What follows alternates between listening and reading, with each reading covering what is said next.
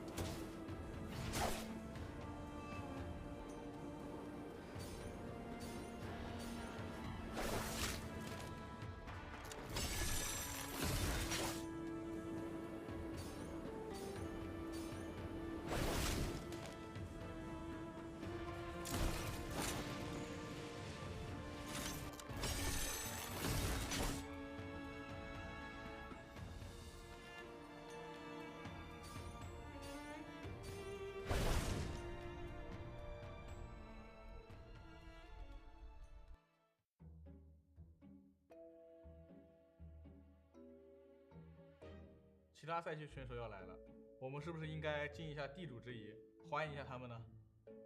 有道理。各位有何高见？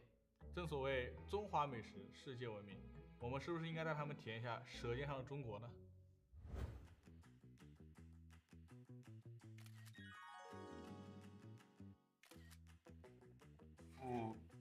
银色一个，银色一个。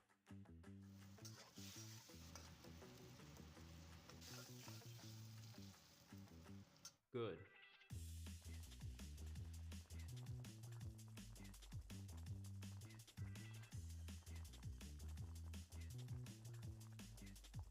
停！要是我们吃坏了肚子，到时都打入界杯，我觉得不行。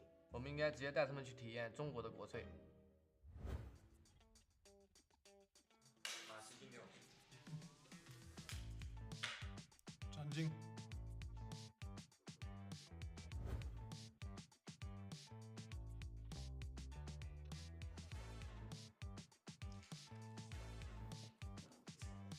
念。1万。干。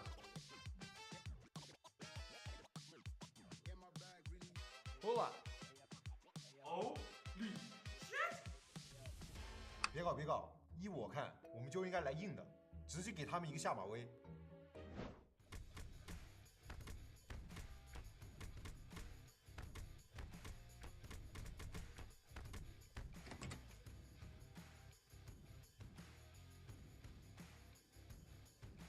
我等你很久。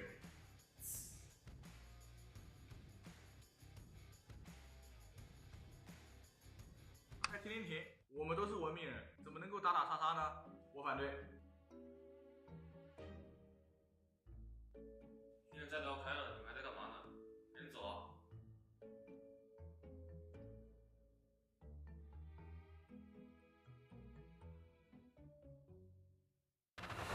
我 touch it up with the dagger, uses the elbow, and Tryhard is gonna pick up his fifth. Tryhard has it!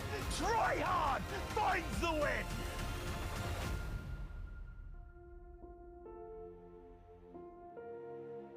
Everyone always asks me like who Tryhard is. Tryhard is one of the few players I ever met that really lives up to his name.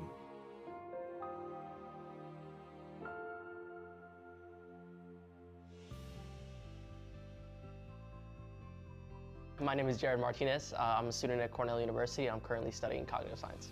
Playing NARAKA for the first time it was definitely like, it kind of clicked for me, and I've never even touched a melee focus game before, and playing it was kind of like a surreal experience just because almost immediately when I first started playing, you could see like how high the skill ceiling was of the game.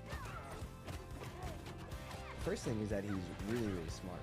We all start very, very new, just 1, 2, 3, you know, focused attack a lot, but Tryhard, within the first 2 weeks of the game, he realized how good parry was. And he was one of the first players to innovate, you know, dodge parry, shift parry, we call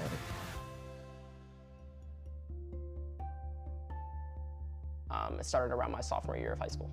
I decided to start competing professionally, constantly, you know, playing in tournaments throughout the year. And, you know, I wasn't always, you know, someone who was winning. I actually started out not even placing very high in the first regional championship. And, you know, I told myself that, you know, I wouldn't ever let that happen again. I wanted to be someone that was, you know, consistently placed.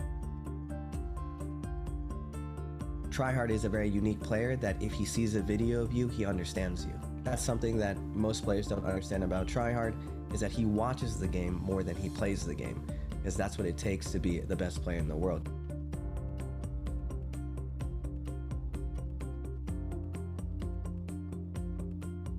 The World Championship is a large span of time. It's such a large period of time that I have to take off from school, and you know, at such a crucial point in my education where, you know, I'm doing my college applications. I guess one of the critical decisions I made, and it was time that I had to take away from school, and taking all that time and splitting my time to compete. Even in day-to-day life, you know, competing does take a large part of my week, especially the weekend. You know, when there are tournaments that are late at night. You know, sometimes you don't get a lot of sleep. You know, it was a big sacrifice that I had to make. You know, but it's something I don't regret at all. Able to do it all the way towards the very end here. You love to see it. Let's go, Tryhard! Just because last year I felt like I was so close, you know, and I was halfway there, and I just fell short on the second day. For him, it was heartbreaking because he knows that it was in the grasp to have rank 1, and this year I know he's done a lot of work because we always say we study the game more than we play the game. Going into Worlds, I have the utmost confidence that he'll show everyone that even with more pressure this year, he'll perform as everyone expects him to. I'm really excited to, you know, participate and be a part of the World Championship in Shanghai. It's always been a goal of mine to, you know, practice more efficiently and practice more, and dedicate more of myself to what I'm doing. And I always feel like there's room for improvement in everything, even if I'm already considered the best in a certain region. But I would say my goal has never been to be the best in North America. My goal has been to be the best overall. So I'm always striving towards that.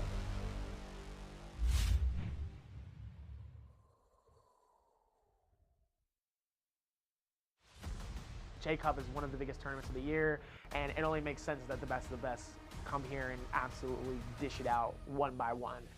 If I had to say Team NTL definitely is looking really good and really strong. We can't talk about NA and not talk about Tryhard. You got no place to go, and Tryhard is gonna pick up his fifth. IDC, IDK, and all of these players. So it's definitely going to be really exciting to see how well they do against these NBPL teams. It's got to be a Kuma. It has to be a Kuma. He's able to come through, and he provokes people. He pokes bears. He's like, hey, I'm over here. We've got Wang Liang having performed extremely well at the end of the NBPL split. To take the victory here in this round with Yang. I think Team 521 coming from the SCA region, playing the game in the way that they want to play it. I'm going to be focusing a lot on KLA and XCG.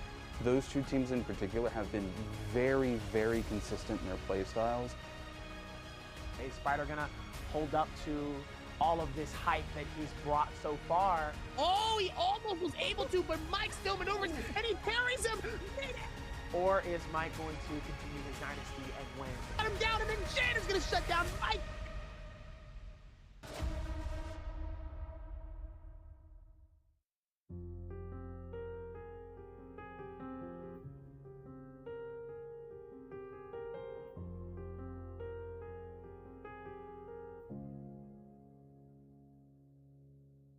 With each breath, pain and destruction. My world is broken by your seduction. Your touch, a whisper from the past, a memory that's fading fast. So I search for you where souls go to die, keeping hope as life goes passing by. The flames of fate turn my love for you into ash. So much pain, but still I can't keep away. I'm ready with this chance. I hope we meet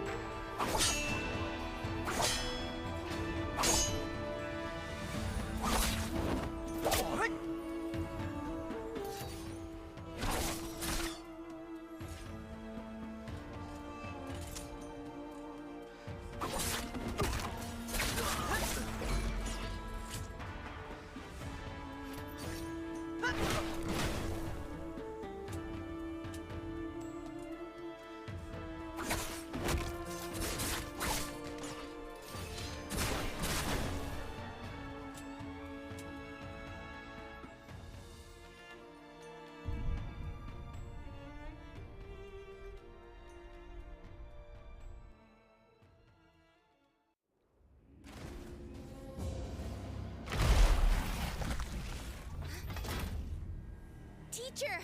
The water here is also contaminated! The contamination is only a symptom.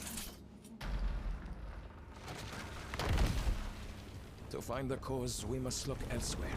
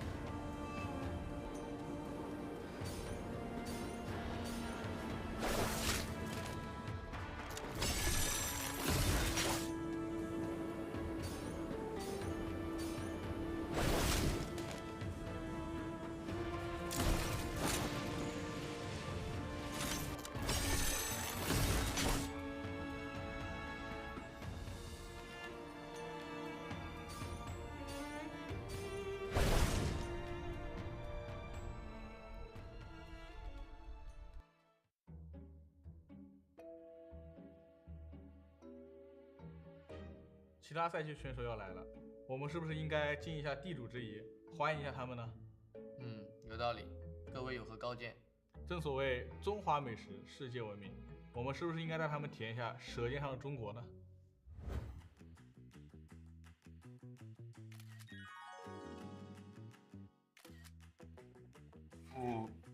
用这个，用这个。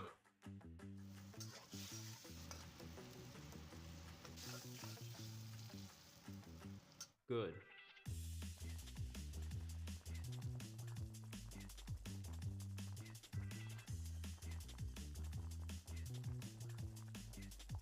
停！要是我们吃坏了肚子，到时都打罗杰杯，我觉得不行。我们应该直接带他们去体验中国的国粹。把丝巾给我。战巾。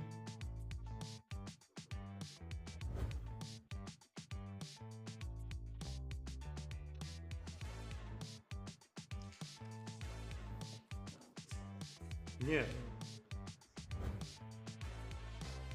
1万。干。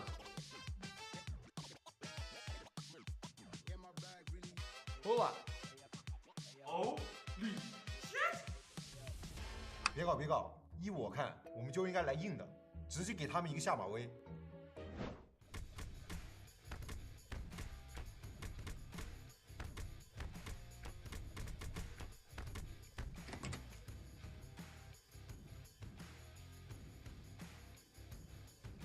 我等你很久。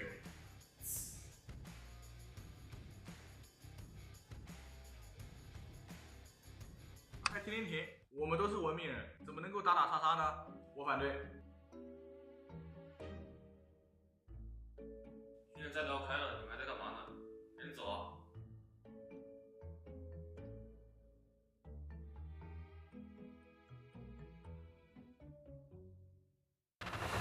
Clutch it up with the dagger, uses the elbow, and Tryhard is gonna pick up his fifth! Tryhard has it! Tryhard finds the win!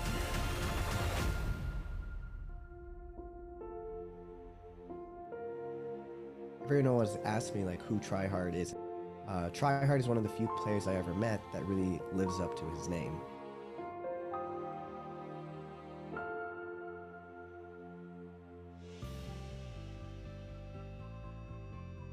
My name is Jared Martinez. I'm a student at Cornell University, and I'm currently studying cognitive science. Playing NARAKA for the first time was It was definitely like, it kind of clicked for me, and I've never even touched a melee-focused game before, and playing it was kind of like a surreal experience just because almost immediately when I first started playing, you could see like how high the skill ceiling was of the game. First thing is that he's really, really smart. We all start very, very new, just 1, 2, 3, you know, focused attack a lot, but try hard. Within the first 2 weeks of the game, he realized how good parry was. And he was one of the first players to innovate, you know, dodge parry, shift parry, we call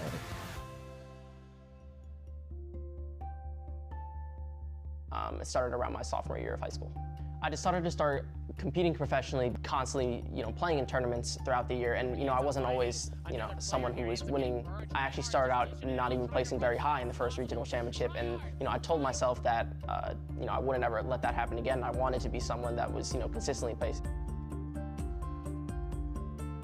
Tryhard is a very unique player that if he sees a video of you, he understands you. That's something that most players don't understand about Tryhard, is that he watches the game more than he plays the game, because that's what it takes to be the best player in the world.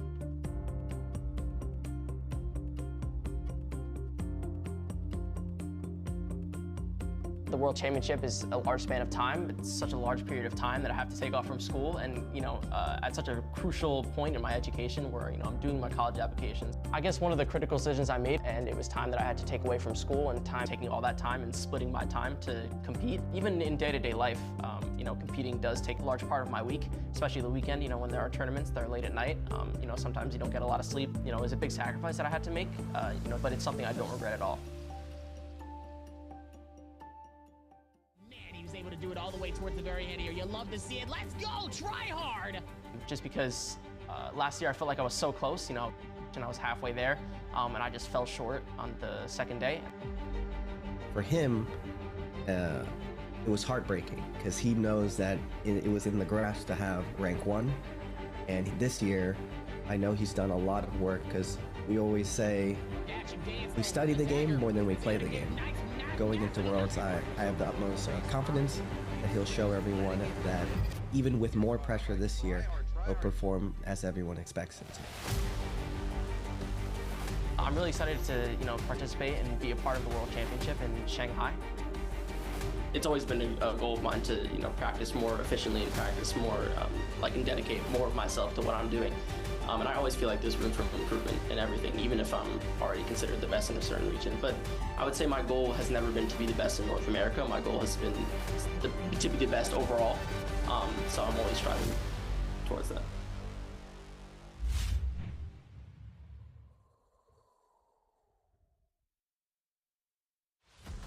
J-Cup is one of the biggest tournaments of the year, and it only makes sense that the best of the best come here and absolutely dish it out one by one.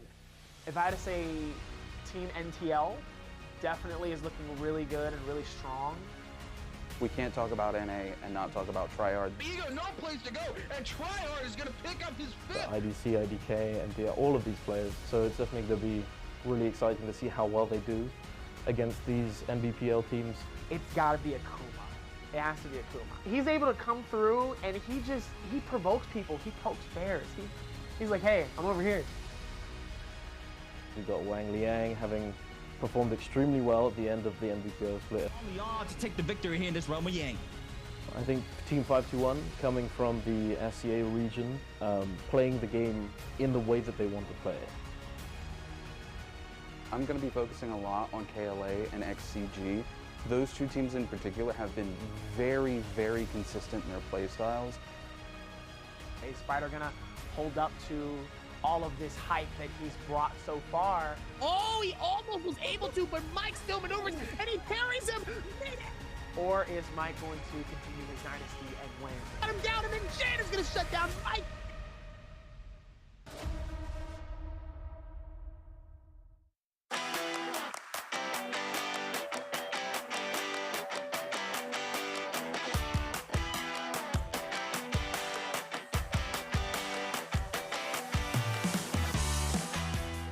Hello world! Welcome to Shanghai! What a beautiful day it is! The perfect day to kick things off here at the 2023 official NARAKA BLADEPOINT J-Cup. I'm Rune. I'm Moxie. And we're going to be your hosts and casters live from Shanghai. Live? Wait. Can I touch? We're here! We are here to bring you all of the action right here. In fact, if we walk about 30 seconds, we get to the stage, Rune, and that's not just us, that's the players too. Absolutely, Moxie. Things are going crazy. Just like the sign behind me says, these players are here to bring the heat, and all the action kicks off today. Kicks off today, not just the action, but also some massive changes coming through. We do have to talk about some of those changes. We've got a new hero coming into the mix. We're going to be playing on a different patch. But Rune, by far the most influential, impactful, probably nightmare-inducing for coaches and analysts to try to figure out how to deal with, is the significant shift up of the new phase changes. That is going to make things incredibly spicy, and with all of the action and breakdown of that new rule, we've got our boy, the Runekeeper, to run that VT. 右手抓了，风云要被拆了，冠军就是 WBG Spider 3盘组冠军 G-Team。 As of 2023, NARAKA BLADEPOINT World Championship regional qualifiers have ended, and we're ready to announce the group, pre-final, and grand final stages of the event.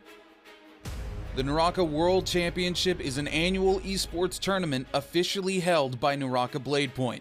During J-Cup, 18 trios teams and 18 solos players will join together in China to fight for the Ancient Cup. Before talking about the format, we will introduce you to the qualified teams and players from all 5 regions. First, there are 9 spots for the China mainland region. Within the 9 spots, 3 of them come from the 2023 NBPL Summer Split champions, and the other 2 teams from the J-Cup points leaderboard. The remaining spots will be given to the top 6 from the CN region J-Cup qualifiers. The qualified teams for North America, Europe, and Asia all qualified from the regional J-Cup qualifiers. It is worth noting that in the SEA region, Team 521, who won in both trios and solos for the Asian Challenge, were given a ticket straight to J-Cup group stage. The other qualification spots were determined by the SEA regional J-Cup qualifier. This year, we're adding a new ban pick rule to the solos mode. Under the hero points rules, solo players will use 5 different heroes in the 6 games they play daily. Before each day, the 12 players who are competing will be drawn into 3 pools, Pool 1, 2, and 3. Players will need to choose their hero according to the pick order of their pool.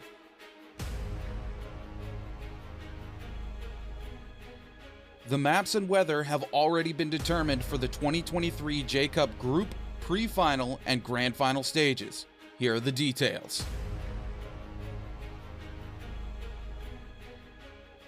Here's how the new ban pick rule will work. During the first round, 4 players pick their heroes. They are only limited by their hero points. During the second round, depending on the pick by first round players, players from this round cannot pick the hero if it's already been picked more than twice. Then the last round. Depending on the previous round picks, players cannot pick a hero if it's already been picked more than twice in a single round or more than 3 times in both previous rounds.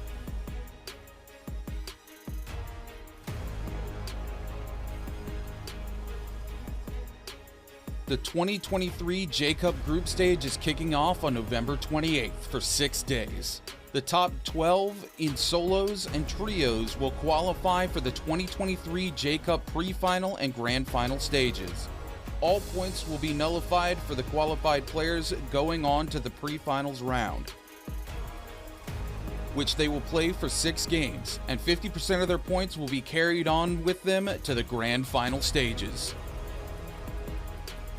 The 2023 J-Cup Grand Finals is taking place in Chengdu, China.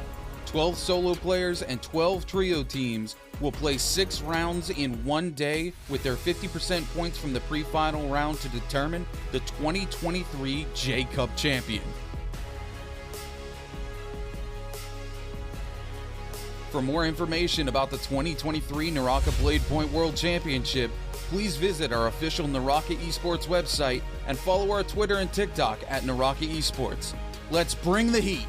See you at the 2023 J-Cup.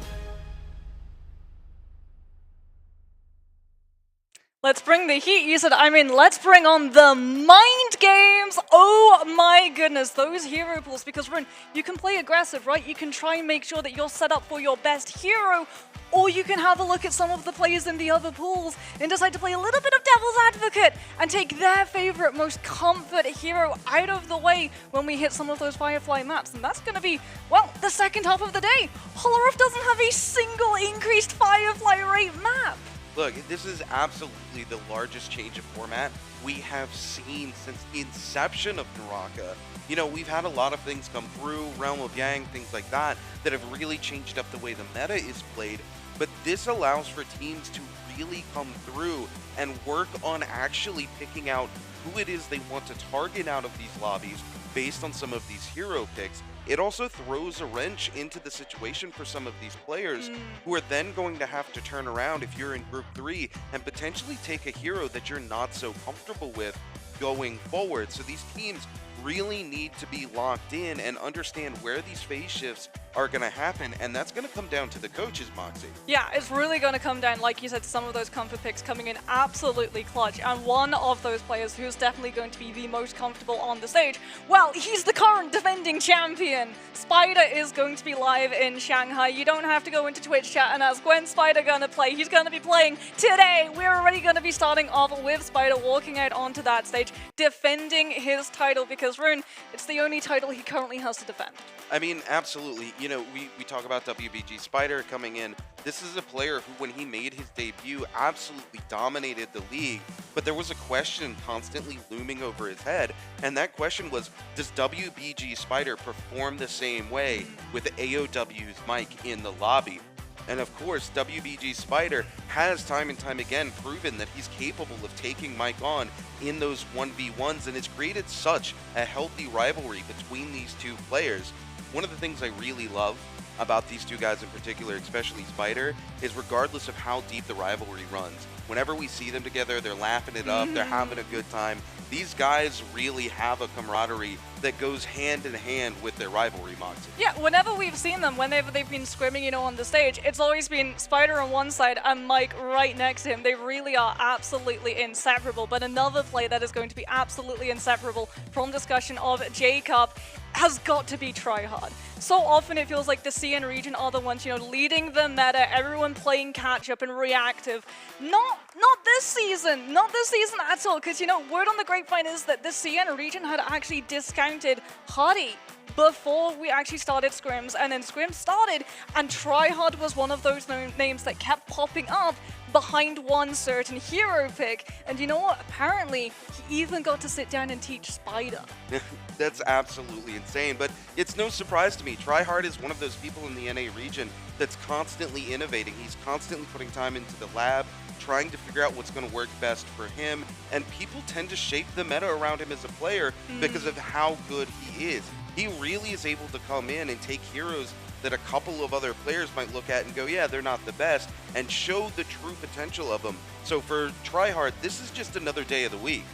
Well, speaking about another day of the week, it's going to be another day at the office for our current NBPL champion, because, you know, he's already taken one title, made that 2 titles, away from Spider, walking away with both Season 1 and Season 2 of NBPL. Came a little bit close, a little bit down to the wire, but do you know what he did? The second that he got his trophy of that second season, he stared that camera straight in the face. He was only talking to one player behind it, and he said, I'm coming for J-Cup, and Rune, it's J-Cup. Mike is going to be starting off today as well. We immediately get to see the rivalry between these players develop even further.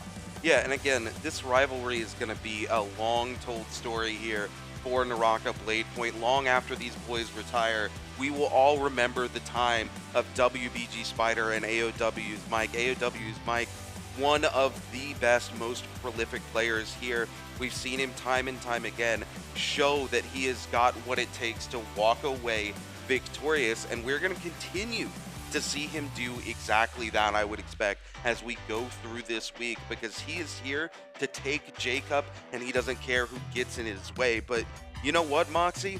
We've talked about AOW's Mike. Dude, do you feel a chill? I feel like a cold front's moving in, because we've got to talk about our boy Frostivus. That's right.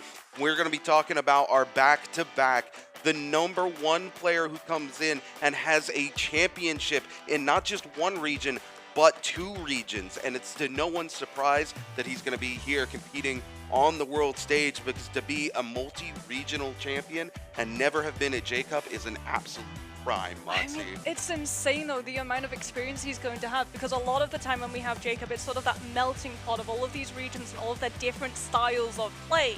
You know, you've got that really paramount aggression coming through from EU, NA, SEA. You've got, you know, the CN players coming in with that experience from the meta that was developed in NBPL, so they're already going to be experienced and ready for all of the pressures on the stage. But because you're literally in the middle of 2 worlds, not only are you going to be able to deal with the curveballs from some of the other regions, potentially throwing something like a Zai into the mix for solos, you're also going to be able to know how to play that aggression to your advantage. And the last time we saw a player come in and manage to throw an entire lobby entirely out of whack in terms of that aggression was when Spider came along and changed solo meta entirely. I mean, absolutely. Frostivus, like you said, a huge advantage here. He understands multiple metas. He's able to come in, and he's going to be able to adapt to any tempo because he's used to playing at multiple tempos. But speaking about tempos, if we're going to talk about tempos, we have to talk about aggression. And when it comes to aggression, there's one player who's uniquely qualified to school us in aggression, and that's going to be 521's Unique. Oh, we're going to have a pun counter for that, because, you know, unique by name, unique by nature, like you said, no one does it quite like Unique. It's going to be really great to see how he's going to interact with all of the players. I think especially because we have those phase changes coming through, a lot of these players are going to be very, very cautious, very wary to actually commit to some of these fights, especially when they're quote-unquote best hero. So if you can take advantage and you can actually start to prompt fights around you and look for those third-party poachers, Unique is going to be able to walk away with a lot of kills and not a lot of risk to his own name. Yeah, I mean, absolutely. This is such a fun player to watch. But of course, I got to sit down and cast the ASC where he performed so exceptionally well, and he just comes in and he flows through lobbies like a hurricane. So I hope these players brought their windbreakers, Moxie. I mean, I hope they brought their A-game, because my goodness, this is going to be absolutely brutal. You don't get that safety cushion that you had in the past because of these phase changes. You don't know whether you're going to actually be able to double lock your favorite hero. So, you know, talking about things like Spider, last year he was known for his zip. He was able to come in with something like that to cater on Holleroff, but now he's much more known for things like the Ferry, and everyone knows he loves to double pick the Ferry. He double picked the Ferry all the time in NBPL, so maybe Ferry keeps getting taken out of those phase pools because she's got buffed. She's now risen in prominence in the solos meta for a huge reason being her dominance inside Realm of Yang. Oh, absolutely. But like the Realm of Yang, I want to build a little bit of anticipation for you guys watching at home here, because we're getting ready to, in a couple minutes, move in to our opening ceremony and kick things off with a bang. And ladies and gentlemen, let me tell you, just from being here and getting an opportunity to see what the stage looks like this year, how locked in these players are, it is going to be a wild ride from start to finish. You're not going to want to go anywhere, because right after this opening ceremony, we're going to come back and lock in for our first game of the official 2023 J-Cup.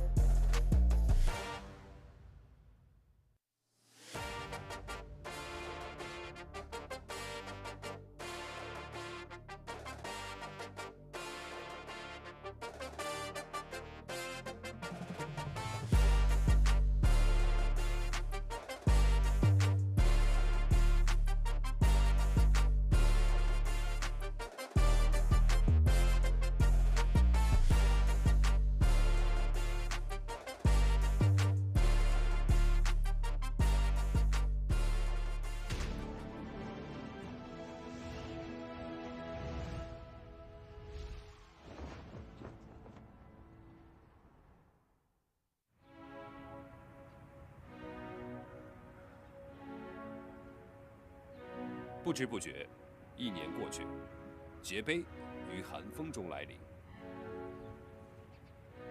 全世界的选手们终于集结到一起，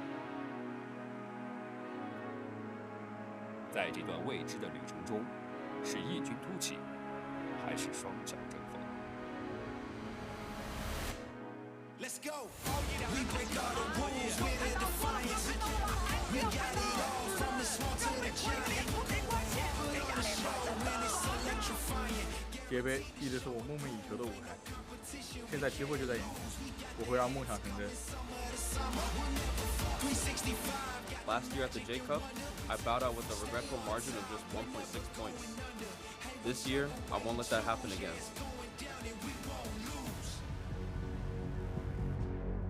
có thể tham gia J Cup là mục tiêu đầu tiên của tôi. Tôi sẽ chứng minh điều đó với thế giới.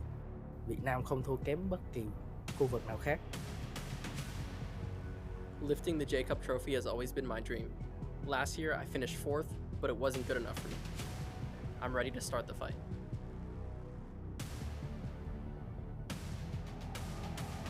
The EU region always faces doubts, underestimated. But look at last year, we still made it to the grand finals. I will show the world the strength of the EU region. 第二五已经被重拳打出去，还真打了，竟然进出局，第二五被淘汰。去年的节杯我没能把握住机会，遗憾落幕。但遗憾让我学到了很多，把压力放下，好好享受比赛吧。我已经准备好送你们回家了。To advance to the finals, you must have the confidence to defeat everyone.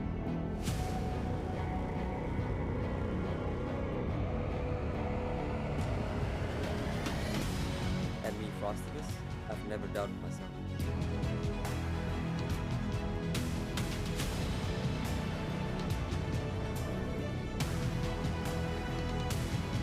想要拿下节杯冠军的人有很多，我已经准备好接受所有挑战了。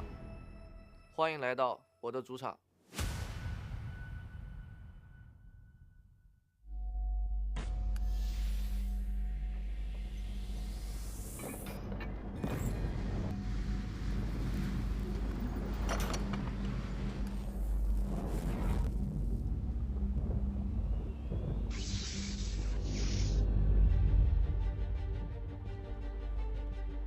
这里是中国上海，欢迎来到节杯。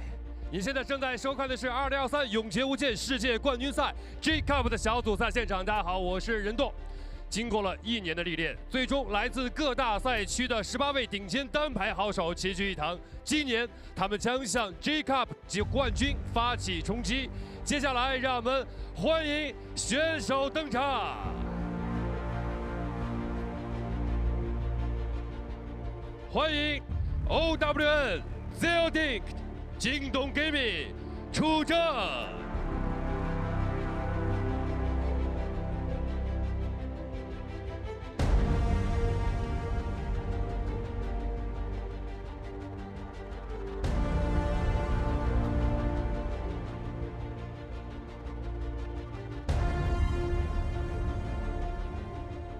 欢迎南京 J Team 小新神 IDK Roman。JNG 无畏 OUG Panda Man。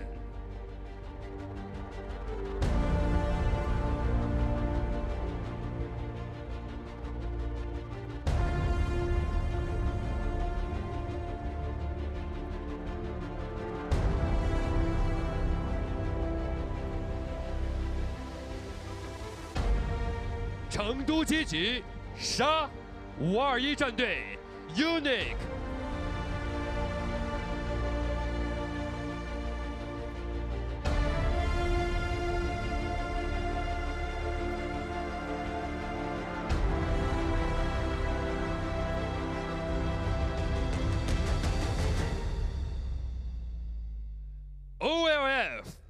Polarize DRG Akuma。KLA T225 Lobby 28 Tanoshi。ELD First Verse 星辰 Gaming 汪良。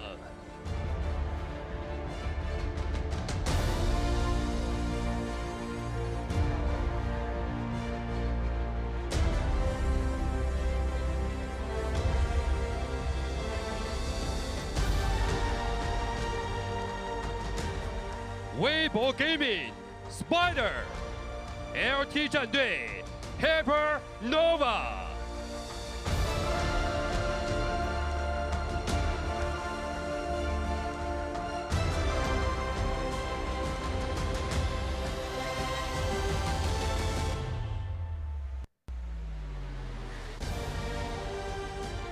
最后有请 NTL Tryhard 贵州 AOW Mike。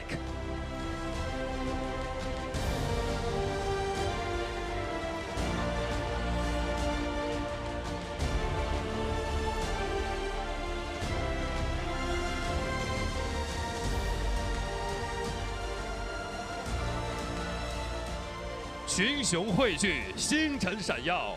全球最顶尖的18名武道高手将向冠军发起冲击，谁能够突出重围？让我们共同见证。弓弦鸣响，战斗现在开始！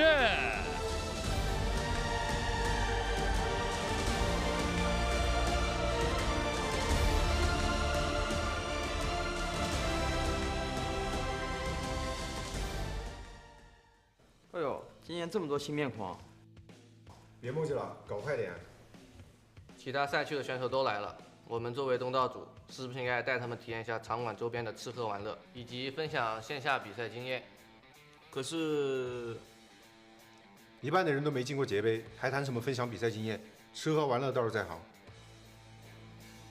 一年就这么过去了，又要录节杯垃圾话了。要问今年和去年有什么不一样的话，那就要先听听大麦怎么说。老袁，你先别急，谢谢你帮我保管了1年的奖杯。哎，助手你别打了。Mục đích tôi đến Thượng Hải lần này rất đơn giản, chính là từ tay tôi cầm cúp về nhà. Just coming to Shanghai isn't enough. Had to make it to Chengdu. 蜘蛛感应告诉我，实力要倒退1年了。作为一个节杯新人，我想给各位老家们一个忠告：在节杯冠军之夜当晚，如果你跟我提前说一声，我可以给你留一个位置。No one can fight my TNI. 有本事你就选出来，看看是你抓住者还是我的胡桃身法更好。ผมได้เอาผลไม้ยอดนิยมมาจากเมืองไทยกินได้เลยครับไม่ต้องเกรงใจ兄弟太客气了，我也给你准备了中国的小吃。I brought some special dishes from my hometown. 可惜了，这次我有个朋友，他非常喜欢吃，但他这次没有来。I'm different. I already bought your return tickets. Tôi là người đầu tiên nhận được tấm vé tới giai cấp. 哎，你今年来的挺早的。我要是拿出3年的节杯比赛经验，阁下又该如何应对？第一次来到节杯小组赛，兴奋的睡不着，于是多练了2把。菜就多练，节杯我只争冠军。去年是去年，今年是今年。我怎么没看到你的冠军？打这么久都是我们的这级选手。觉得简单的话，好好反思一下，这几个月你的实力有没有提升，有没有努力训练。Hello, nice to meet you. 这位是我们的元老选手王良，视奖金如粪土，参加了3年也没拿过什么奖金。这是我们出道即巅峰的大强同学，后来就连亚军都没拿到过了。这位是著名的捷杯滚走连招创始人小英水。哦，朱人。其实这里很多天才少年，送我一个吧。 Tôi đã giành được tất cả các chức vô địch trong năm nay và chỉ còn thiếu mỗi giai cấp. Giai cấp tới đây, tôi sẽ chinh phục bạn. I'll show you my all-qua micro. Các bạn đừng xem thường thực lực của team Việt Nam tụi tôi nha. 这一次不留遗憾。 แต่ระวังมีดผมด้วย 我的版本终于来了。天道酬勤，只要我不使用那个连招，我就是无敌的。重回巅峰，就在今天。射扁三射，单框莫相看。家乡的主选成熟了，是时候收割了。 I've played from the C region and NA region, and I haven't met a worthy opponent. I'm hoping for some challenge here. 在我丰富的比赛经验面前，你们不足为惧。 My odds of winning are 2 times higher than yours. 隔壁同事痛失世界冠军的遗憾，就由我来弥补。大满贯会为这个小说剧本画上一个完美的句号。 Welcome back, everybody. I'm Rune. I'm Moxie. And we're joined by some special guests here. And we're here to bring you all the action live from Shanghai. That's right. In just a few moments, it's about to kick off. All of these players are locked and loaded. You just got to hear a little bit of some trash talk coming in. I got to say, you know, Frostivus might be my favorite trash talker here. Really? Not the mic? No, Thank no. you for keeping my trophy case warm. Okay, that was great, but the I'm built different. I already bought you return tickets. That was cold. That was There's a ice reason this cold. man's named Frostivus. And another pun counter goes on the list for Mr. Keeper. I'll be keeping track. Oh my goodness, the events are just going to get more crazy. Make sure you're watching here on NARAKA BLADEPOINT's official Twitch channel as well, and make sure you've got your Twitch account linked with your NARAKA account so you can get those exclusive drops, lots of in-game stuff. Make sure you also follow us over on Kick as well. It's going to be kick.com/NARAKA BLADEPOINT. I mean, there's so many interactions as well that you can do. You can, you know, support your favorite player in chat. Let us know, who is your favorite player? Who do you think is going to be able to walk away with that title? Because Rune, it's all up in the air, right? You have obviously the CM prodigies who've been just so good at the game, and they have that experience on the stage, the very stage that when we're talking to a lot of, you know, the other players who are coming in from like the NA regions and the SEA regions, they said, we didn't have a great time in scrims the first couple of days because they were trying to get used to all of the nerves and the stress, that extra pressure that gets put upon your shoulders when you're actually out there, and it's going to get even worse now because you're doing it live in front of an audience. Yeah, absolutely. And I mean, they're going to have to very quickly adjust to playing on that stage in front of an audience because you only have 12 games to qualify, Moxie, which means every single game counts. If you've got pre-game jitters, you have realistically one game to make an adjustment before you fall behind. That's like, it asks a question though, right? Would you rather be phase 1 so you can pick your favorite hero first, but it's game 1 so you don't get a warm-up? You have to go straight into the action. You don't know how aggressive the lobby is going to be. You could potentially get the entire situation read wrong, go out super early with no points. Or would you rather play into like phase 2 or phase 3 where you may not get your first favorite hero on the first match, but you still get a little bit of time to actually feel out your surroundings and figure out whether or not it's going to be a 0 to 60 kilometers an hour lobby, or whether it's going to be a little bit slower as everyone's a little bit more cautious at the moment? Well, I'll tell you what I'd do, Moxie. I'd want to be phase 3 if it's my first day on stage coming in and it's going to be the first game. It's not a Firefly map. If I'm in phase 3, I get a little bit more information than the other players when I get to make my hero selection. If I see 1 or 2 heroes banned out, I have an idea of what this lobby's going to look like. And if I'm looking to play for a consistency game, I can just lock in a hero that counteracts some of those heroes. But we're going to take a look here at our prize pool, ladies and gentlemen, and man, it's going to be a big one. The total prize pool going in at $286,000, and if you're the champion, you're going to be walking away with 100,000 racks. I mean, the money's great, but have you seen the trophy? Oh, the trophy is phenomenal. Actually, it's behind us. It's directly behind us. You know, if See- I was a little bit taller and a little bit stronger, I would try and lift that, but I don't think it would go that well. You know, I want to walk away with that MVP trophy, Moxie. Oh, I definitely could not lift that. They make those from solid metal. Remember last year when it was the pole sword and the team went to try and lift that, and it took about 3 players plus the coach, and they still couldn't get it to budge an inch. Well, speaking of budging an inch, what we're not going to budge an inch on here is our schedule. That's right, ladies and gentlemen. You're taking a look at our schedule. Today is November 28th, and we're locking it in for groups A and B in solos. On the 29th, it's going to be B and C heading into trios. Then on the 30th, back to solos with groups A and C. The 1st of December, we round things back around to trios for our next set of groups, and on and on and on. And then, of course, once we get our qualifiers and play our couple of games leading up to the grand finals, we're going to hop on a little plane and head on over to Chengdu, where we will determine who's going to walk away with that trophy. I mean, yeah, don't get all too familiar with that stage. The opening ceremony made it look amazing, but trust me, they have something in the back pocket to make Chengdu even more memorable. But you know what else is going to be making this J-Cup memorable? We've got Hardy. He's going to be enabled. The latest hero in the NARAKA hero pool rule is now coming through. He's going to be coming in with that aerial ascent and aerial ascent blaze. You can either go for a little bit of a longer duration on the ultimate, or you can add Fire Tick to the mix. And Rune, we've already been talking around the breakfast, lunch and dinner table about what we think these players are going to be locking in with, considering Barrier is incredibly strong at the moment. If you do see a Barrier, it's probably not going to be into the Blaze. If it's a zip lobby, however, you want the Fire Tick. Oh, absolutely, Moxie. But again, at the end of the day, Hottie coming in, new heroes are always going to shake the meta up. And there's a lot of talk around the water cooler about how much Hottie is going to do that. You know, we talked a little bit about this when we talked about Tryhard earlier. CN originally having counted Hottie out, giving these other regions a little bit of an edge when it comes to playing Hottie, because they've had a few more days to work some of the kinks out. And I mean, I was watching some of these players in the training room, and honestly, they have got this on lock.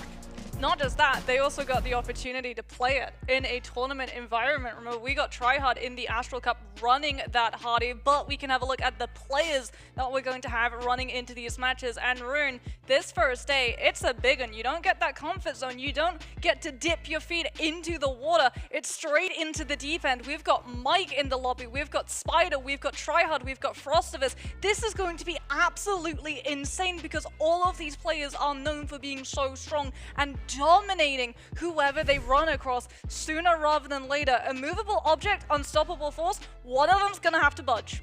You know what? We've got to talk about a lot of players today. There's somebody I want to touch on that we haven't talked about yet, Moxie. Is it the guy in the bottom right corner by any chance?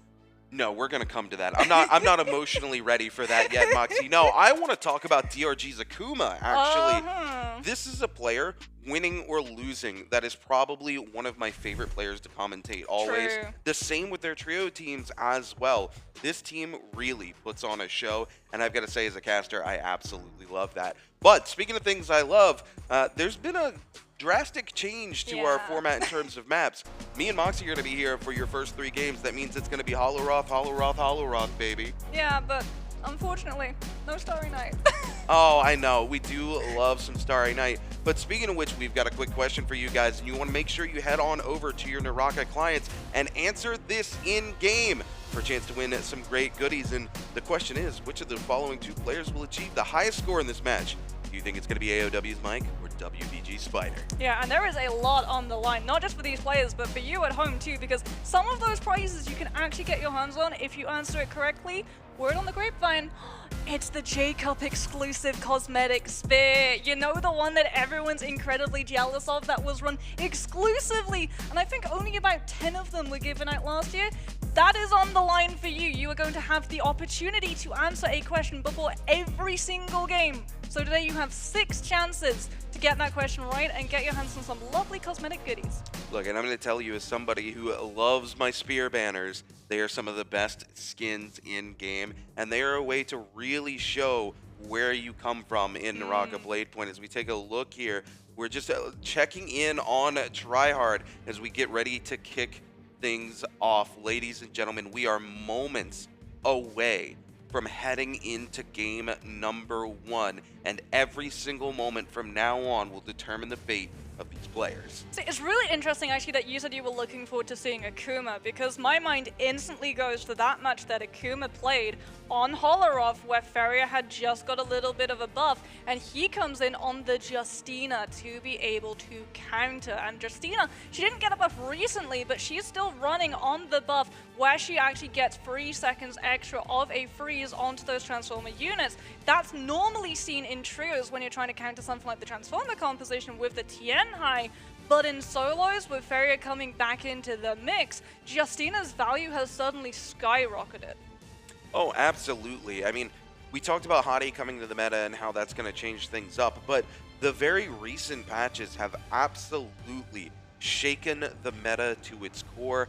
I expect to see crazy hero picks coming out of these solos, and of course, you might be in a situation where you can't even play a hero that you're comfortable with because of these new phase changes coming in. You can't even counterpick reliably. Is the crazy thing too, because say you're in like phase 3, pool 3, and someone picks a hero and you want to be able to counter it directly, you're not going to have access to that potentially. So it makes it even harder for some of these players to figure out how exactly they want to play around everybody else in the lobby. What it does mean, however, is that these aggressive heroes like Takeda and Akos, who are so used to being able to turn the tides in a fight with their ultimate, don't have to try and bait a mirror Takeda or Akos into throwing their ults first. The problem is, they have to deal with Hadi, who doesn't really care if he gets caught in a Takeda or Akos ultimate, because he flies away. The range that Hadi has is absolutely insane, and that means that it's going to be so annoying to fight him inside those Realm of Yangs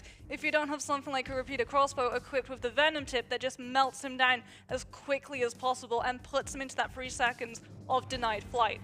Yeah, I mean, absolutely. Again, every single change that has been made coming up to today is going to have a huge impact, like you said, from Justina being able to counter out Feria, Feria coming back into the meta because of the recent changes, Hadi being thrown into the mix, of course our phase selects, all of this is going to be riding on these players. They're going to have to think about it every single second of every single day while they play these first 12 games, because it might all come down to this. You know what else we haven't talked about? The fact that Fan's going to be in play. And I mean, Akuma is known as the dagger god, right? We've also got Action coming in, getting a lot of that dagger practice, but Akuma has been the one that everyone has been going for.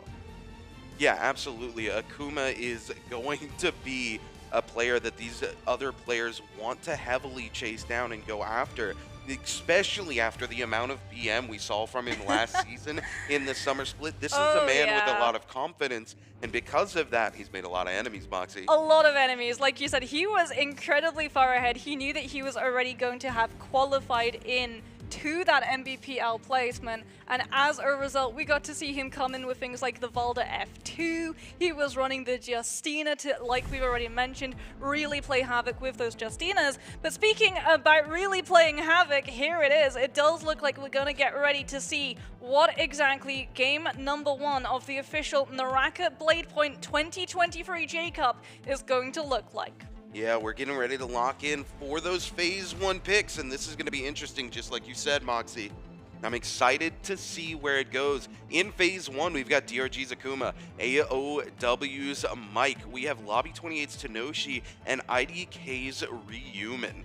So, what heroes do you think they're going to be locking in, Moxie, for this first map of Holoroth? I mean, it's Holoroth. AOW's Mike does know that Spider likes to play towards that Feria on this specific map. I think we're going to see a lot of people lock Zip, though. Especially because it's game number 1, you want that safety cushion, you want the sustainability, the fact that you can use the F1 and get that reset point on the move, not making you vulnerable like some of these other heroes who are catchable when they're trying to disengage. Zip gets to immediately, and there it is! 1 zip, 2 zip. Zip is going to be out of the next phase. Yeah, absolutely. 3 zips, 4 zips coming in. I didn't expect this across the board.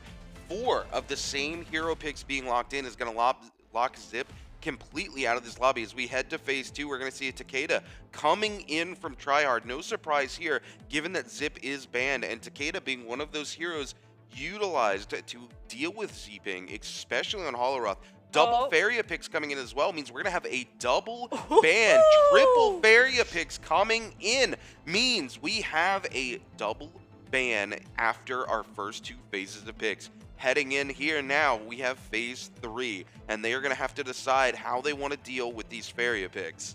People have been hiding their strats. We theorized about this. We were talking to Light Hypernova, and he was saying in scrims he's only actually seen a hero get banned out of these matches once per match, and it really does feel like a lot of these players have hidden what they wanted to play, and you know what's not going to be hiding? It's our newest hero. Wang Liang is going to be locking in with that Hardy. Hardy, the only Hardy in the lobby, so it does mean that he's a little bit more vulnerable, right? They don't see the customizations, they don't see the nameplates, but they do see the base default hero skin. And one Hardy is a lot easier to be able to identify than 4 Zips on the chase. Oh, absolutely. This is going to be quite a crazy lobby. I'm still reeling over the fact we got 4 Zips in the opening pick here. I think it's smart. I think if you're worried, if you think that you're going to get potentially threatened out by some of these third parties, you want the opportunity to have that extra movement with your F1. You want the opportunity to survive that supposedly fatal blow with Sedated Soul on the ultimate. This is the safest bet you can make. The one problem that I can see coming from it is Zip doesn't have that damage burst potential inside the realm of Yangs. So if you're a Zip and you're going up against something like an ACOS or a Faria, you might just lose to timeout. Yeah, absolutely. You also have to deal with Hadi, potentially the V2 coming in the burn tick, cutting your healing in half inside Realm of Yang, where he can move so quickly. He's running V1. He's going to be taking V1. Not too much of a surprise there, given the lobby. But it is interesting to see that there are so many Zips, and he's trying to take the V1. The extra duration on the ultimate might serve him well, though, given how long Zip can stall things out. Yeah, we've also got Unique locking in with the F1, no surprises there, but V1 Acres Ultimate going to be coming through. No surprises with all of our Zips and Takedas, as well as Fairies are going to lock in. Standard fare F1 V3 for those Fairies, F1 V1 for the Zips in solos, and F3 V1 for those Takedas. It's really going to come down to loot pathing as well, especially for the Hardy. He is a Transformer unit. He does get affected in terms of that scaling for his ultimate damage, and we can see the spread of players. Wow, that's a lot of people dropping as far out as possible. These players are prioritizing looting up before they look for fights. Yeah, absolutely. Game 1, this is pretty typical coming into Jacob. There's a lot of feeling out being done by these players before they immediately move in and start to risk everything. Game 1 is such an important game as well. You want to stay alive in this game as long as humanly possible so you can gather more intel for the following games. As we kick things off here, AOW's Mike trading blows with a 521's Unique, but they're going to back away. Mike able to find that armor upgrade immediately into blue, elevating him to a much better position. WBG Spider still with the white on the move. A blue staff in the back pocket as well as a longsword here. He's going to be more than happy to take an engagement. Immediately with a carousel onto AOW's Mike, and Spider says, no way, you're coming after my trophy already. I'm going to send you back to the lobby in game 1. I mean, Unique's also moved outside of the minimap. Spider's able to catch him with the charger RMV on the longsword, and he's still finding that chase. Mike's able to find the LMV on the dagger. Spider not able to find the spacing off of the RMV on that longsword. Mike cancelling out of the LMV. Spider falls for it and actually has to invest the F1 to be able to disengage and find the back off, but this is where Zip excels early on in this match. Mike can literally just take the opportunity to go for one pot, drop the F1 if he wants to try and keep this fight going, and still be able to recover. He's going to go topside because he wants a better read of the situation. He remembers he didn't immediately run into Spider. There's another player, and because Spider ran away from Mike, he's now run directly into Unique, who's going to be coming in with those dual blades using the F1. Spider actually is able to dodge away from it. The damage reduction going to be coming through on the Acres, but about to run out as Mike looks for the grief. He knows the Spider was the Fairy, and he steals the kill. Oh my goodness, AOW's Mike going to pick up the first elimination here on to WBG Spider. As soon as he sees that kill feed, he's going to be a happy boy, Moxie. 521's Unique are going to be feeling forced to use this ultimate here. V2 just looking to create some distance from Mike. Mike going to continue to follow here, utilizing those grapples, but Unique not going to find the opportunity for a reset. He looks like he's going to get one pot off. He does manage to get a small reset here, but Mike is still on his tail, both F and ultimate available to him here, and he's going to get that grapple off. He's not quite fully engaged into the fight here yet, but he's looking to take control of that neutral. Comes down, able to find the charge to LB off of the dagger into the uppercut. We're going to see the Akos invest the F to get that damage reduction and knock Mike away, but Mike's going to stay on the chase here. Gonna use the F there to get some healing to counteract that lovely damage reduction, and Mike goes from 0 to 2 in the blink of an eye. He leaves the bloom. He's taking a Realm of Yang. He's going to leave that bloom even as a zip, so even if he times out, he has that insurance card. He can go back to that body, pick up the bloom, and not have to worry about the timer going down for that Yang depletion, as Xu Shang losing a lot of that armor, going to be scale rushing out of the situation, trying to break away behind the building, break line of sight. He does not want to go down because that is a legendary longsword in his hand, and Pandaman has a pole sword in his spine. Ryuman's able to catch him out before he can look to cleanly disengage. It's not starting off strong for Pandaman nor Spider, as a lot of these players, they're looking for that loot, they're looking for that pathing that we were talking about, but here's the thing, because everyone decided to try to go and prioritize loot pathing, they're running into each other, and it means that whoever's been able to find the better loot in these fights has such an advantage to come out on top. Absolutely, and you know, I've got to ask myself, how is this going to impact WBG Spider's mental? We've seen before, if he's off to a bad start in game 1, it can impact him heavily throughout the rest of the day. So, will WBG Spider be able to recover his mental, or will he crumble like we've seen him do in the past, Moxie? As we take a look here, we head over to Plumed Castle, where a lot of players are starting to congregate, looking for that opportunity to take some clean fights, but importantly, having all of the different areas here to move through, the ledges to grab, to utilize those scale rushes, so if the fights don't go their way, they can attempt to break the ankles of their fellow players and redirect that aggression onto somebody else. Yeah, Tenoshi doesn't want to take this fight. You can see.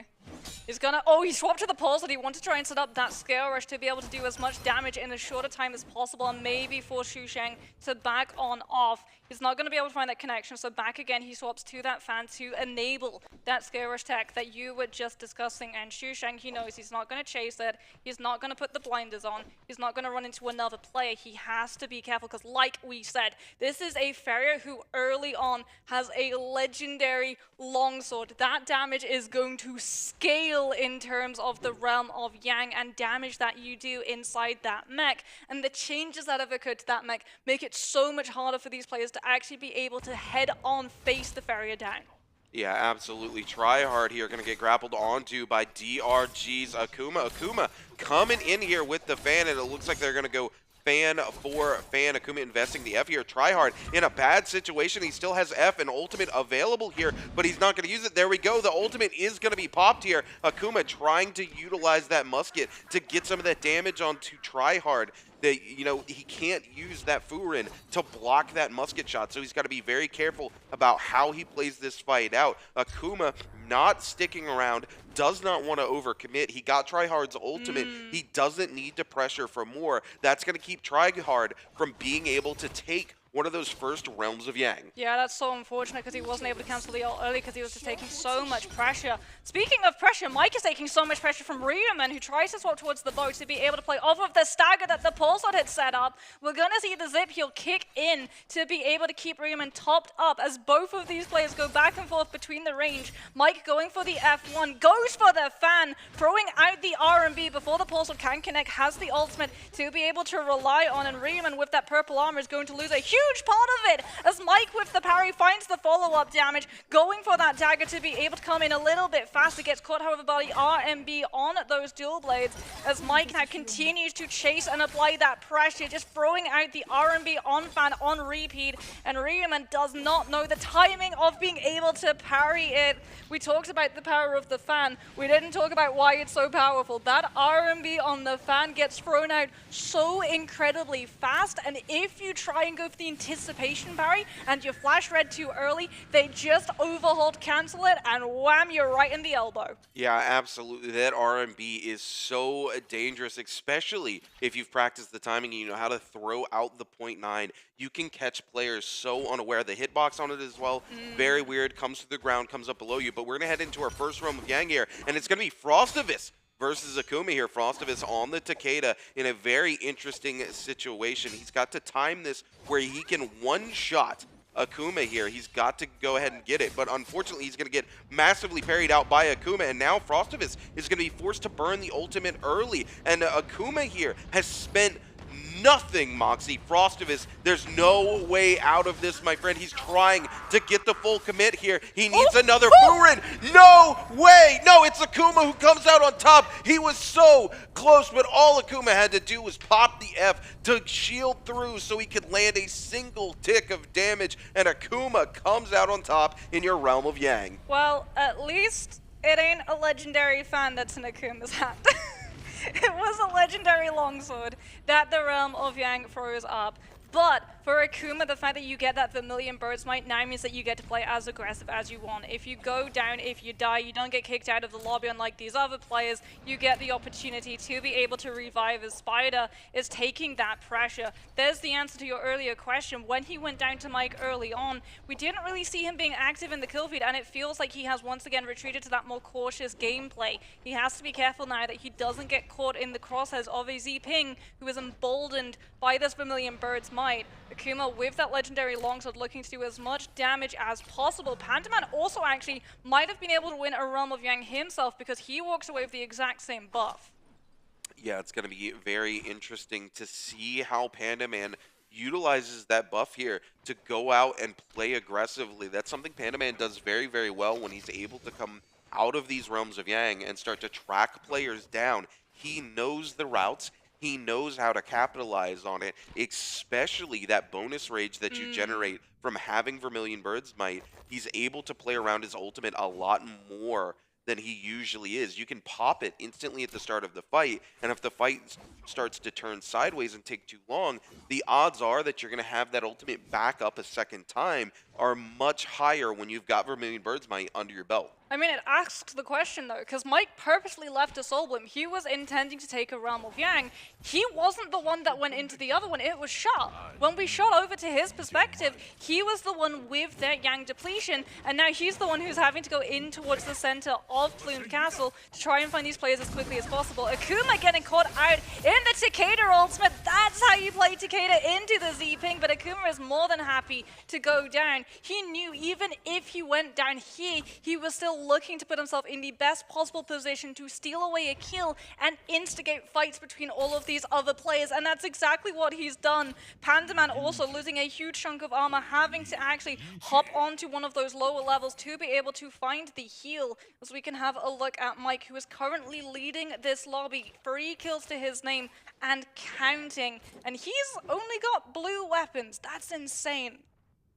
Absolutely insane, Moxie. You know, Frostavis, though, got to be very happy about getting the run back onto DRG's Akuma. Even if all he got out of it was the Soul Bloom, it puts him back into the game and sets him into that second place position. GG Shah here trading blows with OUG's Pandaman. Pandaman with the legendary staff in the back pocket, trying to utilize it to create some distance. Oh my goodness. Tryhard slides in with the fan out of nowhere and picks up the elimination onto GG Shot. AOW's Mike going to use that F to back away here from this fight. Doesn't want to overpressure. He's in such a great position heading into the mid game here. He has 3 eliminations under his belt. He can play this out to late game, Moxie, and just look to pick up 1 to 2 more eliminations in the final circle. Oh my goodness. We were saying it comes out incredibly quickly, and Pandaman is not expecting it. And when you have a staff, usually, you know, that is the king of solo weapons other than maybe the dagger, but the R&B on the fan is able to just come out so much faster. You're not able to clank it, as Mike is going to get hit by so much damage, held in place on the vertical by the terrain. He is an absolute sliver of health. He was leading the lobby, but that all goes away if he goes down right here. There's the sustainability kicking in. He still has the ultimate to fall back back onto 2. The F1 going to be cycling back in 9 seconds. He's got the fan in the back pocket to be able to keep these skill rushes going for as much as possible, because who's that on his tail? It's Spider. Spider knows that one of these players is Mike. He knows that he was killed by a Z-ping, and he's not taking any chances in letting this one walk away. Spider gonna go for the red flash, but it's a trap. It's a bait from Mike, who immediately crouch cancels out of it and uses the fact that he's held stationary to back off the fight entirely. Yeah, Mike doing an excellent job there of reading WBG's Spider, like you said, faking the overhold so he can get away there, forcing the flash from WBG's Spider just to create a little bit of distance. Mike now, though, with the full reset, in a bad position, though, as multiple players looking to dog him down, knowing that he's missing resources here. He does have 52% rage. He only needs to get to that 70% for him to be able to proc that ultimate and stay healthy here. So the cooldown on the bubble going to be coming back soon, and it looks like Mike is able to get away from what looked to be a possible end to his run in game number 1. Second realm of Yang about to be spawning up. That's the reason why all of these players have been drawn like moths to the flame to this area. No one's going to get griefed out of those entrances. We're going to see the portal immediately pop for both of these players. Mike going to be versing up against Wang Liang. Wang Liang, one of the smartest players in the CN region, was able to use the fact that Mike and Spider like to grief each other to walk away with so many wins in the NBPL season. This time, though, there's no Spider to bait Mike into throwing ults early. He has to do it alone. That legendary longsword coming in absolutely clutch here for Wang Liang with a single charged right click here. He's going to wipe away most of Mike's armor. Mike going to turn around and return the favor. Oh my goodness, he baits like he's going for the full carousel and baits Mike out here. He's going to go ahead and pop the ultimate as well. Now looking to come in.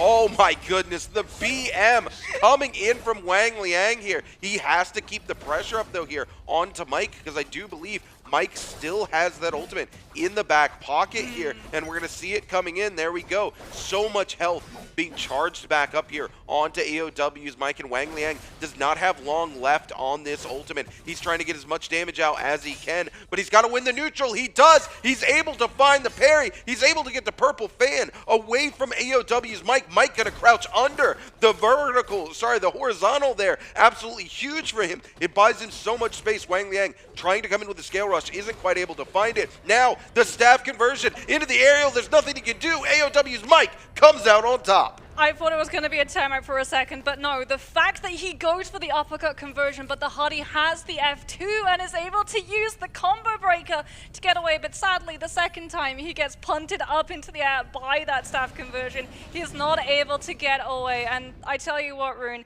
if Wang Liang could go back in time before this match started, he's picking V2 instead of V1, because that might have been the difference maker, as one huge difference maker between both of these Takedas is the fact that Frostivus still has that ultimate.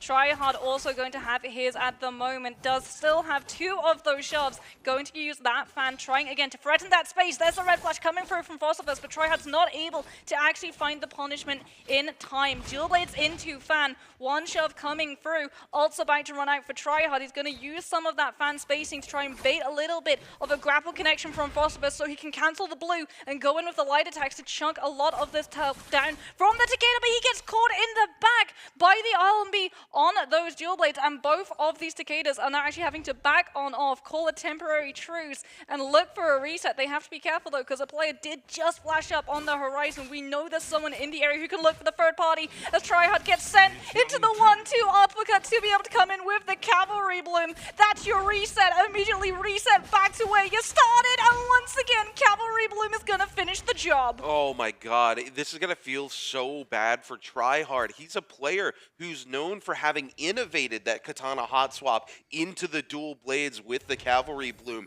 and to go out in game 1 facing the same thing that you innovated into the game has got to feel so bad, and Frostivus right now has got to feel on fire.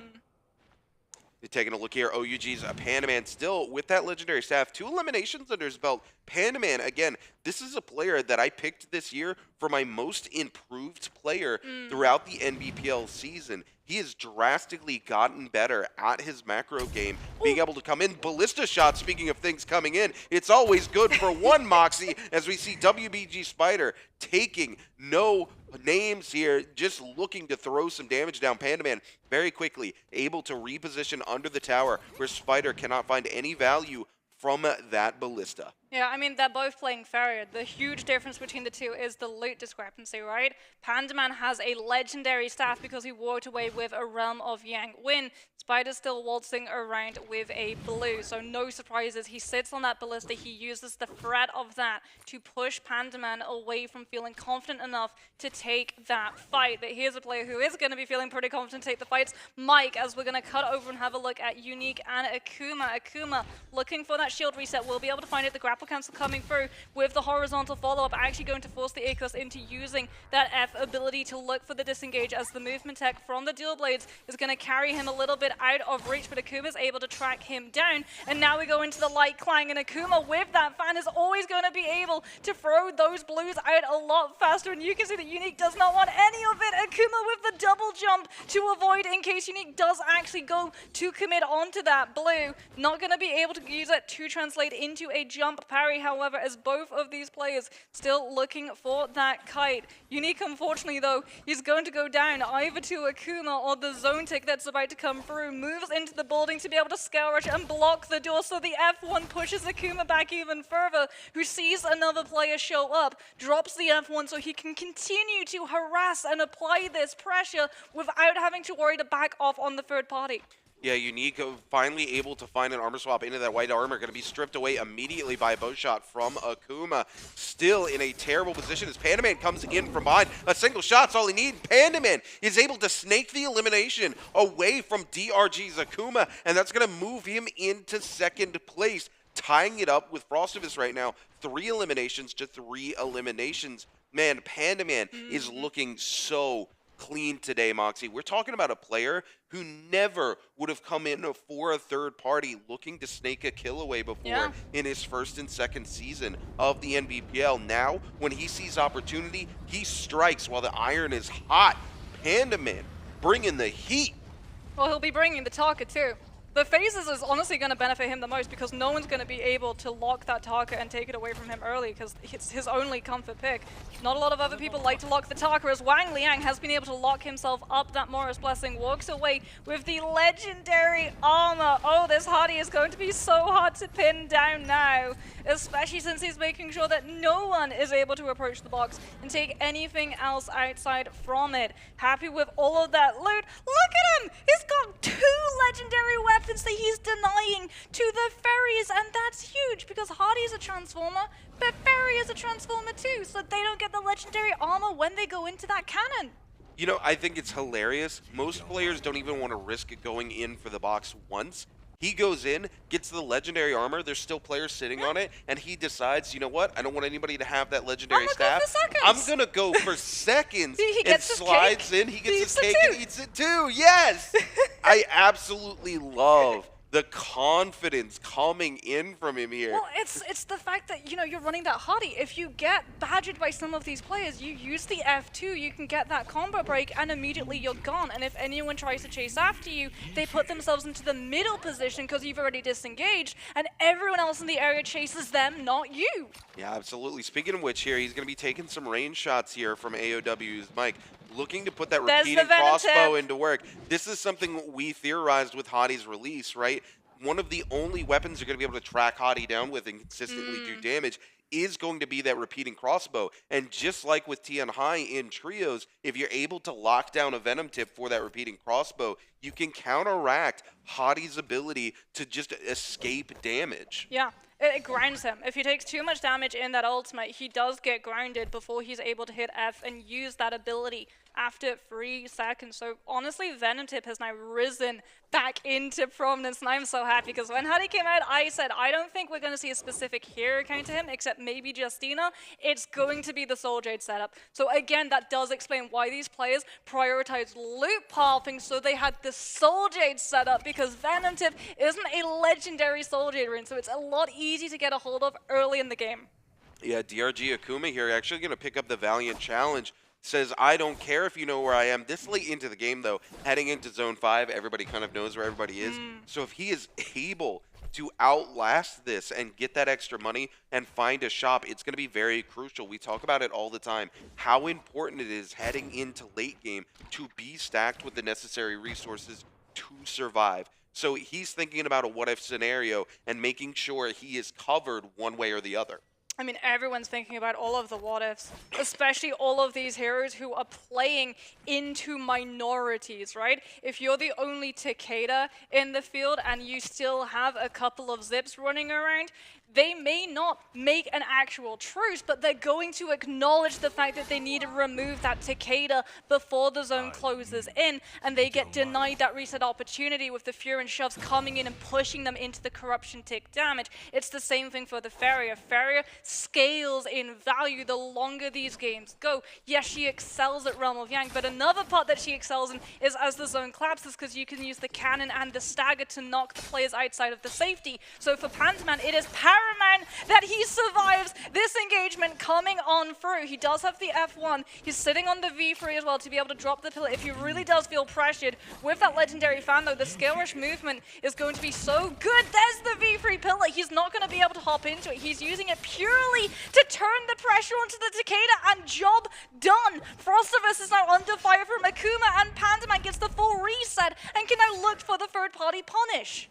Yeah, Frostivus in a tight situation here. He's going to be forced to burn the ultimate just to look for the opportunity to take a reset here. He can use the Furin to shove players away while he continues to get that pot off, but he is heading in to zone 6 in the next couple of seconds here without that ult activation. He's able to cancel it a little bit early, maintain some of that ult charge, but he's going to have to play extremely passively until that ultimate comes back online. We're taking a look, Wang Liang looking to try to pressure him, but Frostivus going to start doing a ton of damage, and we see the scale rush coming in from the other side. It's going to be Hottie coming up, looking to get some damage out. Wang Liang feeling forced into a corner here. So many players low. Frosty just going to go down. AOW's Mike picks up his 6th elimination, and Frostivus goes out in 6th place. Wang Liang just trying to use that hover, but he gets shot out of it. Ladies and gentlemen, the bow shots coming in from up top. Ferriamet coming in aggressively. Spider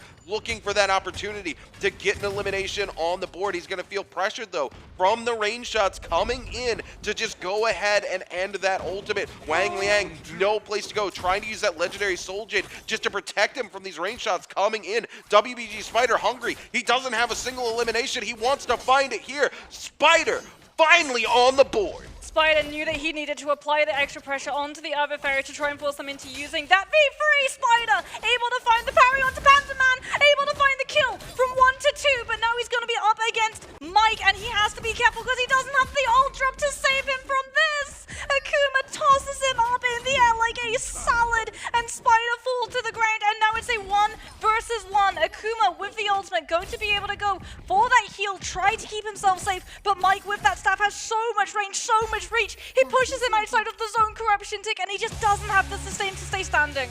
Absolutely insane coming in. AOW's Mike doing exactly what he said he was going to do, coming into J-Cup. He's not here for Spider. He's here for the trophy. Well, Spider was always going to be in a really rough spot, right? Because he used the V3 early, and there's not a whole lot of Farriers. This is another thing that we have to talk about, the impact of these phases.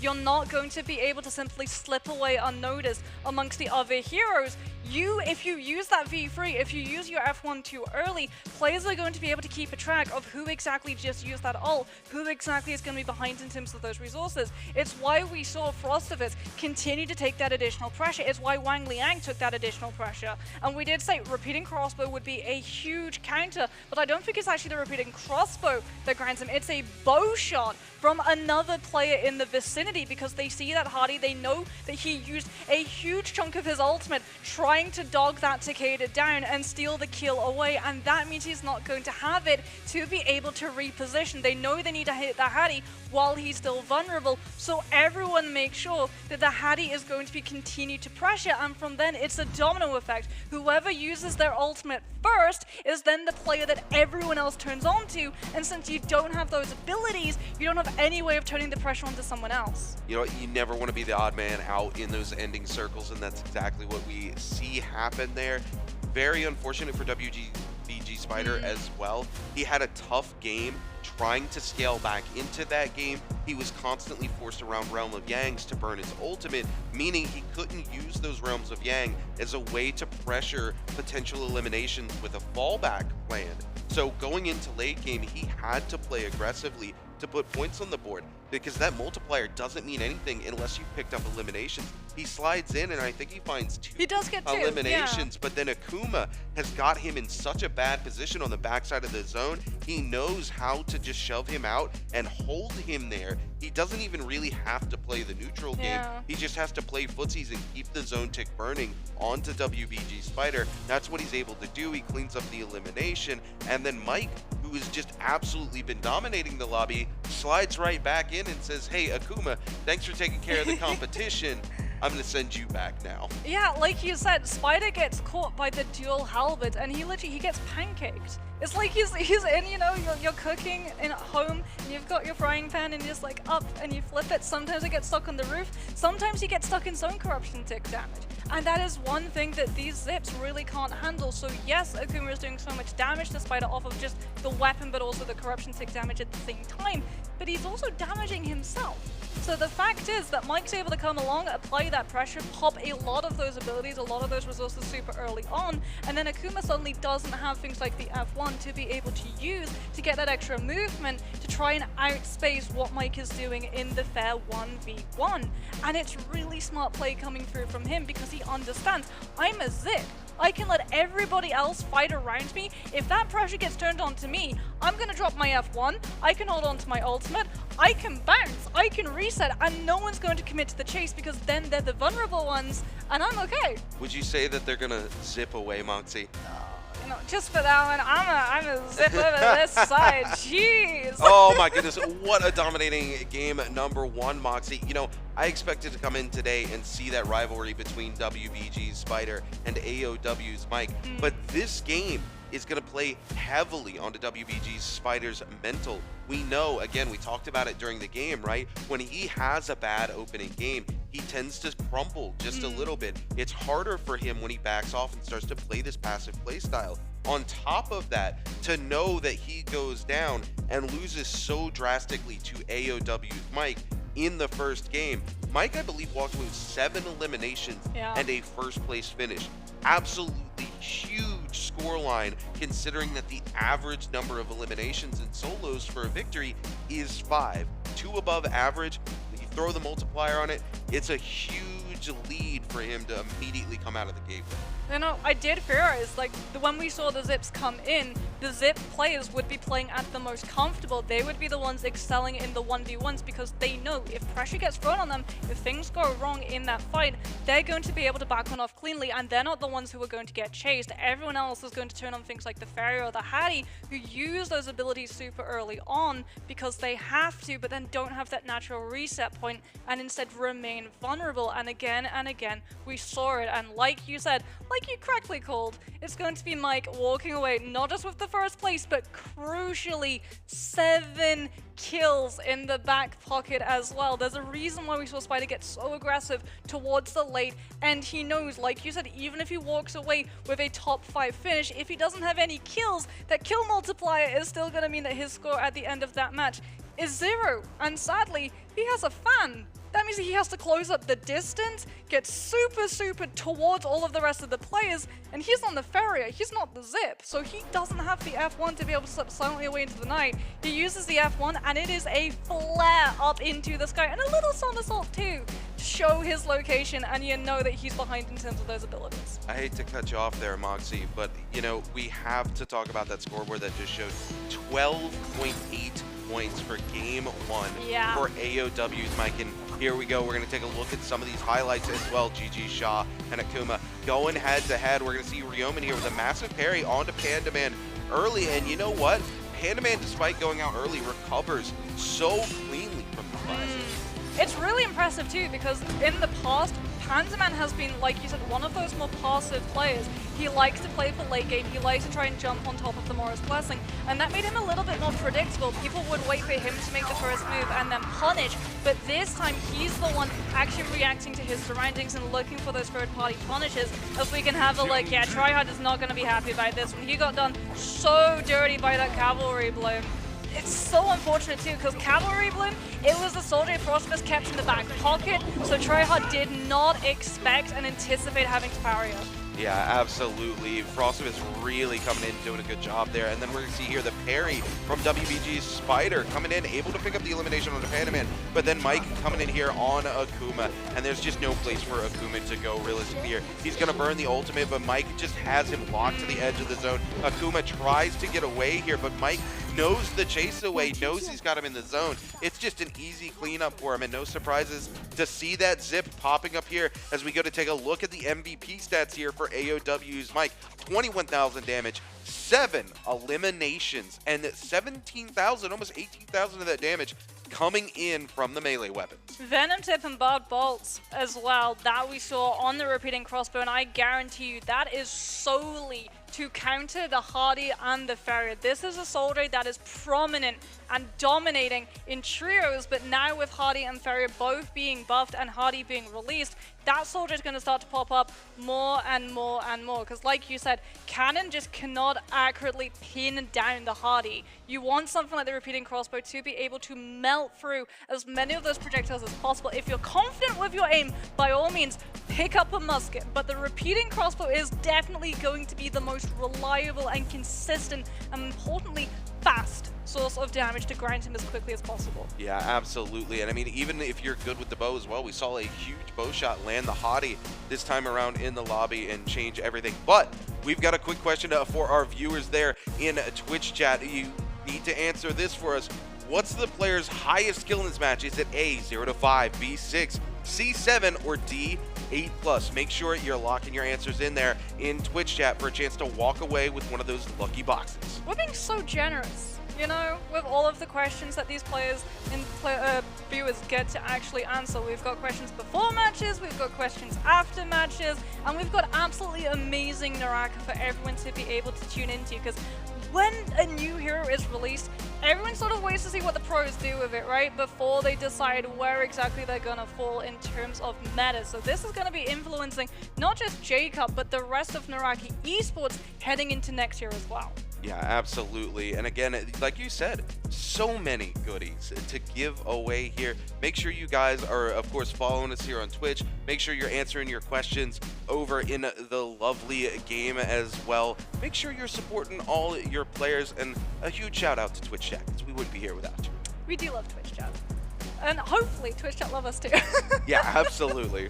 I mean, I just love the fact that we're here. I love the fact as well that we get another game of Holoroth, because this is the first time these players are playing back-to-back Holoroths, and that is going to be huge because Holoroth plays out very differently in terms of Morris. Like, Zip is really popular on Holoroth because those open expansive spaces where you get denied the abilities to be able to use scale rushes out in those desert sandy areas. Zip sort of surfs above all of that, but everyone's going to be surfing into different hero picks because the phases are going to change, and suddenly we have an entirely different group of players who are going to be able to pick their players first. But speaking of players, we're going to be hearing from Tryhard. Hi, my name is Tryhard. I'm from Team NTL, and I'm from the NA region. I'm really excited to be here with you guys this year. I was really happy to qualify this year, especially because most of my friends, and I feel like this year has the highest competition, just because Mike is in this year, Spider's the returning champion, and I really feel confident about my own team as well. So this is definitely the best year for me to qualify, and I'm really happy to do so. I think the strongest team for trios right now is XCG, just because they're the champions of the last season of MPL, and I think the strongest player for solos is still Spider, just because he managed to win last year's J-Cup. I think it's going to take, in order to qualify for the final stage, I think it's going to take not only a lot of hard work, I would tell myself before the first game definitely to just stay calm, stay focused, just because I know I've prepared a long time. So, you know, there's no more I can do as long as I do my best. That's all I can give. I'm not too worried about the lobby of deaths for both trios and solos. I think, you know, it's just the group stages. I think that's just kind of the first hurdle of the J-Cup, and I know that I just have to focus more on myself than the other players, and I'll make it. Welcome back, ladies and gentlemen, here to the 2023 J Cup. We're one game deep, and the rivalry between AOW's Mike and WBG's Spider is already running deep, with AOW's Mike coming out on top in game number 1, Moxie. I mean, speaking about rivalries, Tryhard and Frostivus, those two, there are going to be words and discussions had when we cut to the next day, because my goodness, like you said, Tryhard, one of those players who works so hard to innovate and make sure that everyone gets the information as well. He's always super open, he's always super friendly. It's one of the huge things I love about the NARAKA community. Everyone really is very open and shares and helps with how to play heroes best and how to use weapon tech best. Tryhard was one of those players behind the katana into dual blade swap, and he was one of the players, unfortunately, in front of them too in the last match. Yeah, it's really unfortunate, but Tryhard bounces back. We've seen him do it time and time again. I don't think this is going to impact his mental too much, Moxie. Realistically, I'm mostly worried about WBG Spider, but you know what else I'm worried about? Making sure you guys are locked in, headed on over to your NARAKA client and answer the following question down below. Which of the following 2 players achieved the most kills in this match? Was it Wang Liang or GG Sha? This is a tough one. Yeah, this is also not a question about the last match, it's about the match that we're going into. It is a prediction question. And if you're right, you get a chance to be able to go for that exclusive J-Cup World Banner skin. And I mean, it's a gorgeous skin. Oh, absolutely. I'm excited for us to go ahead and get game number 2 underway, Moxie. I want to see the hero picks.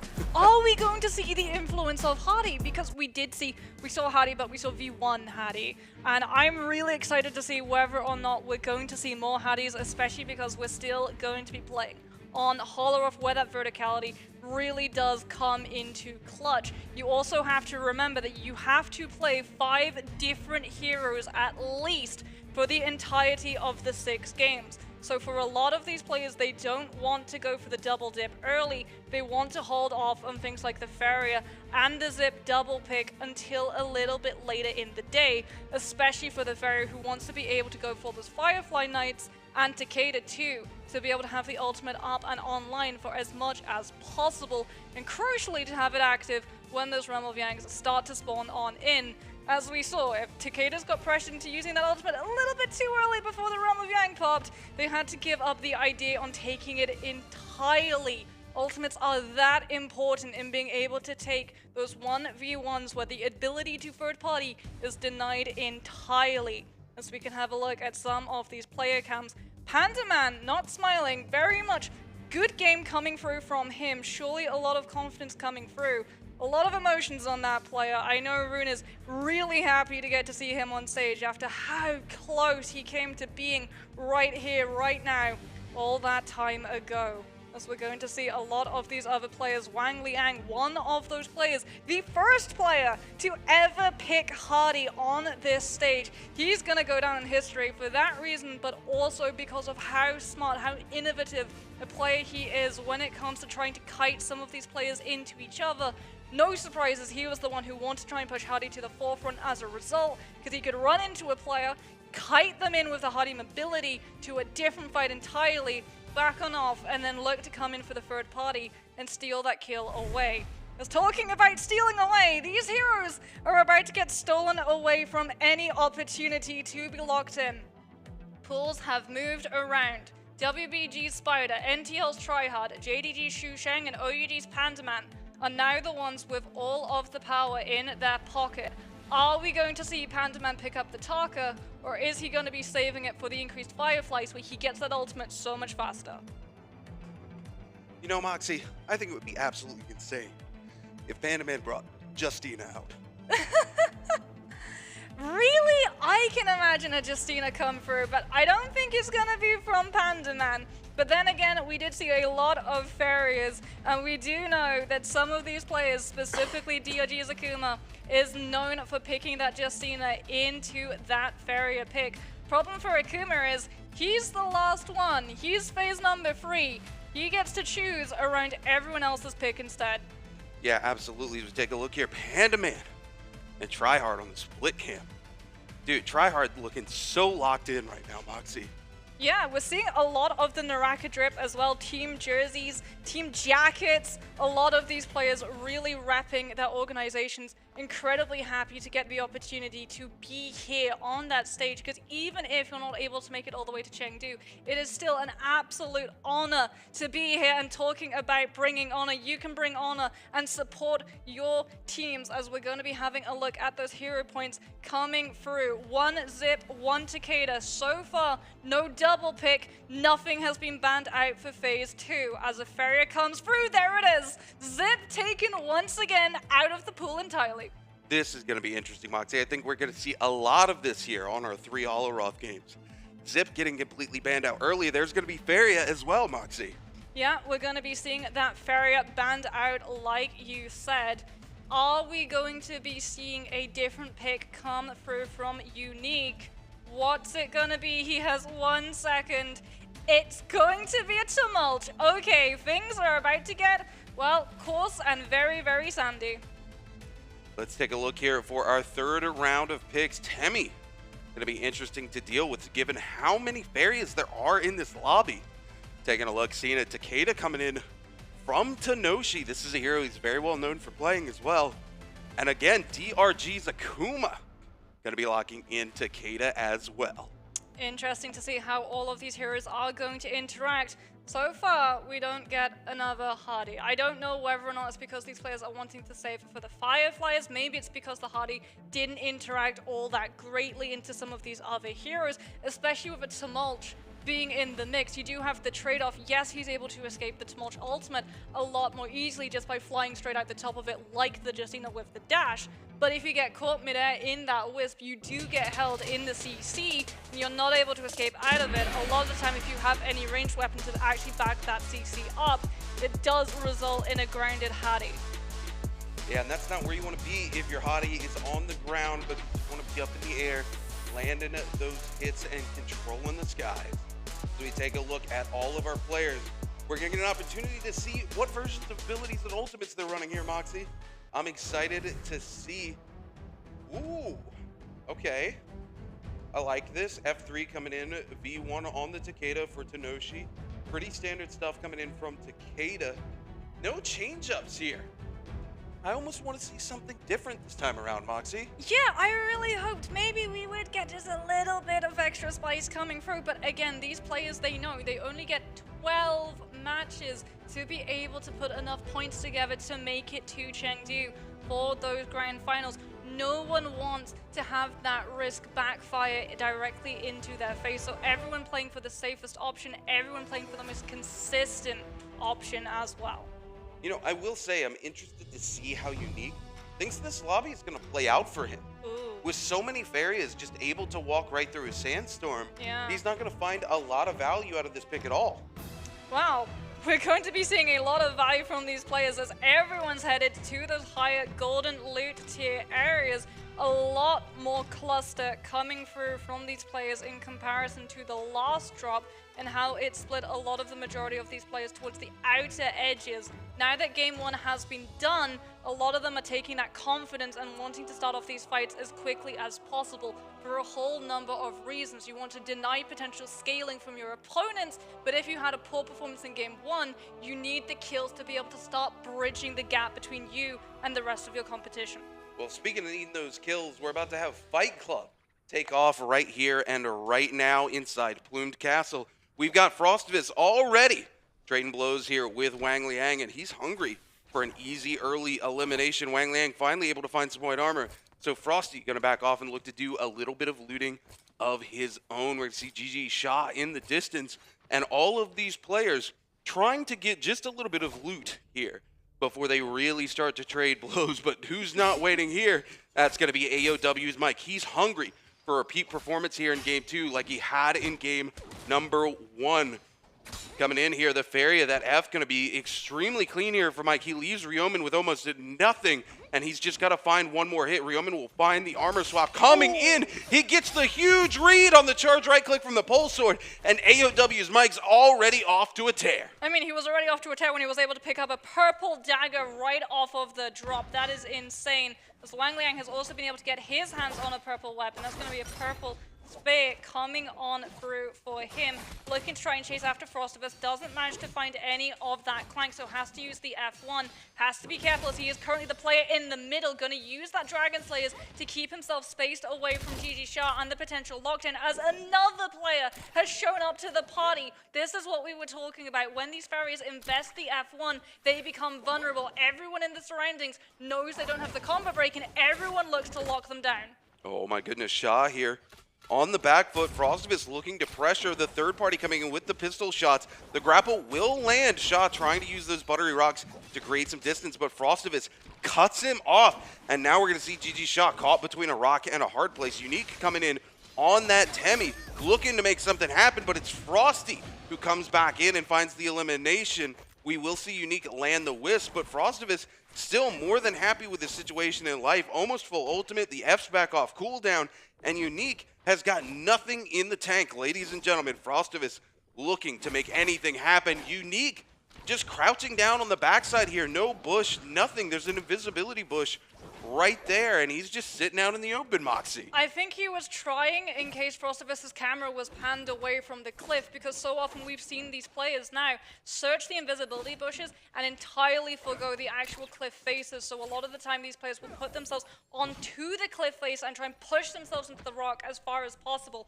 just like sitting inside hay bales and also normal bushes instead of the purple, because it's become so dangerous to try the stealth play and get found out by the grapple hovers. We're going to see Tenoshi on that Cicada, does manage to find a couple of hits in with that Katana, going to use the ultimate activation to actually shove Wang Liang away and survive the V3 drop. One shove now invested as well, no shoves left to his name as Wang Liang with the drop down on the staff finds the connection onto the Cicada.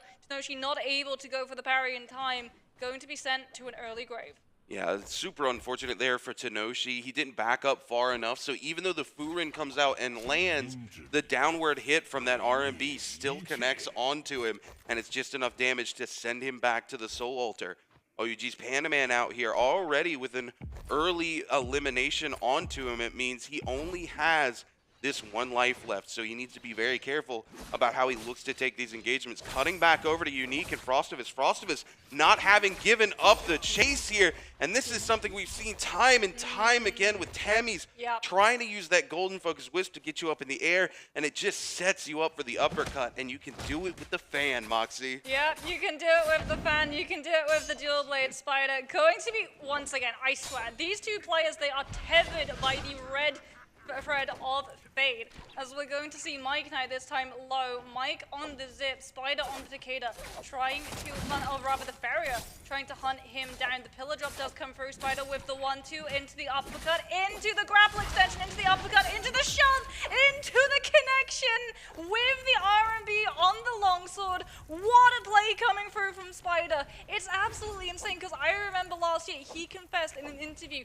one of his absolute least favorite heroes that he had the least confidence on was Cicada, and he came along with that Cicada and was able to just set up such a clean extension. And not only that, finally finding on to Mike, but Rune, he left the bloom too. This is Spider with confidence. Oh, absolutely. Tryhard here going to be forced to invest the pillar here onto Frostivus. Frostivus going to eat the uppercut combo, but comes back in, and Pandaman bringing the heat. He's able to land one onto Tryhard, picks up the elimination, looks to get one onto Frosty. Frosty, no place to go. The fire tick keeps tricking down, and Pandaman going to get off here. He needs to chase this elimination. We're going to see Tenoshi coming in too. Frostivus is in such a bad situation. This zip, this Cicada coming in at full tilt. Frostivus with the parry onto Pandaman. Now the attention turned on to Frostivus. Pandaman going to be able to get away here and comes back in. Frostivus will find the full reset off of his ult and his F, but the problem is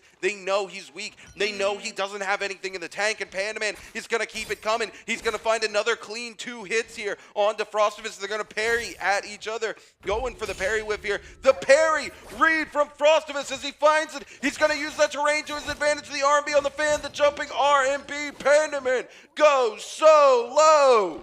And as a result, Tenoshi comes in for the attempt at the kill steal. Pandaman able to use the zip sustainability to keep himself topped up. He sees that Takeda. He knows that the Takeda is going to be approaching that ultimate, so he runs into the other Z-Ping, trying to force them into throwing the ultimate as well. So now both of these zips are in the exact same state. No one wants this fight to continue because they know that Tenoshi is going to be coming in to finish it off, and they're both going to be sent out of the lobby without a kill to their name. And as a result, it's become a disengage, but Tenoshi has been able to keep a track of one zip, and that unfortunately is Frostivus. He's looking to use those rocks, but it puts him directly into the path yet again of the ballista. Pandaman is going to be able to try and keep the threat up with this particular weapon. Tenoshi sees the threat, hears the shots, decides, you know what, I'll take my chances inside a Realm of Yang, because I think he still has his ult too. It's going to be very interesting to see how this plays out. It's going to be JDG's Chu Zhang versus Lobby's 28, WBG Spider versus GG Shaw. We haven't seen this 1v1 in a long time. Spider looking to start with the Scale Rush, will eat a bow shot. That's going to be a third of his armor gone already. He mistimes the F and is going to be left with just his ultimate, the Pillar, already invested by Shaw. Spider has to force him away from it, but he's able to interact with it through Spider. Spider now with only one Furin left available in the tank. This is going to be a tough fight for him versus GG Shaw. He's able to get the read twice, but not the third time as Shaw is able to find a shot behind the Pillar onto Spider. Spider trying to turn around and make trades there with the pistol, but not in a strong position. He's going to go for the reset again. He will be able to dodge the one hit. He's looking for the other one. He's able to dodge two. He's able to dodge three, ladies and gentlemen. WBG Spider built different. GG Shaw coming out of the mech here, trying to make some space. Spider won't miss the F a second time, is able to find value out of it. Shaw holding on for dear life here. The carousel comes in. The Refurin, he ended his old procced it a second time, Moxie, and WBG Spider walks away the winner. You know, Spider's already got a Katana skin, but he needs a Lasso skin, because he is just, he's finding these players. He's, you know, he's roping him in, he's putting him on the carousel multiple times. Spider looking incredibly clean. His Takeda this year has really been exceptional, especially with those extensions. It's something that we talk about. His mechanics in the 1v1 when it's that Realm of Yang isolated fight and he doesn't have to worry about being interrupted by these players, specifically Mike griefing him. He looks entirely different. It really does make an absolute world of difference. And what else is going to make a world of difference is the fact that Spider has now put together 3 kills. He's got Vermilion Birdsmite. He has a Takeda. He gets to play as aggressive as possible. And he's going to be able to have his ultimate back up because he took the Realm of Yang fight and won it. So he's going to be in such a good position because off of the back of this performance alone, he's already slipped into 2nd place. Yeah, absolutely. We're taking a look at Chu Zhang here, coming outside of his Realm of Yang now. With the Yang depletion, he's forced to come back out in the zone. One of the few reasons you would do this is if you have a Soul Bloom stashed, ladies and gentlemen, as almost, if I could predict the future, Moxie, we see Chu Zhang coming in to a Soul Bloom. He did have stash earlier into the game here, turning you're back. needing that coat. It's a snowstorm. We got Chill Meter coming into play. Absolutely here. Tenoshi with the Yang depletion. This is going to be interesting. He needs to come in and find this, but he does have the campfire, which means he is going to be unaffected by the weather or the cold coming in here. He's going to get to keep his ultimate, but Shaw going to take some huge shots off onto him, and Tenoshi really trying to clean something up here. The Pillar going to be invested on the side of GG Shaw. Tenoshi going to parry whiff into a parry whiff from GG Shaw as they both return back to neutral. Tenoshi feeling forced to burn the ultimate here. He doesn't have the Furin just yet. He's going to have it now. He's going to need to use it to cover, but Shaw is able to tap dodge through it and finds the elimination. What did I just watch, Moxie? I think that was war crimes. I mean, a masterclass in versing a Takeda. It's such a smart investment of the Pillar. He knows he's going up against a Takeda. He knows there's a chance that the campfire buff has been activated, so he doesn't want to go into the uppercut because he knows if that ultimate is still available for his opponent, it's going to lead into a converted extension, and he is not going to have the opportunity to be able to break free from it with the Pillar drop. And as a result, Shaw plays his cards perfectly. He doesn't leave the uppercut confirmation to chance. He drops the pillar. He's able to turn the fight around off of the stagger onto the Takeda to lead into that 1-2. Little bit of charge coming out from the LMB on the staff. And as a result, he's able to, like you saw, deny the shoves, deny having the power of the Takeda to be able to re-control the fight and re-control the tempo, as Spider is going to be doing a little bit of shopping because he doesn't have that legendary longsword. He has legendary nunchucks. If he's going to be able to get Dragon's Roar in his hand, we're talking about a whole amount of damage, a whole amount of kills. Oh my goodness, Spider has now picked up a total of 100 kills. Probably not in his NBPL season. I think this is just off of his qualifying damage done for Jacob itself. This is absolutely insane for WBG Spider. What an accomplishment. 100 eliminations here in solos. As we take a look, Spider going to keep moving across here. And, you know, we talked about setting momentum with those legendary nunchucks. He is completely set up to control the momentum of this lobby, especially if he's able to get his hands onto that Dragon Roar. And speaking of momentum shift, we have the second set of Realms of Yang looking to move in here. We've got multiple Valiant challenges on the map as well, and Spider just going to position himself extremely strong to take this Realm of Yang for free. It's not alone, though. I know, I was going to say, look who's that is creeping in, though. It's going to be AOW's Mike. We get 5 seconds before we get copyright struck of the Jaws music. I'm just going to paint that picture for the audience to now put into their minds, as we're going to see, like you said, Spider and Mike posturing up. Ghostly Mist also coming into play on that other entrance of the Realm of Yang. So those players, if they do get griefed, if they do get pushed into those hands, they're going to get silenced and potentially punished for attempting that. And it looks like Mike has opted out of taking the fight against Spider. You know, if they both saw each other, they would use their ultimates. They would deny themselves the opportunity of being in the position to take the Realm of Yang at full power. Lovely to see that they're going to back off and play for the bigger picture. As Unique might unfortunately not be playing all that longer in this lobby. Once again, he's coming under so much pressure. He does have the ultimate to be able to drop if he feels like he's going to need to take that disengagement, as WBG and XCG are going to be taking a fight. Yeah, this is super unfortunate. I'm not sure what Unique's thought process was coming into this game. You're coming into phase 2, you get to pick a hero halfway through, and you see that Faria Shen's already banned out. That's a potential for 4 Farias in the match. Rune, someone just got parried and it wasn't Unique, but the parry damage, the follow-up went on to Unique, so he died as a result of another player throwing a blue. Oh no. Well, speaking of things being thrown, we're back at it again inside the Realm of Yang. It's WBG Spider versus Afaria yet again, but Wang Liang able to get the read the first time. Spider able to get the read the second time here. Will Spider be able to maintain like he did? Another read coming in from Wang Liang. He's got to find the opportunity again. He does. Spider not quite able to play it as evenly as he did the first time versus Faria. Wang Liang's going to end it just a little bit early and aggressively posture, trying to keep Spider from getting the pot off, but Spider has found it. He's got the grapple to flip on over, immediately pops the ult for the Furin, knowing he's going to get a free ultimate reset if he wins the fight, takes the extension, takes the fight, and Spider is back-to-back Realm of Yang. He's at 5 eliminations, Moxie, and I think this answers my question from game number 1. Is Spider going to let it get to his mental? Absolutely not. Panda Man, unfortunately, is going to be letting that fan get to his head, as it is going to take him outside of this lobby. Spider not just going to be taking those kills, he's also going to be taking Legendary Dual Blades and Mystic Might with that damage reduction, but crucially for him, peace of mind. If he takes the fight, he's going to have those flashes of players' locations. He's going to have the information that others do not, unless they have access to that bell. And especially when we have Ghostly Mist in play, a lot of these players who haven't been able to scale up are gravitating towards the weather effects that reset the troves in the area and allow them the chance to be able to start to loot on up, potentially finding purples, but also being able to stock up on things like Vitalia and the shield pots, because no one, as we're going to continue to say,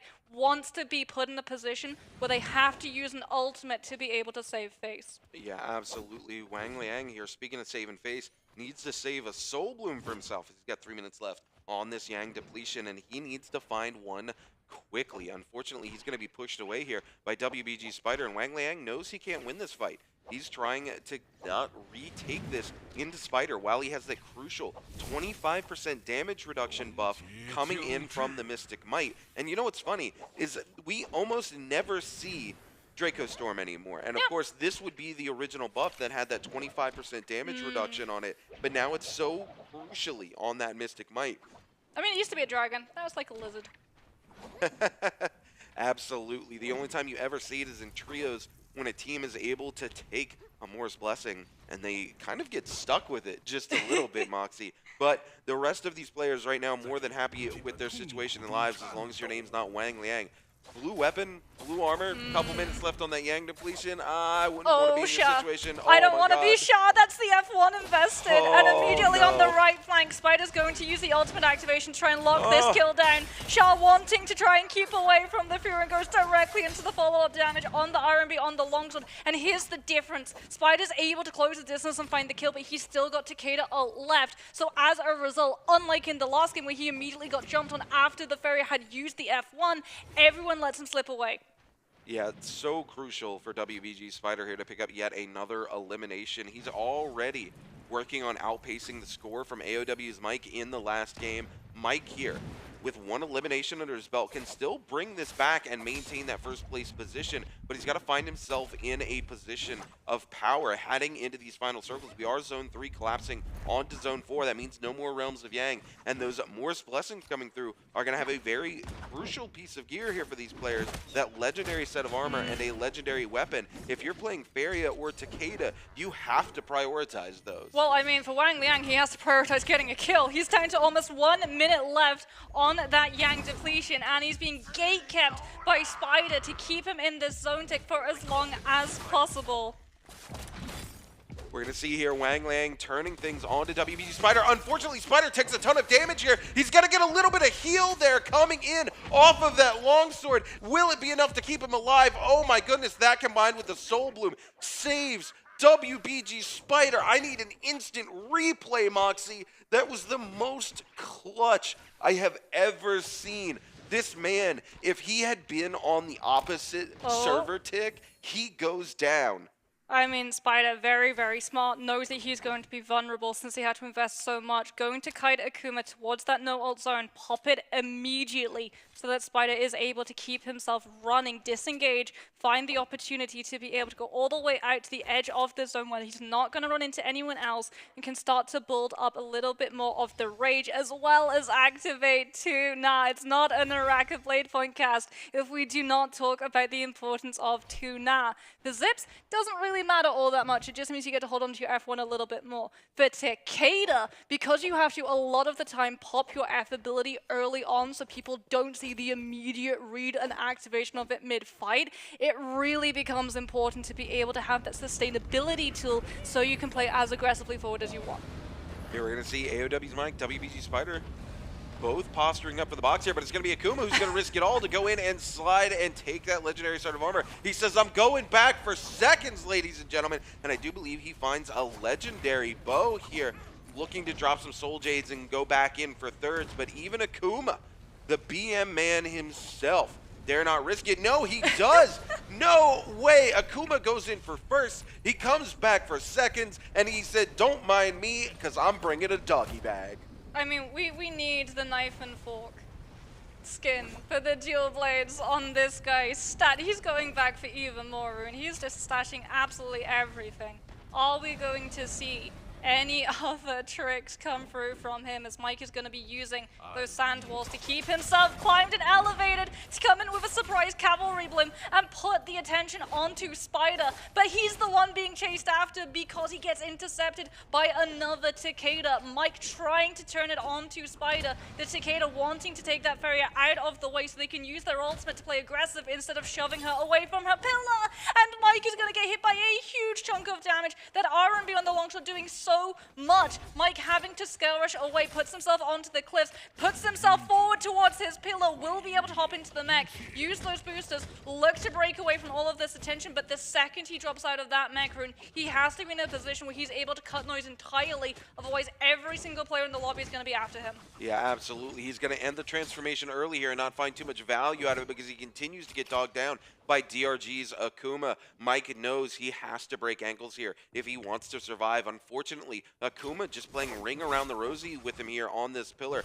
Mike goes left, Akuma goes right, and round they go. And oh my goodness, Akuma comes in, walks into that ultimate from WBG Spider, but he's still able to clutch up the elimination. Misses the opportunity on the charged R&B there on those legendary dual halberds, but Akuma still going strong, trying to turn it on to Ryomen. It's top 3. He knows he has to take a fight now, and Spider coming back in is going to buy Akuma all the time he needs to take a full reset here. Unfortunately, he doesn't have that ultimate, so we're going to have to see Akuma utilize these hits to try to build that rage back up. He gets parried, takes an extreme amount of damage there from the pole sword off of Ryomen, and now Spider has turned his attention to DRG's Akuma, and Ryomen is going to get away with a full reset, Moxie. Off of all of the damage Spider has done, he's got his ultimate back as well. He knows that the Fairy Mech's about to fall through. He knows that Akuma doesn't have the ultimate to be able to break free and regain control of neutral. It's now a 1 versus 1. Spider takes Akuma down and goes up to 8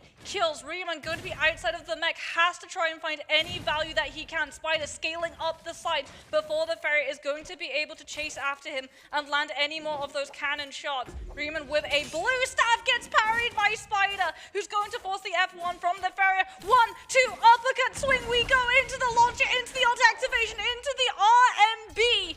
Yet again, Spider with the cleanest Takeda extension comes through and shows why his name is on that trophy all that time ago.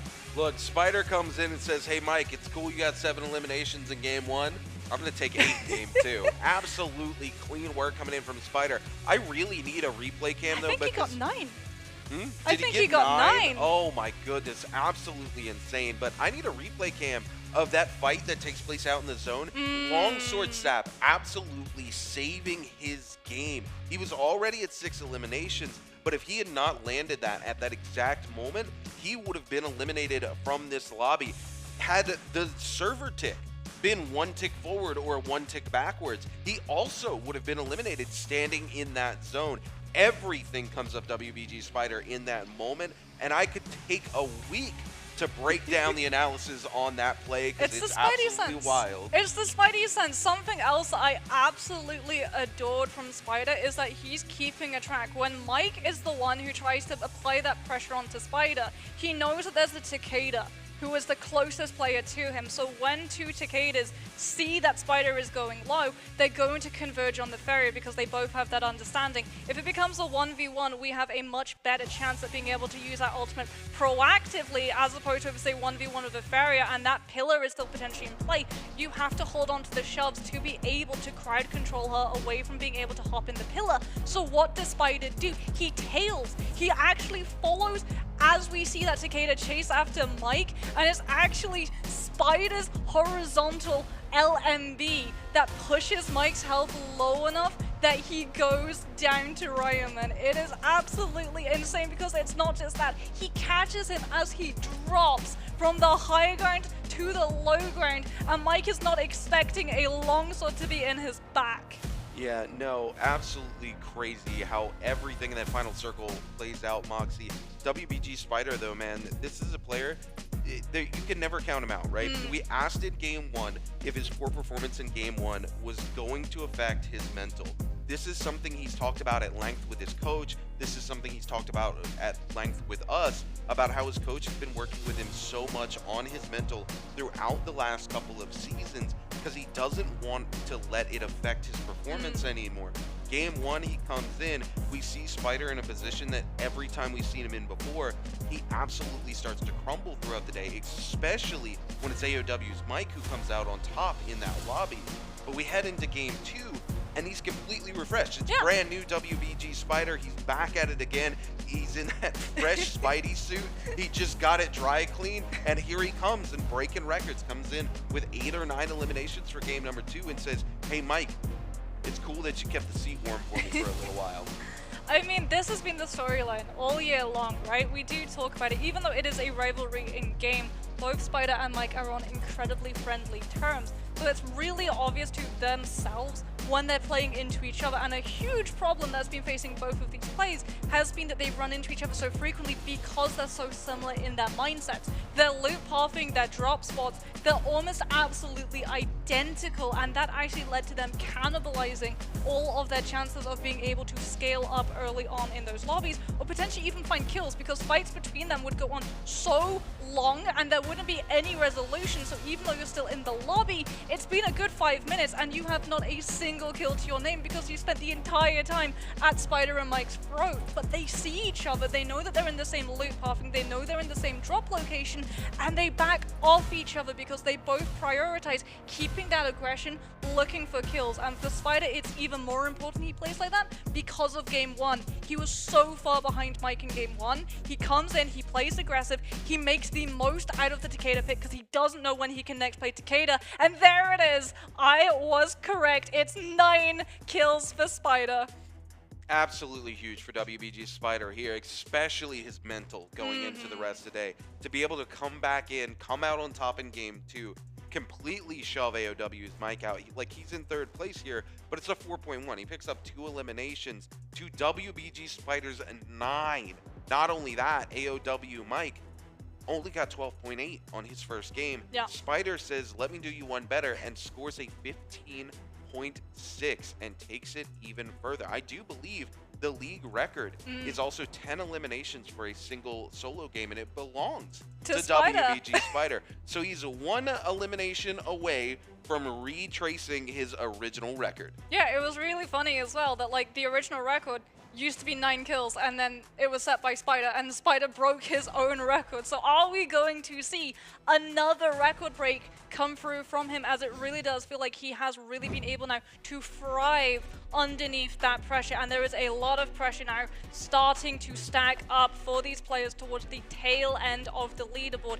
Not just 1 game has been, now 2 games have been. We're 1 game away from moving into the Morris Isle section. Rune, this is really going to start to play havoc with how these players have the confidence to take a lot of these fights moving forward. Yeah, this game 3 is going to be extremely crucial for everyone involved here because it is, like you said, the last remaining Hollow Roth map. So any of your Hollow Roth strategies that you haven't been able to pull out now, if you were able to zone somebody else out of those strategies because you're in phase 1 or phase 2, they're going to find themselves struggling to make anything happen here in game number 3. I'm just really interested to see whether or not we're going to have that same common pattern of the first group able to pick their heroes first, locking Zip as quickly as possible. Yeah, you know, that's been something I wasn't expecting today, given the new hero point system, especially considering that they can only play Zip once or twice. Some of these players still opting to play Ziping Yang twice. As we take a look here at some of the replays from last game, Spider here utilizing that staff. We're going to see the Fairy invest their F here, and Spider uses his F to just return back to neutral here. The super clean grapple extension there, just with the follow-up. Frostivus with the uppercut here off of the F from Unique. This is super unfortunate for Unique as we cut back to Frostivus here getting juggled by WBG Spider. And man, this fight goes hard, but as soon as Spider finds that parry, you know it's clean cut here. WBG Spider investing the Furin and more than happy to walk away with the elimination. Spider back at it again here. No surprise to see with 9 eliminations that most of this highlight reel is going to be a WBG Spider highlight reel, Moxie. I mean, Mike's still getting his in. He's able to find the conversion into the RMB on those halberds, activating that Zip sustainability, now trying to come through with the kill confirmation onto Shushang. The F1 used to be able to escape his opponent's RMB, and then that's the money. That's the pillar drop, but this is the replay that you wanted to see. Spider, like you said, that sap coming in absolutely clutch. His health touched 0 and went back up. It was so low. As here's the 1v1. Spider, he's already got a Katana skin. I wonder if he walks away with a J-Cup title, if he's gonna go for the longsword afterwards, because his longsword usage and the carousel setups of those Takeda Fury shoves was absolutely impeccable. Look at the damage this man has done. 25,107 and 17,000 of it was off of the longsword. And you know what's even more impressive, Rune? He doesn't have Phoenix. No, he does not. And you take a look here, that have to detach also coming in clutch. This is something I feel like I need to go back to the lab with Moxie and see if you're locked into that hepta animation and you're going to be healing from it if the zone tick, when it kills you, doesn't eliminate you because it queues up the healing coming in from Hepta. I've never seen that unique situation before. So it looks like after today, Moxie, when we hand things over to the lovely Duncan and Dobby, you and me are gonna have to go back to the lab. I mean, you and me, we're always more than happy to go back to the lab. I'm always happy as well to go back to Olaroff. These games have been absolute fire so far, and really, the only thing I'm sad about, we got the ballista kills, we got the pillar kills, still waiting for it. It's happened in MVPL. Where's my thorny roller kill, Rune? I want my bingo card. Look, you know what? It's almost like we've cursed the players who head up onto Ballista too, because we coined the It's always phrase. good for one. You know, again, yeah, it's always good for one. And Panda Man misses out on the opportunity to find two. I know. But we've got a quick question for you guys watching from Twitch at home. Which player will earn the most score in this match? Is it going to be Unique? Is it going to be Spider? Is it Tryhard? Or is it Mike? This, I do believe, is a Twitch answer, which does mean it is referring to the match that was just played, as opposed to the one that we're going to be heading into, where it's going to be that forward future prediction. Yeah, absolutely. So make sure you were paying attention in the previous match here and tell us which player earned the most score in the match for a chance to win one of those lucky treasures. And those lucky treasures can have everything from just a little bit of Tay to some very, very pretty cosmetics. And I mean, very pretty cosmetics is an understatement, because all of the staging may look incredibly pretty. Our lovely helpers here on the desk, also incredibly pretty, but that's the cosmetics. They're that good. Even when, you know, they're coming in. Look at this. This is my favorite Karumi outfit, by the way. I love the little hat. Yeah, it's so cute. She I looks like she don't has a use bucket. the hat. I use the ears. Of course you would use the ears, Moxie. Of I don't think course. anybody would ever question that. Just like nobody can question that we're getting ready to head back in and lock down ourselves for game number 3. And game number 3, again, this is going to be a very, very crucial game. This is your last opportunity to play on Hollow-Roth. And again, if you haven't had the opportunity in your rotation to use your Hollow-Roth strategy because of those bans, if you're stuck in a poor phase this time around, say you're in phase 2, and you in the previous games were in phase 2 and phase 3, and you were locked out of that zipping, if you get stuck again here, it's going to be absolutely terrible for you. But we're going to take a very short break, and when we come back, we'll be locking in for that game number 3.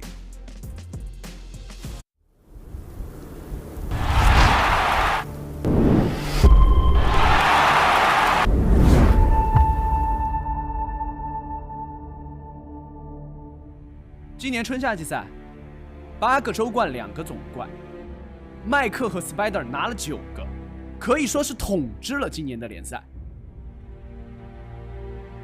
去年 Spider 拿下了联赛以及捷杯的冠军，那今年麦克能包揽所有冠军吗？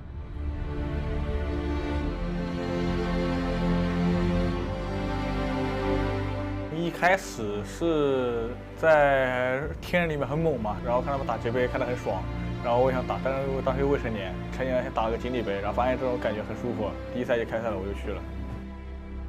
S1 的我表现是比较一般的，4个双周1个周冠都没有拿下，因为自己的紧张失误，然后犯了很低级的错误，把自己的冠军是拱手让人了。打了1年，然后 S2 他来了。最开始想来打职业是因为当时打游戏认识的那些朋友都来打职业了，然后我也来想试一下。打职业的目的就是为了看一下自己的上限吧。其实我打职业的时候，其实没有想的特别多，大脑就放空的就去打嘛，然后结果出奇的比较好，所以说不要给自己太多的压力。想过这个人可能厉害，但是没想过能这么猛。就当时后面几把连续发挥都不是特别好，但是最后一把就是自己给自己的压力太大了，就导致操作就很变形。刚开局就直接淘汰了嘛，T2我还活着嘛，就自己反正就压力特别大。最后结束那一刻才就是积累了一局的压力都释放出来。你拿下冠军的那一刻和之后的那一段时间都是比较吸引我的，因为就也很有成就感嘛，就之前的努力也没有白费。看到Spider拿下 S2 冠军和捷杯冠军的，就是手很痒嘛，很想跟他就是在赛场上交手一下，就跟他比划比划。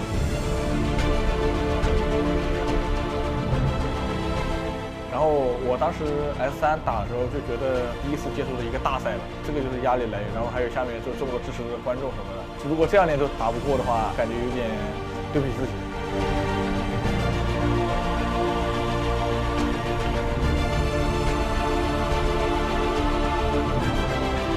当时春季赛没能拿下最后的冠军，哭的时候是因为当时做了很多的准备来准备这个决赛嘛，没有办法，就很无力那种感觉。明明已经做了那么多准备，但是就是到时候就是没用出来嘛。而且当时是发烧了，感觉有点五味杂陈吧。就是他那种哭不是那种没有夺冠那种哭，而是那种可能那种惋惜的哭，那个状态就是来得太晚了，然后这种无力感。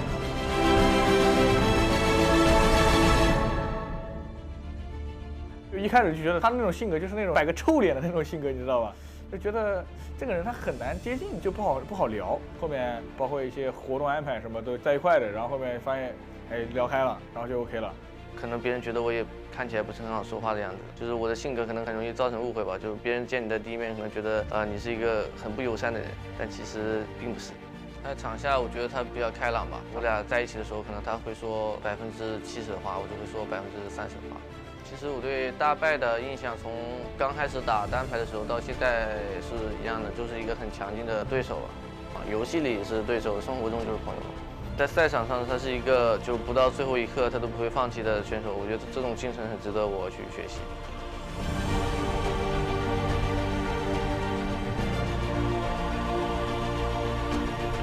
他的今年的状态就是也是比较热的，然后我也不敢说我是能100%拿下的。就拿得下就开心吧，拿不下就加油呗，就也改变不了太多什么，就是尽力能去打好就行。这一次节杯的话，如果算10成的话，我可能有个5到6成吧。我觉得我有50%的把握吧，剩下的就要看临场，交给运气了。你要打败的永远只有你自己。作为一个职业选手，对自己的实力不自信的话，那就不要当职业选手了。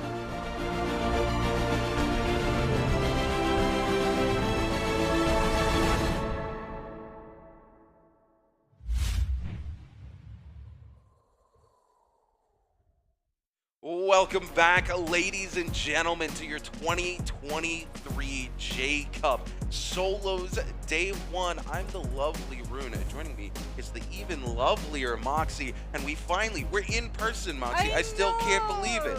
Oh my goodness. But we are back here. We have one more game on Hollow Roth to play before we hand things off to the Caster family and Duncan and Dobby come in. But you know, we're going to be here for this third game. We're going to be in the stands watching afterwards too, because we're going to support NARAKA to the very end. And I'm excited to see how this third game goes. There's a lot of speculation about how these hero picks are going to go with the new phases for third game. But speaking of speculating, I hope you guys can speculate on this question as you head over to your official NARAKA lovely games and answer which of the following 2 players will achieve the highest survival rank in this match. Is it going to be DRG Akuma or OUG Pandaman? You know what, Moxie?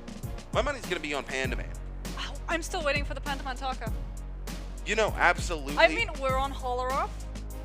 Maybe we see the Taka come out now, or maybe he's holding it off until we get to those Fireflies, because that Taka ultimate is pretty important to set up a lot of those influences. Absolutely. I was thinking the exact same thing, Moxie. Heading in, when we head to Morris Isle, those Fireflies are going to be crucial for Tarka to find success, especially in the early game, because he's not a hero that's really capable of clutching out those late games. So he needs to find eliminations as fast and efficiently as possible, because the risk of third party while he's doing something like an infinite is just too high. So he needs to get that ultimate online as fast as possible, immediately move on to another player, and just try to dog them down and not give them a chance to get away and reset. And you know, Pandaman is one of those Tarka players that absolutely excels at doing just that.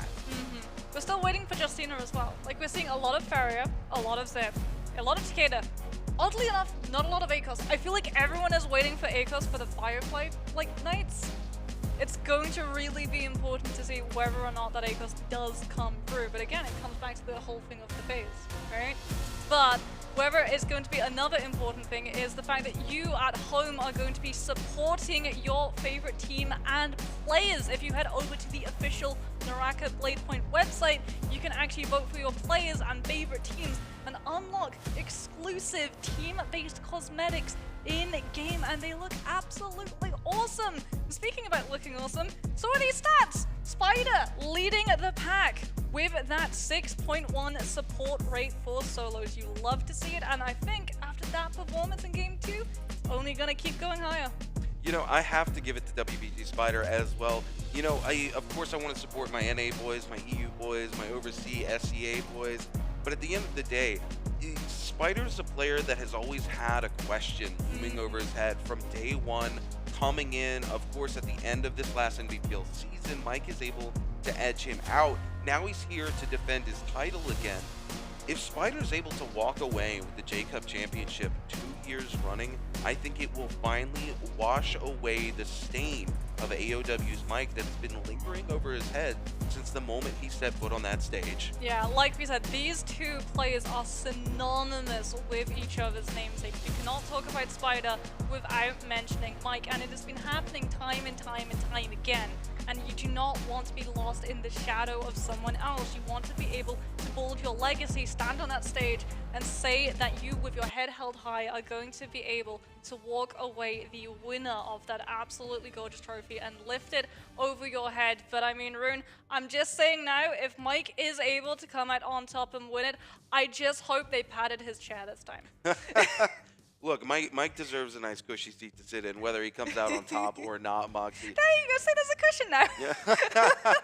The man is locked in. Here's the thing, though, Moxie. Take a look at this man's posture. The way he leans forward, he's never going to get any value out of that cushion. You know what I'm saying? It's like trying to come in here and play something like TN High in solos. You're never going to find any value because AOW's Mike is too focused. He's leaned in. He's ready to go. He doesn't want anything to interfere with the way he's going to go. And look at Spider here.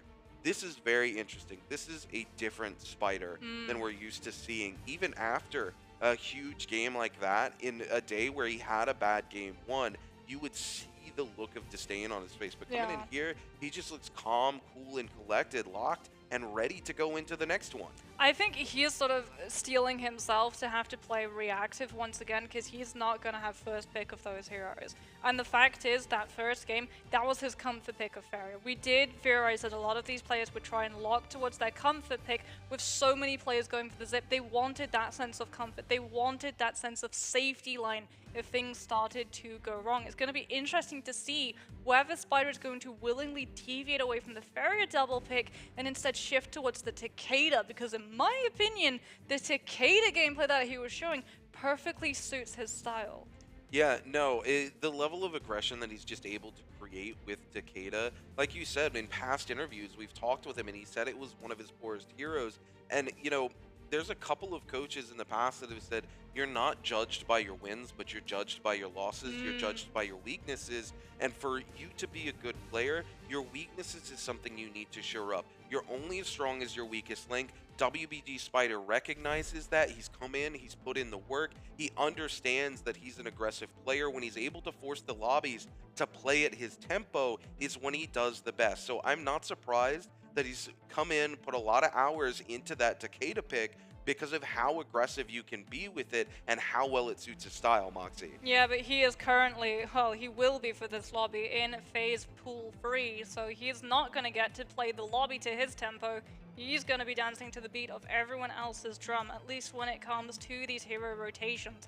Are we going to see that insane amount of heroes being swept out of the way for some of these groups to have access to that we did in game number 1, where everyone wanted to make sure that they had that zip, they had that sense of comfort, even if they don't have that win rate in Realm of Yang, they still are going to be able to survive until final zone and properly make the kill multiplier count. Yeah, absolutely. As we're getting ready to lock in for phase 1 here, Moxie, do you think we're going to see 4 zippings locked yet again, or do you think we're going to see something a little different this time around here on Holorock? Well, it's a new pool of players, right, who immediately get that preference. And I mean, Sha, Frostivus, Wang Liang, they do like to play sometimes a little bit more aggressive. A couple of curveballs coming through. Frostivus, there we go, right out of the gates, going to be locking that Farrier, but GG Sha going to be showing us the first zip. We're going to have unique locking in the Farrier. Still waiting to see what Wang Liang is going to play, and there it is. Both zip and Farrier now going to be used up by phase number 1. Everyone in Group 2 now trying to figure out how exactly they're going to play into this. We're going to see Tenoshi once again try to lock towards the Farrier. Riemann this time around is going to be at Mulch, but get the claws out, Rune. We've got an Akos on the field. Yeah, this is going to be very, very interesting to see how it plays out, as we do see the double Faria, the double zip being locked in, the bands coming across the screen. That's 4 Faria Shins moving in as we move into phase 3 here. It's going to be JDG's Chu Zhang, NTL's Tryhard, Panda Man, and WBG Spider. We're going to see a solo Tessa being locked in by JDG's Chu Zhang. We're going to see double Hottie coming in from Panda Man and Tryhard. And this is going to be so interesting. It could potentially be that V3, Moxie. We have seen Tessa be played in competitive before.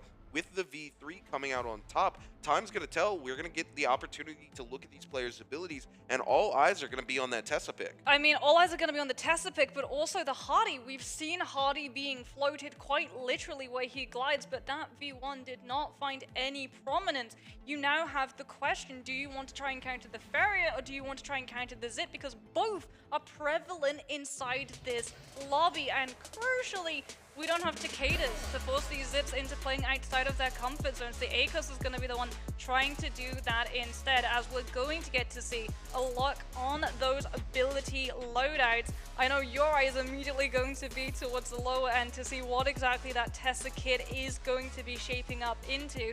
Like you said, that V3 is incredibly strong because you're able to throw it out again and again until it finds connection, as opposed to the V1 and the V2. But Xu Shang opts for the V1. He can throw it out at 55%, yes, but players can dodge it, so he's going to have to be incredibly careful about how he uses it, because it's not intrude. You don't have a Viper ultimate to be able to set that stun into motion for the Tessa ult to connect. Yeah, this is going to be very interesting. Chu Zhang is going to be forced to play nothing but mind games here. It's the only way for him to be able to come in and do something with that pick. But taking a look at Tryhard here, crucially, going to be running that V2, that fire tick, going to come in and do exceptionally well into this lobby. Not only are you going to be able to get the heal cut onto the zippings, but into Faria as well when she's in her mech form. She cannot do anything about that fire tick. It will constantly haunt her no matter where she goes, and could be a potentially good pick against those Farias inside Realm of Yang as well. When you're forced behind the pillar, because you have to avoid that ultimate, you can get that fire tick, look for a little bit of a reset, come back in, reset the fire tick, and keep going. Time's going to tell how that will play out as we take a look where these drops are coming in. No surprises, just a single player dropping in the middle of Plume. Plume not even a gold zone, but Panda Man and knowing he's going to have prio on everything here. Not just that, Salvation Podium. Mm-hmm. It's not a hot loot area, and he's one of those other Hardies. He is that Transformer unit. He wants that ult scaled up to as much damage as possible. So, oh my goodness, how is Frostivus already that low? Tryhard with it, must have been the R&B on the fan. There it is again. It's only a grey fan, but it comes out so fast. Tryhard repaying Frostivus for those Cavalry Bloom hills all the way back in the game past. Manages to dodge out of the R&B, tries to throw out the R&B on the fan himself, but does end up getting counted for his troubles. And Wang Liang is going to be able to dispatch one Hardy and grind him temporarily. As we turn back now to AOW's Mike going head-to-head here with GG Shaw. Shaw forced to invest the F1 here just to buy himself a little space. Mike going to do the same here on the Faria pick, just looking to play that neutral here. Nobody quite able to pressure up and find a hit yet. We do see Shaw land a bow shot, just trying to do a little bit of tick damage here with these white weapons early on. Mike holds the space there, unfortunately doesn't get the read. Shaw able to come in, gets the conversion on the staff R&B, and will pick up the elimination. Yeah, gorgeous use of the stagger to be able to swap over to that bow as Mike is stuck in the restand animation as Tenoshi overholds the fan, doesn't manage to throw it out, gets parried as a result. Unique with the F1 able to turn the neutral back into his favor, going to be able to turn the tides of the fight as a result. Spider, by the way, also was able to find 1 kill, has been able to find himself a purple longsword. He is on the zip this time around. He has not been denied that pick on Holoroth. He's going to be incredibly happy because he has all of the sustainability, and with the amount of players in the area looking to try to keep all of the action, all of the pressure on everyone around him, Zip is in the best possible position to keep that forward position and not get caught out on disengaged rotation.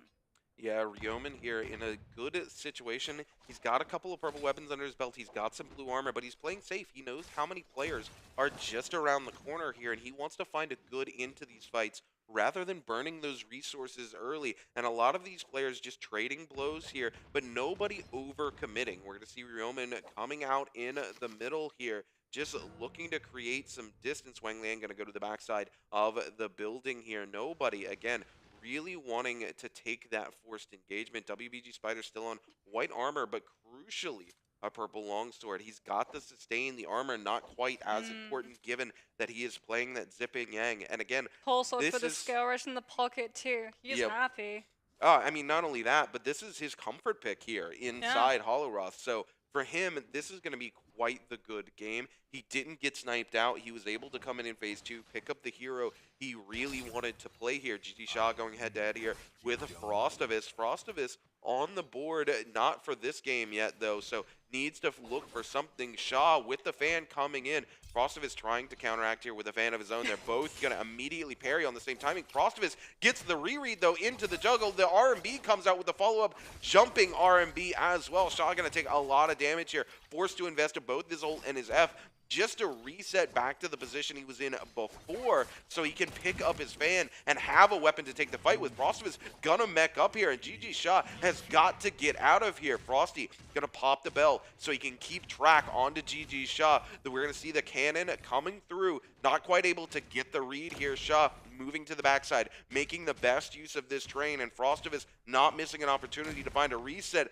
The slide off the side into the cannon shot will put a dent into the shield there of GG Shaw, but Shaw with a half-broken armor sitting inside that tent, able to find the armor swap and then get a pot off as well. We'll go back to a full reset. Frostavis, GG Shaw, both of them back at the full neutral. Frostavis, though, finds a grapple into left click here. We will see yet another parry onto GG Shaw, into it yet again. You might as well just call this the Frostavis. I mean, this man, sorry, that was so impressive to see him do it so many times so cleanly that you're just at a loss for words. But again, that's been his MO here. He picks up the fan. He's able to find it. No, he doesn't find the clean again. The terrain changes the timing on the roll there for GG Shaw. Shaw not going to suffer the full damage of that Frostavis combo again. Shaw looking to come in here, trying to utilize the staff. He will find the parry, though, there onto the fan, and Frostavis is on the back, but he doesn't have the F. Shaw does. He tries to convert it, but Frostavis able to turn it around here. Now, Shaw, Frostavis, equal in HP here. Who's going to find their ultimate first? The bow shots come out. Frostavis wants to keep the pressure up, both of them. Find a little bit of a reset, but those bow shots are going to put Frostavis massively behind. Frostavis now trying to come in for that kill. Shaw with the fan looking to scoop the fairy and hold her close to not allow the reset to come through. Frostavis sees that the bow hasn't come through, baits out the spacing from Shaw, cancels the heal to come in and keep the threat with those dual halberds, as we're going to see the attempt at the jump parry. Shaw does not play into it, however, and Frostavis yet again is forced to try and disengage. Shaw with the fan off of that bow now going to come through and make sure he doesn't find the disengage, and yet again Shaw's able to find the parry, uppercut extension into throwing out of the R&B on the fan we go. If Frostavis can do it, so too can Shaw, but this is something that Shaw can't do that Frostavis can. V3 comes out, Mech immediately jumped into for the Farrier, and Shaw now on the back foot, taking a lot of pressure from those shots coming on out of the Mech. Does have the zip sustainability, wants to see whether or not he can bait Frostavis into using the cannon form and look to try and find the dodge. As Frostavis decides he's not going to keep applying the pressure, he's going to drop out of the Mech, try and loot up to find any form of resource to keep his health pushing back up, because Rune, I think that fight went on for so long. Yeah, he was out of Vitalia. He actually had to go find a different trove and look for Vitalia. The fight went on that long. What an insane turnaround for both of those players. Yeah, and GG Shaw doing the smart thing here. He's got his ultimate back. He hasn't invested the F. He's back at a full reset, decides, I've already overcommitted to this fight. I've gone through ult phase twice here. We're going to step away and look for another player because I can't spend the entire game fighting Frostovis only to pick up a single elimination, make it to late game, and not have scaled up. So good decisions coming in from GG Shaw. Panda Man here on that hottie pick going to get parried, and oh my goodness, what he parries away is a legendary fan. And Akuma had it already. Oh, did he? Yeah. What did he? Okay, I didn't see what he parried away there. It looked like he picked up the fan there, but Akuma, an absolute degen on the dagger, now going to be coming in with the fan here, and you know he's going to be looking to use that powerful R&B. He's going to be using those dashes. Unfortunately, he's going to get picked up here by these dual blades, and he's in a tight spot. Akuma doesn't have that Aegis ultimate to use just yet, finds the parry onto Mike, who does have the F1 on the Farrier, has to be careful. He doesn't get scooped into the R&B. Akuma mixing things up, throws the LMB, but Mike is still able to get into the mech, and Akuma's not able to hide behind the pillar in time. Mike overholds the second cannon shot, and Akuma doesn't read into it, and he goes down to Mike with the Farrier ultimate. Moving now our attention, here's why Frostvus decided to reposition that fight, but it's just deja vu because Rune, we've been here before. Frostovus going to take a fight against GG Shaw. 28 seconds left. Frostovus with the blue throw out is going to find the kill. Finally, we see the curtain close on a fight that has been going on for the last 5 minutes. Look, this happens sometime, but Frostovus making the clean adjustment, right? In the original fight that he takes with them, he never once overholds the blue there in a crucial moment where it is do or die. If the zip gets away and is able to reinvest the F or the ultimate, he's not going to be able to clean up that elimination, and it's just going to go back to the chase. Instead, having not shown his hand this entire time, he makes the decision to go for the overhold. He knows that it's a risky 50-50, but if it pans out, it's going to be glorious for him, and sure enough, it does pan out. He's able to release the overhold, picks up the elimination, and now it's GG Shaw who is heading back to the Soul Altar. Mike heading towards Panda Man as well, emboldened with that Vermilion Bird's Might as well as that ultimate. Panda Man going to be playing towards the center of this map, wanting the information, wanting those bells around him to get a read on how many players he's going to be fighting into, because he's on the hardy. If he uses the F2 and runs into another player, that is his escape tool removed. As Akuma looking to remove Shaw from the lobby, Akuma was able to backtrack to a body and actually pick up a bloom. Shaw has not been able to do the same, and that's a very early Zip F1 having to be used because of the amount of damage that legendary fan does. We've got heat coming through from Ballista, Spider yet again drawn into this attention. We've even got Wang Liang coming in with the wind spout on the extreme fan skin. It looks absolutely gorgeous as we're going to see GG Shana moving into position with the Ballista, and that's going to mean that every player in the area has to hug the tower like their life depends on it, because Rune, it kind of does. Yeah, it absolutely does. Like we said, Ballista's always good for one, and you don't want to be that one. Frostovus here feeling forced to invest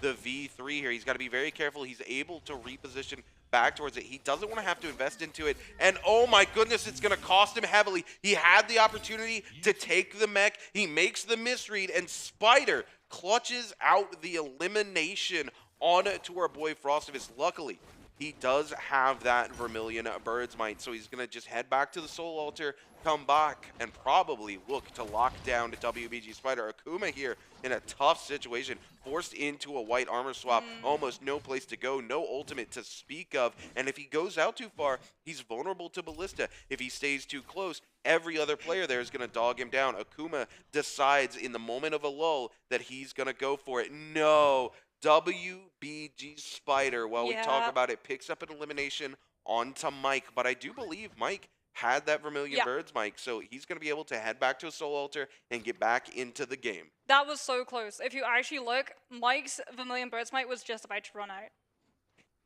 That's crazy. 3 seconds later, and he's out of this lobby early. Spider already, 3 kills coming through. Akuma has been able to survive, but Frostivus, now off of that Soul Altar because of that Vermilion Bird Smite, has actually been able to see where that ACOS has gone through and has tracked his progress. Has to deal, however, with the third party coming through from Wang Liang, and as a result, Akuma is going to try and slip away into the zone, but he's not able to break noise in time. He's spotted by Wang Liang, who's heading... Well, he was thinking about heading out towards City of Tanks, chase him down, but no, he knows that there's another player around. He knows if he goes into the zone too deep, he's the one that's going to be out of position and punished, because a lot of these other players wanted to chase that ACOS themselves too.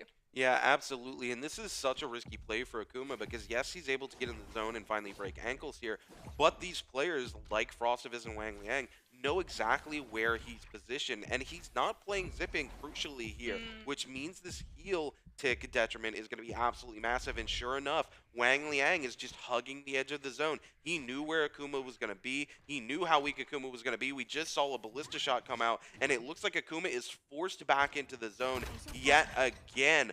Just out of range, GG Shaw up here outside the 100-meter range of the ballista, throwing a shot. Not going to find it on Akuma. Akuma able to find some heals here inside the zone. Surely the heal cut's about to come through though, right? Well, he cleansed it by stepping back into the out of the zone and then back in. So that's why he was able to go back in and start popping pots, but he's got to be careful. Now, though, he knows that Wang Liang and, of course, Frostivus have been rotating in that direction. He can rotate back the opposite direction and potentially get away with it.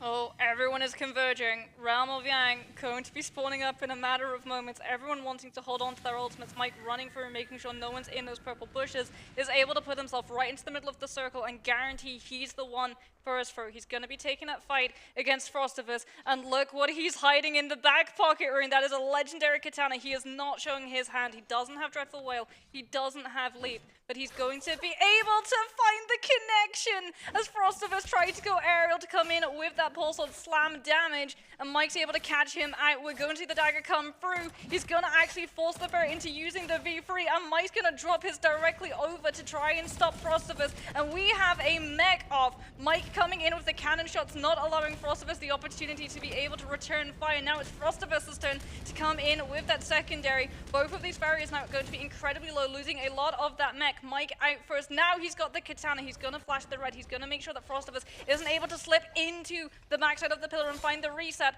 as Mike forces the F1. He's also had to use his. We're going to see Frostivus try to throw the blue to be able to clank because Mike baited him into expecting the blue. And as a result, Mike with the mind games walks away on top.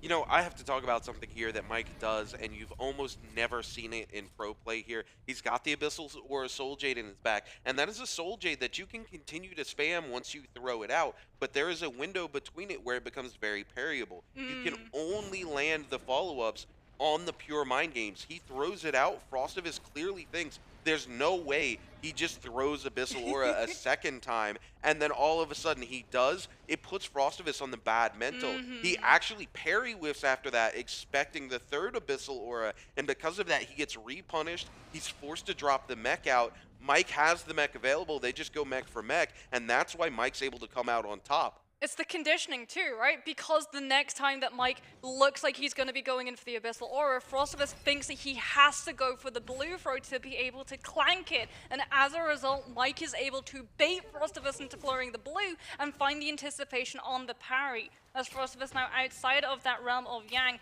with that Yang depletion, 3 minutes to be able to lock himself up a Soul Bloom, or he's out of this lobby early. Riemann was actually run right past him inside that purple bush. He's now been spotted out. Mike with the Mystic Might forcing him outside of that hiding position. And now we're going to see a lot of these players try and turn their attention. Riemann with the Wisps going to be taking a lot of damage from Pandaman. He doesn't have the combo breaker of the app to be able to maneuver away. He has to use the ultimate. Instead, it's going to be dropped, and he tries to scoop Pandaman into the Windwall with the RMB, and he uses the Wisp to be able to zone Pandaman, but Pandaman with the jump parry is going to be able to find the punishment. Mike trying to steal the kill of the RMB on the longsword, and I think it was actually the longsword getting parried as a result by Pandaman on the follow-up. Ryuman on an absolute sliver of health with the staff trying to find the scale rush, but Pandaman intercepts. We're going to see the pettiest of soul jades come into play as Pandaman and Mike are now taking so much heel tick damage coming off of that poison splash. Pandaman on the back foot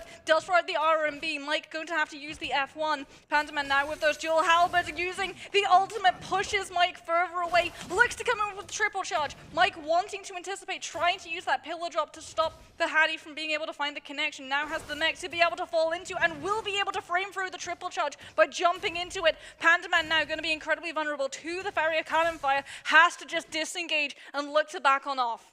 Yeah, both of these players are going to go take a reset here. Mike doesn't really have the option to chase here, given how much movement Potty really has. Pandaman tries to make it to knock him away from the pillar. He's just not quite able to. He knows what his win condition is following that, and it's resetting and taking it deeper into the lobby. As we turn to Tryhard here, who we haven't seen all game here, but has picked up double eliminations. Just picked up an elimination on to Chu Zhang. Of course, Chu Zhang being that Tessa pick we talked about, and unfortunately not having done a whole lot with him, Moxie. Yeah, Tessa is always going to be really hard, as we talked about. When you're running the V1, it's so easy for these players in isolated fights to anticipate the ultimate and just dodge away from it. And that, as a Tessa, is your best zoning tool, especially if you're forced into using the F1 incredibly early on by all of these players in the surrounding areas, looking to jump on you because they know if you're forced into panicking and throwing your ultimate, you're going to be incredibly vulnerable, and they can play as aggressive as they want without having to hold off and wait for the ult to be baited out early.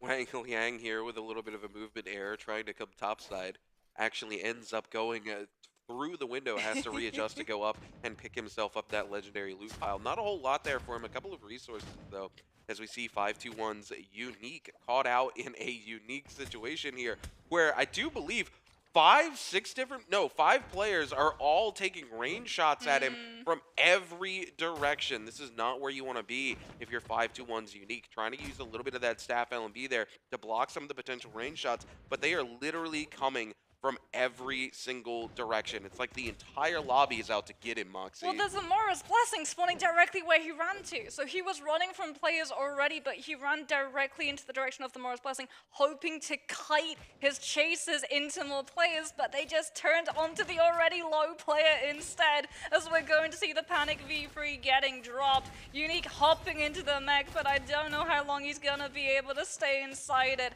Has to use the boosters immediately to put himself on the rooftop, but everywhere he runs, there's just player after player meeting him at every turn and corner. And Spider walks away with the kill from the musket. And now, are we going to see the fight continue? No, and as a result, I think Rune Spider might just have got a Mora's Blessing for free.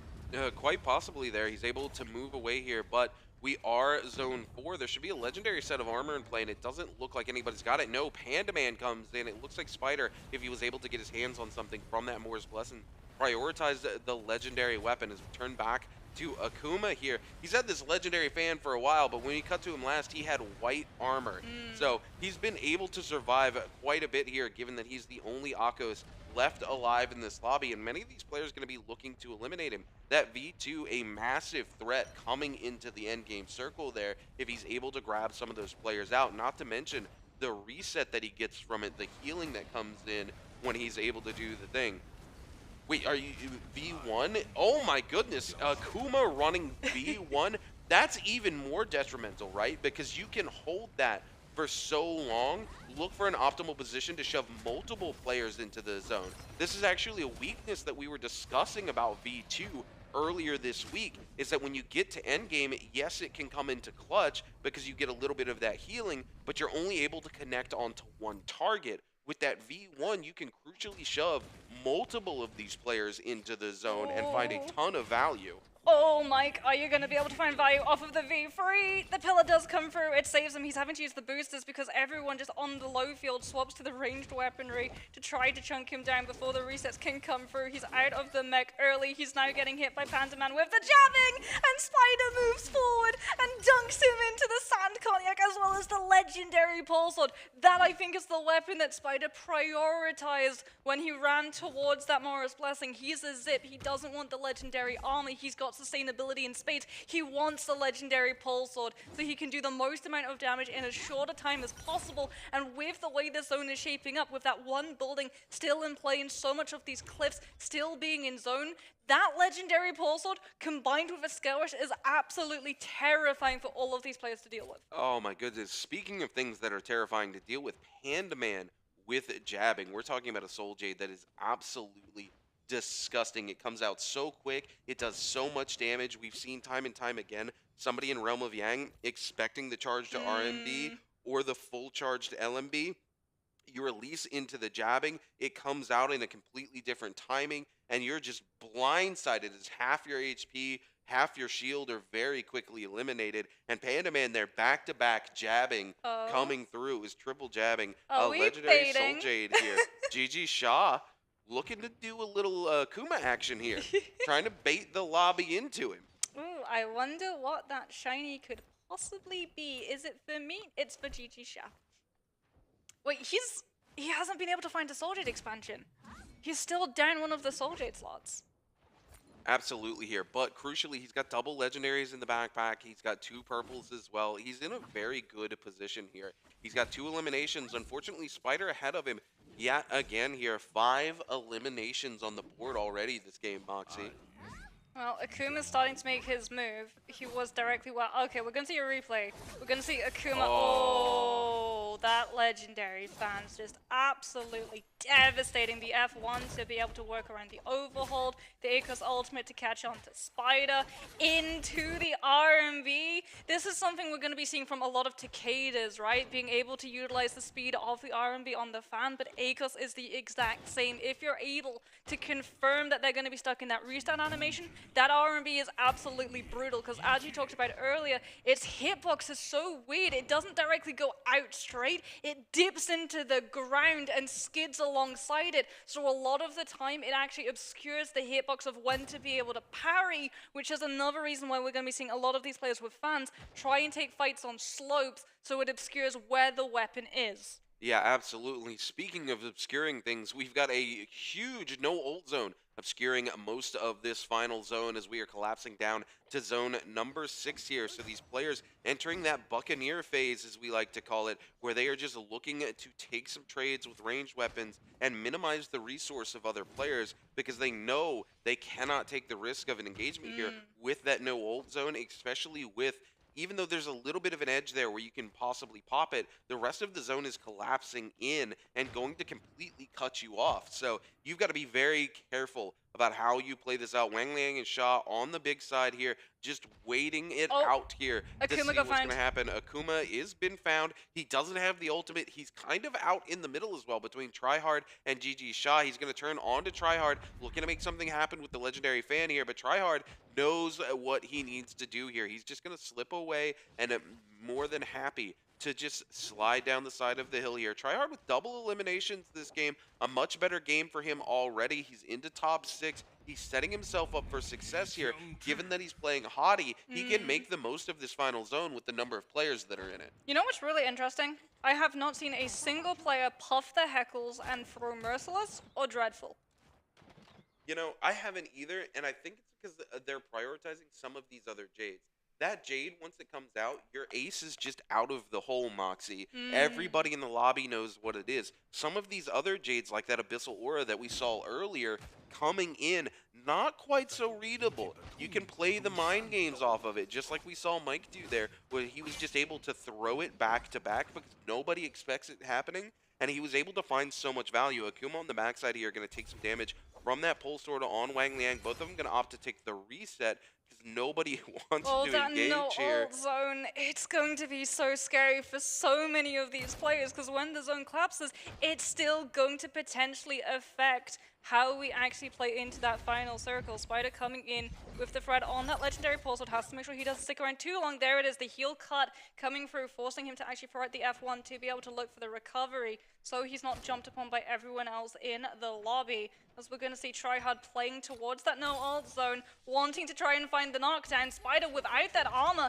now the one vulnerable that Evan could potentially turn into. He looks to try and break noise behind those rocks, using the threat of that pulse sword and then cancelling it out. And someone walks in front of the fight to take the attention away from him. Spider is gift wrapped a reset opportunity, and Akuma is now the one coming in with the V1 on the ACOS, but is it cancelled early because the no ult zone gets popped? Oh my goodness, absolutely insane. Moxie, DRG's Akumi here, unfortunately only gets the one as this lobby continues to go down. We're not going to see another ultimate. This no ult zone is going to impact the rest of our game here. We're looking at 70 seconds remaining.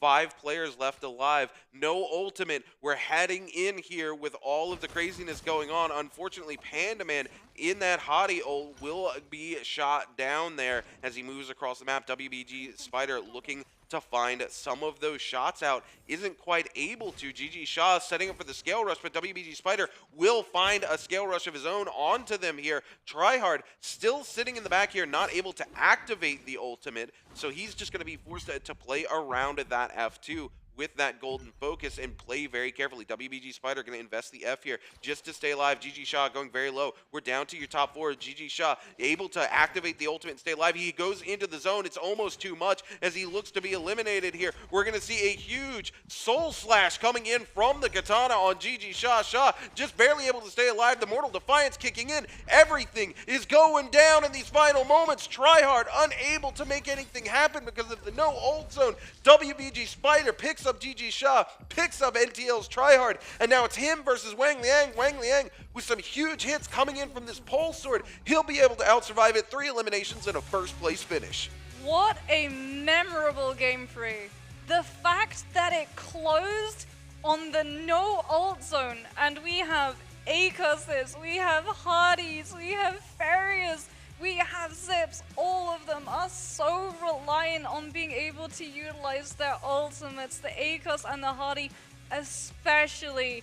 And it's going to be memorable for another reason entirely, because WBG Spider, back-to-back MVPs for this boy. He is feeling incredibly happy with himself. He has turned around what started off a really poor performance, and he is looking locked on to make it all the way from this stage to Chengdu and lift that trophy once again.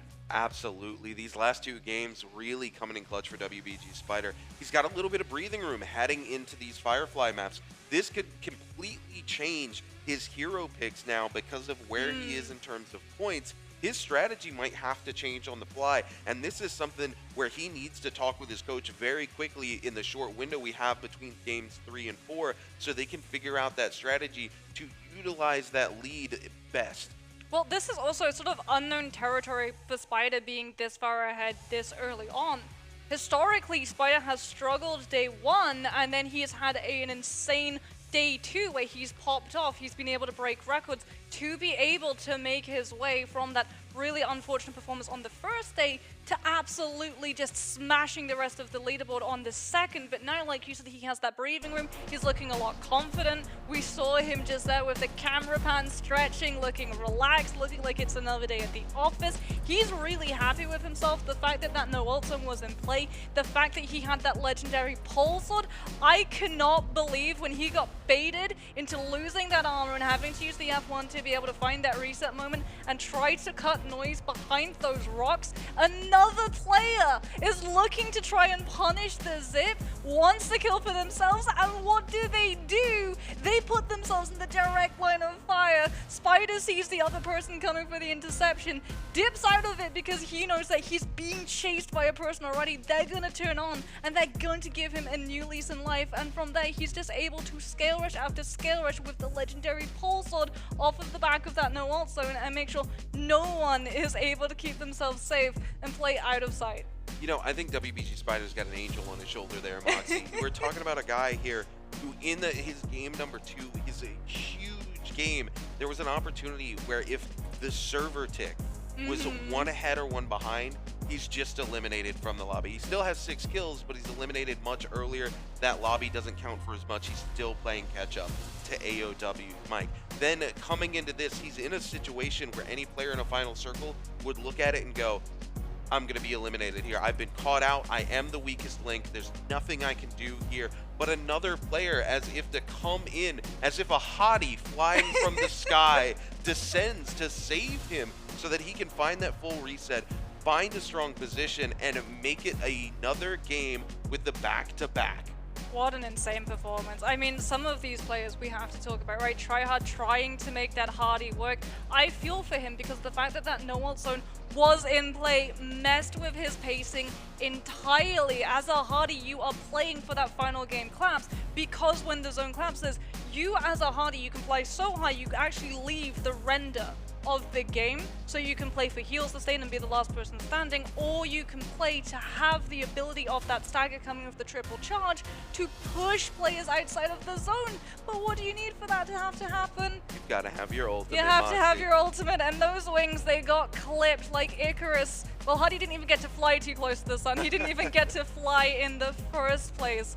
Sometimes we have just insanely memorable Holoroth games, like we've had some insane plays where the final zone collapsed directly on Salvation Podium, and we had all of the players running from the front of Ballista. We've had the zone collapse sometimes in the middle of a snowstorm, and everyone's forced to use their ultimates early.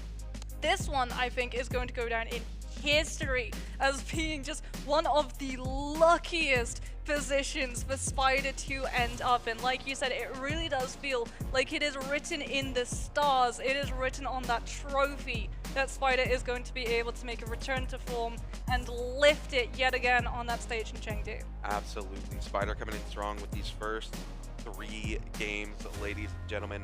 You are not going to want to peel your eyes away from the screen, though, because we've got 3 more games that are coming, and these are going to be just as heated, if not more so.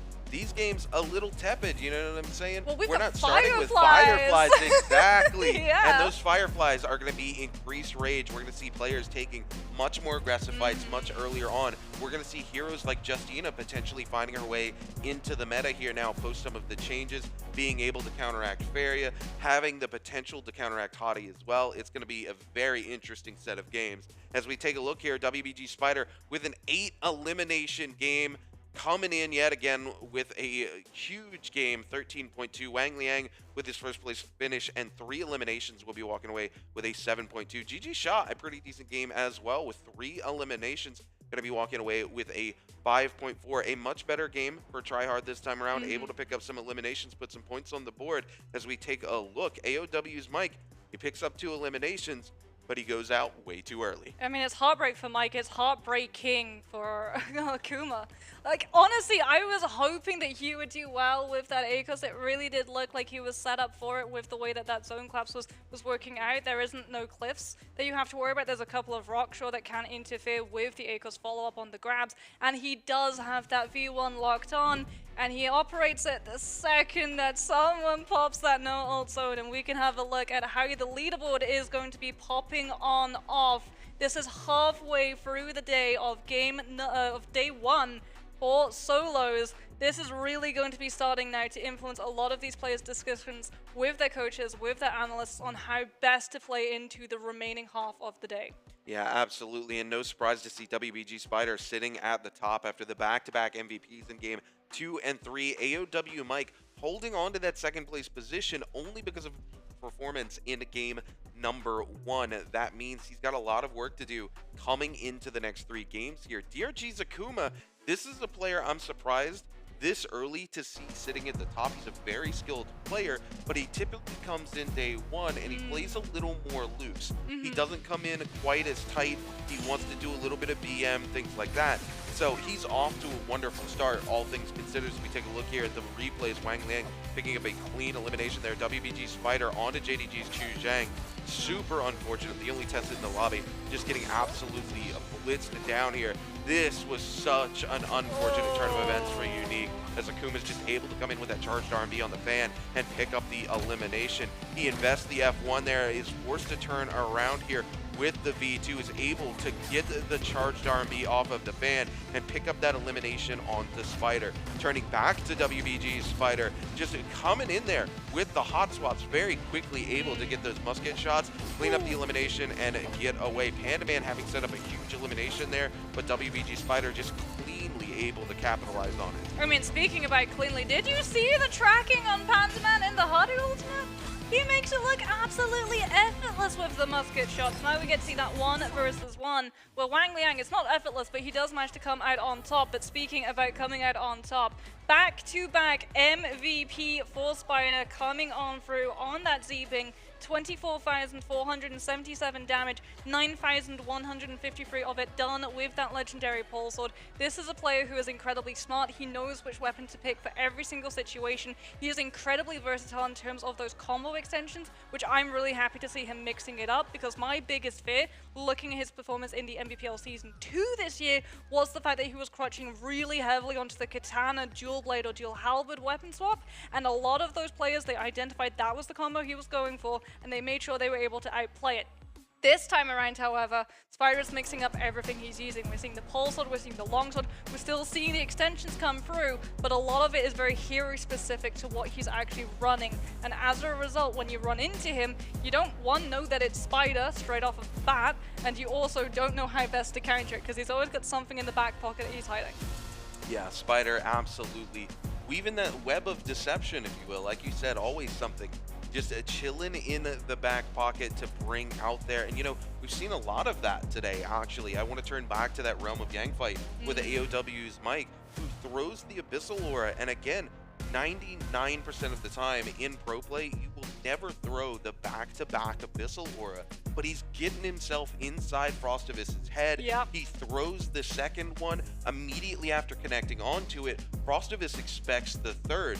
He's completely stunned by the fact that he threw the second one. He throws the parry whip out. Mike knows he's gotten to his head, so he just tap dodge resets, takes back control of the fight, forces the pillar, and it's like he has this beautiful read on Frostovis, and once you get inside a player's head like that, it's almost impossible for them to come back in a fight. I mean, there's a reason that Mike is so renowned in NARAKA. Like you said, he is incredibly good at being able to turn his opponent's comfort zones entirely against them. He gets into their head, he forces them into throwing blues, and one person, you know, that was renowned for throwing blues and has been mixing things up is Pandaman. And speaking about Pandaman, he's not been able to find an MVP, but I think moving into the second half of the day, that's when he's really going to start picking up heat, because that Tarka pick, it's just waiting in the wings. And speaking about waiting in the wings, I know that we have a couple of people who are definitely going to be waiting in the wings as we cut to this interview. We'll be right back. Hi everyone, welcome to Jacob and Leah. So for this time interview, we invite ELD Frostovis from NA region. So please introduce yourself to our audience first. Hi, my name is Frostovis and I am from Indonesia and I am currently representing North America. Okay, welcome. Also welcome to China. And so for the first question will be, today is the first day for Jacob. So how do you think about the first 3 games? The first 3 games, I think Spider and Mike is a monster and they're all really good. And what about yourself's performance? I'm not too happy with my performance right now because I'm currently sick. But yeah, I will still try my best on the last 3 games. Okay, sorry to hear that. But also I want to ask you, like, any players left you deep impressions in the first 3 games? It's definitely Mike and Spider because it feels like they're kind of bullying me, but yeah, they're like monsters. Maybe someone else. I had one. Do you remember, like, GG Sha? Yeah, GG Sha. Especially in the game third. Game 3, the Born fight. You have really long Born fight. Also in the first Yang. So how do you think about his performance? Like GG Sha's performance? Yeah. I saw his scores and I think we're on par at least. That's why we have like a really long fight, because we're both like I would consider maybe equal. Is a good word. Yeah. Yeah, I see. So let's move on to our answer professor. Okay, maybe later. So this time come to our group games. How do you think the difference between like in a colorful competition? Compared to this J Cup, Yeah. it's much harder. It feels everyone here like really good and they can fight. Mhm. And yeah, like in North America, I feel like I can beat everyone, but here I have to work for it. Okay, so I heard you said you think Mike and Spider is really strong. So maybe you choose one to as your idol. Which one you would choose? I've always been a fan of Mike, then Spider. Mike? Yeah, Mike then But Spider. Mike didn't took part in the last J Cup, you know? Yeah, but But you watch MPPL. yeah, Right. I was watching in BPL, and I've always preferred Mike than Spider. Okay, but in Game 3, I think you Game- met him in the second Young. You Uh, remember? In Game 3? Yeah, Mike. Yeah. Yeah, how do you think about him? He- Performance in the Young? Yeah, he did beat me, right? So yeah, I think he's still better than me, but. Okay, so let's see the answer for judges. So for this time, our question is how many total points did Fort Stevens earn? So you know the you know the answer, right? But also, I have to ask you: do you satisfied with your total score? So far? Not currently. So what's your plan for the following games? My plan. So because the next 3 games is going to be offensive, I feel like that's where I should maybe do better than the previous 3 games. Yeah, so I also noticed that in the first game you choose Takeda. Is Takeda your first choice at that time? No, it's because the new rule, Yeah. like for the ban pick, the 2 heroes that I was gonna pick was banned, so I picked Takeda. So who's your first choice? It would be either Zipping or Feria. Yeah, maybe Zipping. Okay. Okay, so please say the answer to our audience if you want to. 3 to what? Or No, the answer. Okay. The answer is D. Okay, so please count down the time for the screenshot, please. 3, 2, 1. Screenshot, everyone. Also, so is that the first time for you come to China? Yes, this is the first time I've been to China. Uh, Before I went to Hong Kong and Macau, but that's about it. Oh. Never like the China mainland. Okay, so did you eat any like Chinese dishes you like? I can't really remember. I don't think I went to any restaurants that's like authentic Chinese food. Although I want to still. Okay, okay, we will have chance. Okay, so for the following games, just good luck to you. Okay, thanks for doing this. That's all for our interview. Bye bye, everyone.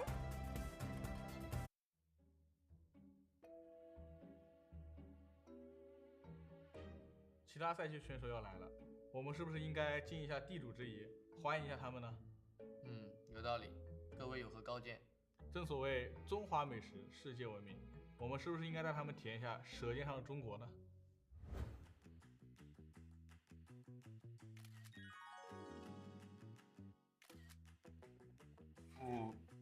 您这个，您这个。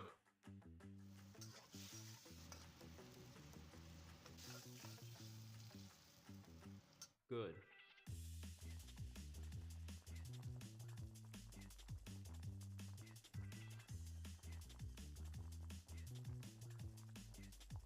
停！要是我们吃坏了肚子，到时都打入界杯，我觉得不行。我们应该直接带他们去体验中国的国粹。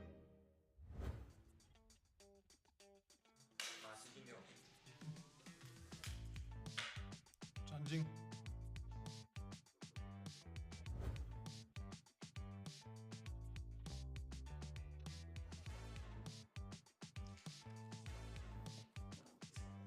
念。1万，干。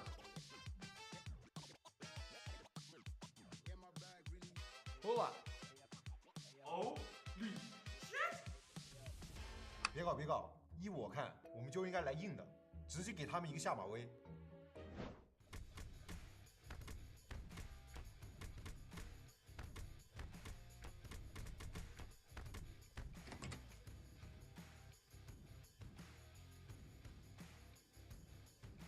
我等你很久。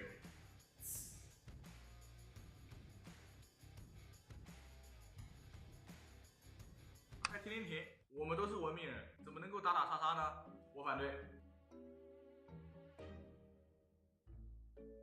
现在战斗开了，你们还在干嘛呢？赶紧走啊！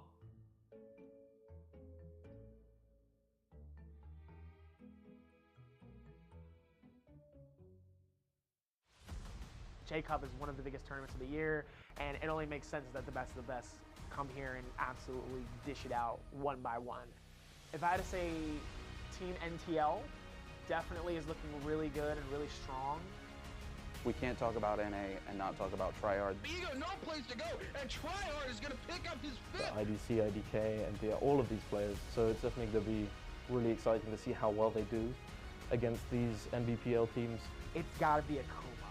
It has to be a Kuma. He's able to come through, and he provokes people. He pokes bears. He's like, hey, I'm over here. We've got Wang Liang having performed extremely well at the end of the NBPL split. On the odds to take the victory here in this round with Yang. I think Team 521 coming from the SCA region, playing the game in the way that they want to play it. I'm going to be focusing a lot on KLA and XCG. Those two teams in particular have been very, very consistent in their play styles. Is Spider gonna hold up to all of this hype that he's brought so far? Oh, he almost was able to, but Mike still maneuvers and he parries him. Or is Mike going to continue his dynasty and win? Got him down, and then Jan is going to shut down Mike.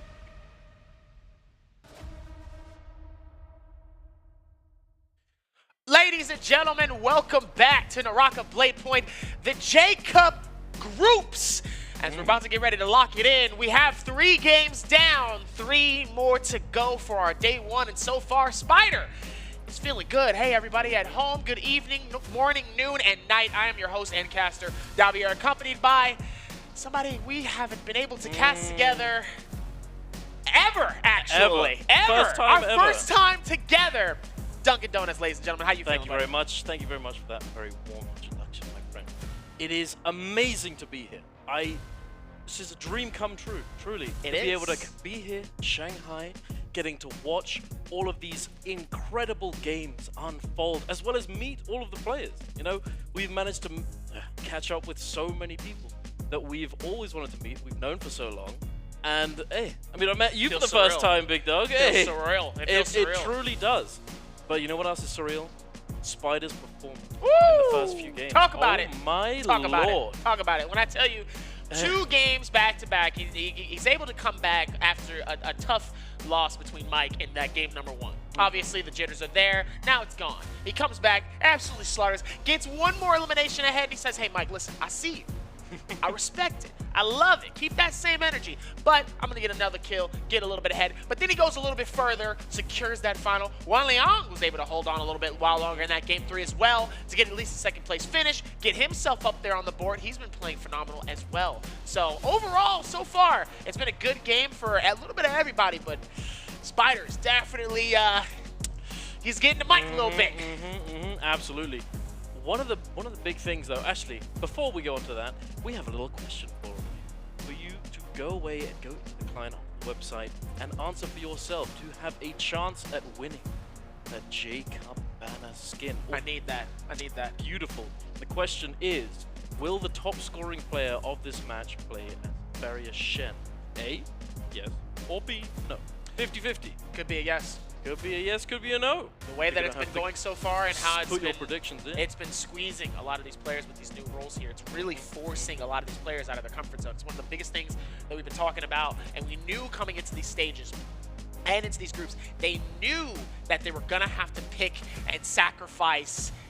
Ooh, maybe I might have to play one of my uncomfortable picks for this game, knowing that I'm gonna play one of my mains that I know long term. So we're not seeing 12-man lobbies as much as we used to. We're not seeing that no more. Now everybody really has to really think about every single pick, every single stance. I mean, at the end of the day, it definitely brings a different competitive spirit to everybody, but at the same time, the aggression is still the same.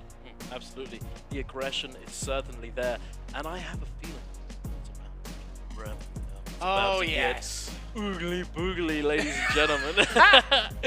Oh, I'm so excited. How'd that feel? Oh, that felt good. That felt good? That felt good. That felt good. No, it's going to ramp up a considerable amount, I envision, as we are heading on over.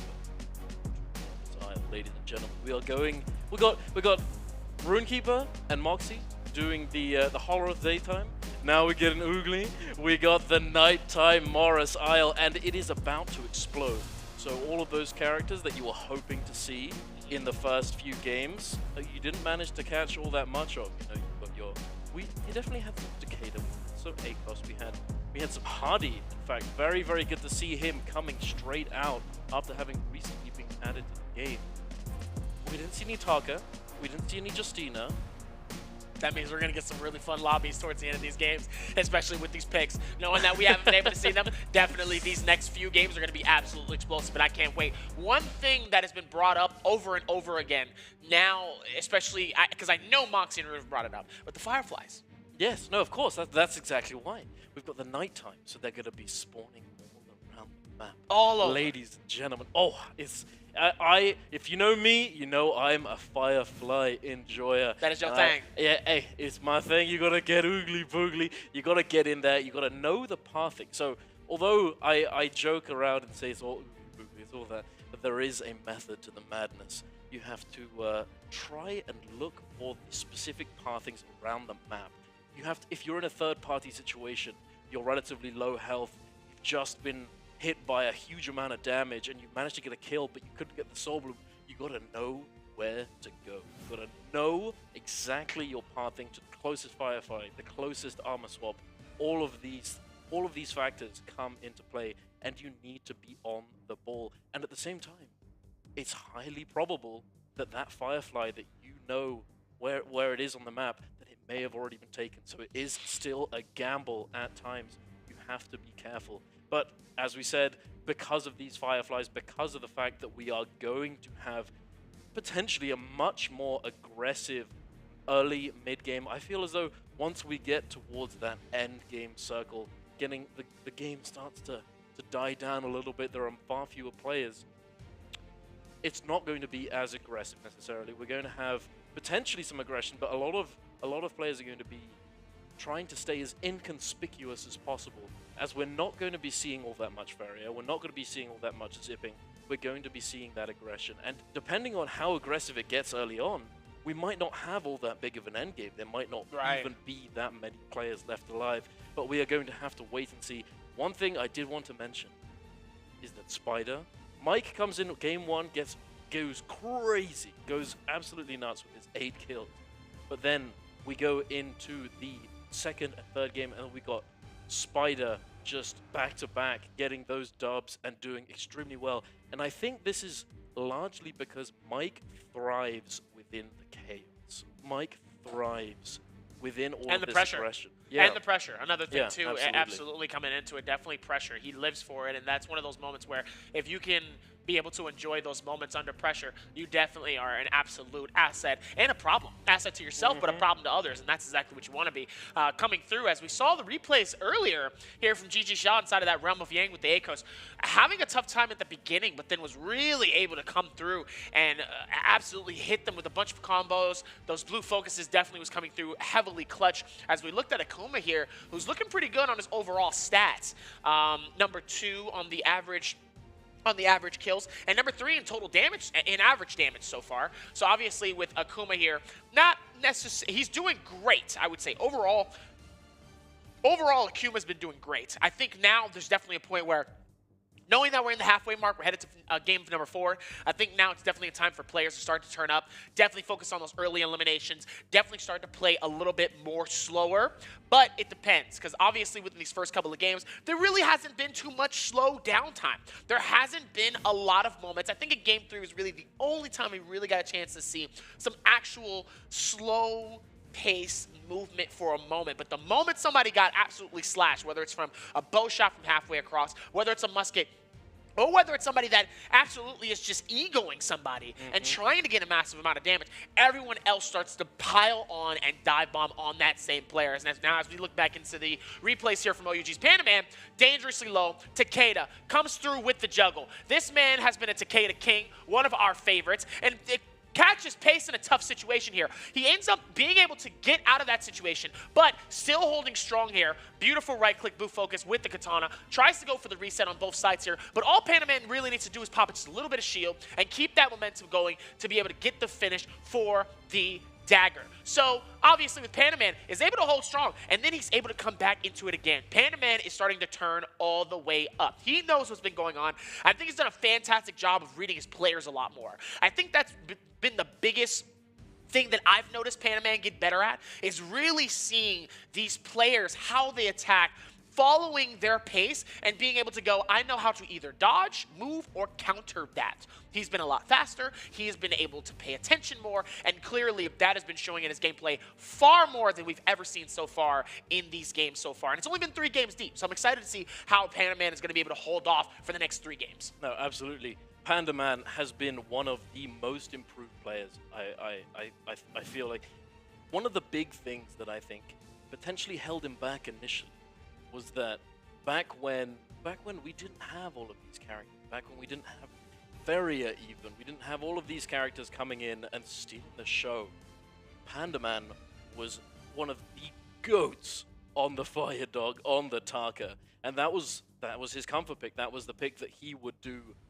the best on. But as the metas have evolved, as the seasons have progressed, Taka has fallen further and further down the ladder, so he's been forced to adapt, forced to try and find new avenues to success. And that's good. Through different character picks. And that's good. Absolutely. That's how you win. Diversifying your character pool is one of the best things that you can do as a professional NARAKA player. But here we are going to be going into the character selection phase. This is all brand new, and I love it. I do really like this new addition, this changed format. I feel like it's definitely spicing things up. It's absolutely making it so that certain lobbies aren't just jam-packed full of a specific character, and we're going to be graced with their character picks very shortly. And I'm not gonna lie, you know me, Dubby, and everyone at home knows me. I want to see some Target. Oh, absolutely. Listen, you get hero picks, and you know me, I love maps. I love seeing percentages on where people land, especially in the beginning of these fights. These fights, when they first land, are so crucial to how the rest of the game is going to go for some of these players. That confidence really starts to set in after you get that first elimination, and they start to get those picks little by little. So obviously, first round selection starts to come through here, and it looks like Ryuman's already got his first pick, and it looks like the Feria is going to get picked, is going to get claimed. Still getting AOW's Mike. Nice little bit of a switch here as well. A little bit of some A-Coast action. Looks like Feria, also another one. Yeah, we've got Hadi on the right for Lobby 28. Tanoshi and IDK Ryoman and DRG Akuma both going for that Feria pick. I mean, the thing is, one of these very interesting dynamics when you are in these kind of lobbies is that although you're going into a Firefly lobby, although that you're going into a much more aggressive lobby, and some people might think, oh, it's probably best for me to pick an aggressive character like Taka, like Takeda, like ACOS, all of these sorts of things. Yeah, exactly. Not necessarily. You can potentially opt for those defensive characters like Feria, potentially zipping, all of this sort of thing, and then look to try and go for Morris Blessings as opposed to Yang portal fights, and look to try and scale up into the end game through that avenue, and not look to go for these isolated 1v1 fights. You want to try and get into those 1v1 skirmishes, which is where you excel as a character like Zipping or Feria, because you have an amazing combo break on Feria, for example. You're able to use it very aggressively, you're able to leverage it very well, and then you have that mech to be able to distance yourself from a potentially bad situation. But we have all the mechanics in this lobby. We have Hadi and Feria. Hadi, in the lore for the game, is in fact Feria's teacher, which I think is very cool. And I love the addition of Hadi. He's an extremely interesting character. He changes it up so much, and I'm hey, shout out to the NARAKA dev team. They did an amazing job with Hadi. But here we are on the final stage of the picks, and we have a little bit of a mix-up. We have a Justina and a Zai pick. Very, very interesting. Wang Liang, I think it was, that picked up that Zai, and we have Frostivus on the Justina, going to be a very interesting match. Having those two unique characters in the lobby, we don't have a single other Justina, we don't have a single other Zai, so they are going to stick out like a sore thumb in that lobby amongst all the Hadis, amongst all the Farriers. So it may in fact end up being quite a detriment to them, potentially, as they stand out so easily. They might get targeted very heavily, and we're going to have to wait and see. Getting all of these cam shots of the players. Spider, calculation master. My guy, he thrives on the calm and collected, the daytime games, but he definitely knows how to get down and spice it up. But we're going to have to wait and see. I think there may be a slight delay here, but we are going to be jumping right into the action very shortly. Ryoman is a player that I would like to talk about. A homie, a boy from EU. My good friend Ryoman. It's been lovely to meet him, but for the first time ever, my guy is jacked. He's got arms like a tank, but he, and I'm not gonna lie, he's got arms like a beast. And he, lovely guy. But he's been performing relatively well. I mean, he's definitely not been at the very top of the leaderboard. It is rather difficult for him, as he is not only here for solos, but he is also here for trios. So leading up to these group stages, you're having to potentially split practice, split focus on different things, and it can be rather difficult. None of the Chinese players for solos are in fact also trio players, so it definitely speaks to how much work there is for those select players that are in fact in both game modes. It can be quite rough, can be quite difficult to manage all of that. But hey, my boy, he's picked up a few kills. He's not sitting at the bottom of the leaderboard, and he is trying his heart out. He told me earlier that he was he was ready, but he told me in the past, a little sneak peek into the mind of Ryoman, that in the past when he's played certain tournaments, whatever it might be, he's always got music. He's even potentially got some anime up on his second monitor, and he's just vibing out. My guy is just sat there watching stuff on his other monitor, vibing, and he's just, it's his method, you know. He's chilled out, he's calm, not overthinking things, and that is pretty much how we need these players to be. You know, you don't want to be overthinking things. You don't want to be nervous. You don't want to be anxious. Not. You want to be level-headed and ready to go. Definitely have to be level-headed in these moments, especially knowing that we are in the halfway mark already. So even within that, coming into it, they know that they have this energy. They know they need to get these eliminations, but they also have to realize that now is the time to really get this first day and start strong. You want to be able to put your best foot forward. You know what I always say? First impressions are everything. Very true. So coming into this, you got to start strong, and obviously you got to match the energy of a Spider or of a Mike, and obviously with matching that energy is going to be the energy that they're hopefully going to bring in game number 4, as we're going to get ready to lock in. The players have been set, they know what they're playing, and it's time to get ready to lock it in onto Morris Isle. Back to the OG map that we all know and love for our group stages from A and B. So we have some players from all over. We have CN, we have SCA, EU. So far, the 2 CN players absolutely popping off, and obviously the hero picks. Let's start from the top. Let's start from the top, Derby. We have the Zai, for Wang Liang, Chu Zheng, Spider, Tanoshi, Tryhard, all picking up that Hadi. We have Mike on the standalone ACOS pick. We have Pandaman and Akuma and Ryoman still on that Ferrier. I'm pretty sure that all 3 of those players have now picked Ferrier for their second time this series, meaning that they are no longer going to be able to pick up Ferrier in the later games. They've probably got something cooked up, ready to go. I definitely want to see Pandaman pull out that Taka pick, as he has always done. As long as we have known him, he's definitely moved away. Originally, he would opt to go for that double Taka pick, as it was his comfort pick. But now, times have changed, and he is picking up the double Ferrier. Probably the smart move. Taka is not in the... He's definitely playable. And thing is, as the day progresses, as the series progresses, he's going to likely end up getting picks, as this new pick selection format for these games has changed a lot, and it might force players into picking things that are potentially aren't top tier. And it's definitely going to be packed out here as we see a lot of people landing. It's going to be a little past Celestra here. Definitely one of the smaller huts towards this left side is going to be a very popular location. But it looks like that far back section before you get to the cliffside definitely is going to be the main staple of where everybody's going to be fighting. I mean, I'm seeing XCG 521. We're seeing IDK. I'm seeing JDG Shazang. It looks like WBG Spider has opted out of being in one of the huts by himself. And it looks like Mike is thinking probably the same thing up top, but there definitely is going to be one player landing right next to them, so there could be an immediate fight.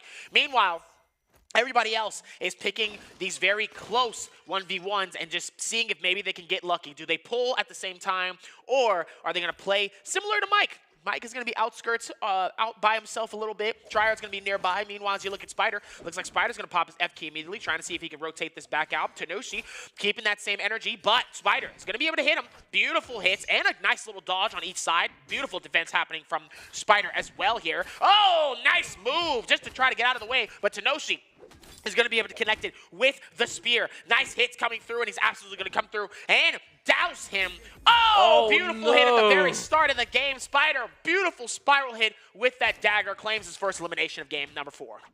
Absolutely, very nicely done there. We have Mike and Tryhard over here at the lake, and it looked as though Tryhard did not have all that many resources in armor and weaponry to play with. Unfortunately, he does get taken down early on in the game. Mike, with those purple nunchucks, able to output a considerable amount of damage and lock down Tryhard, able to eliminate him early on. But hey, it's the very start of the game. There is so much time to come back into the lobby as you have that resurrection. Spider over here putting pressure onto Ryomen. Ryomen getting chipped away at by all of these ranged projectiles, all of these players surrounding him. Ryomen goes for the jump parry. He's unable to find the connection. Spider taking considerable amount of damage as well. Frostivus putting in those range shots. He's put in work in the aim lab, and he has been chipping away at Spider's health. Almost... Ooh, okay, so he now does opt to cancel that ultimate. Spider managing to find that full reset. Ryomen as well, also managing to find that reset. A little bit of a... He's definitely come out the victor in this trade, I would say. Ryomen not having used his ultimate just there, having a considerable amount more rage than Spider and a little bit more effective health.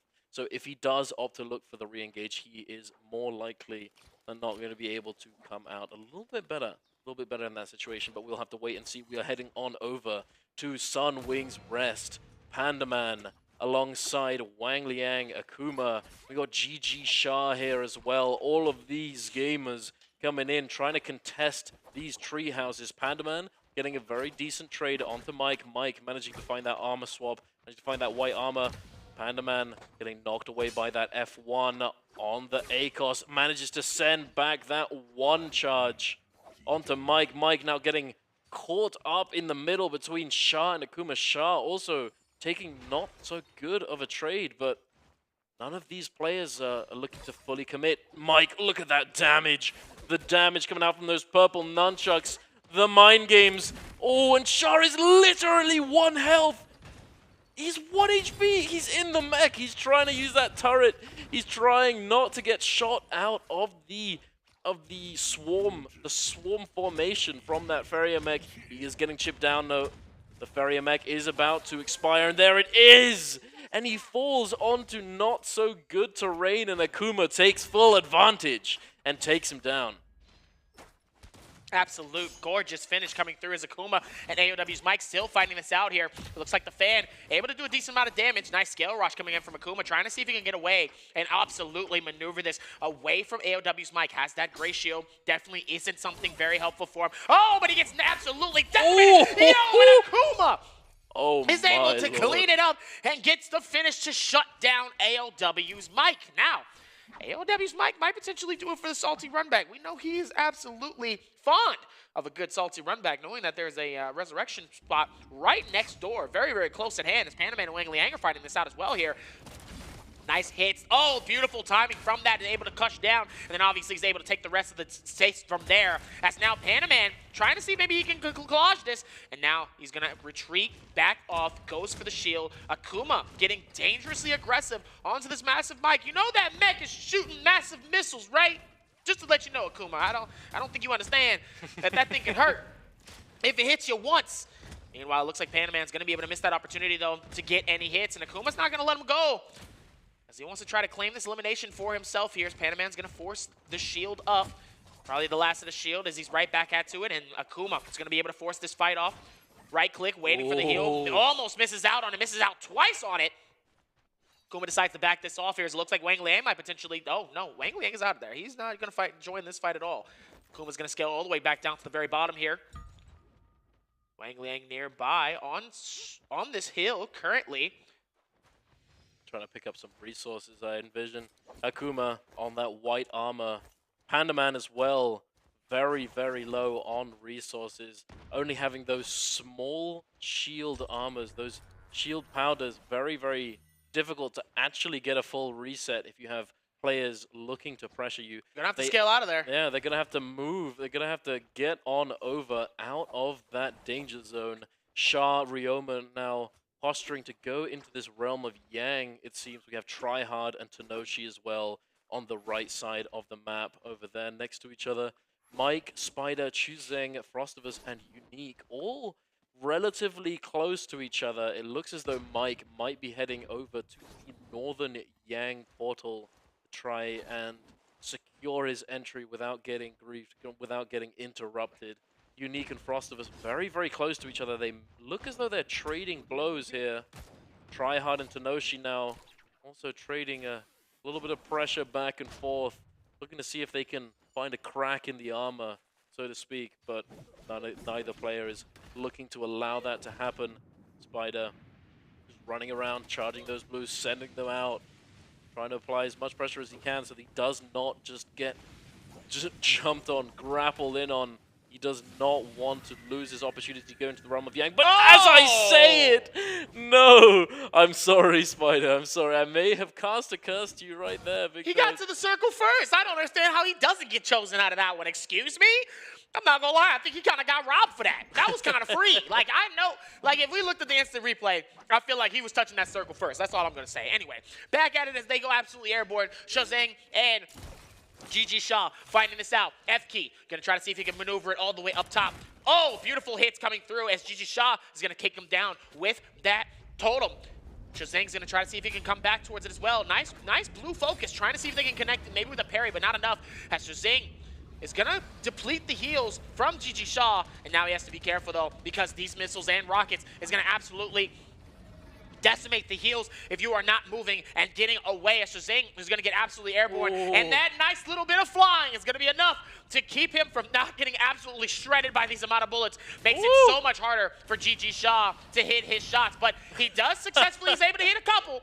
It's not necessarily impossible, but it makes you a very, very well-rounded player if you were able to do that. Oh, beautifully done there. Shazeng trying to see if maybe he can escape this point as well here, and it immediately comes through with the landing. Gunshots coming through as GG Shaw is going to try to see if he can connect it. Shazeng, beautiful defense on both sides here, waiting for it. As it looks like ELD from NA definitely was able to hold on strong, and just like that, Shazeng is able to also win his Realm of Yang in this game number 4. Very nicely done. Shuzeng actually cancelling his horizontal blue focus on the nunchucks with that grapple, anticipating the parry from his opponent.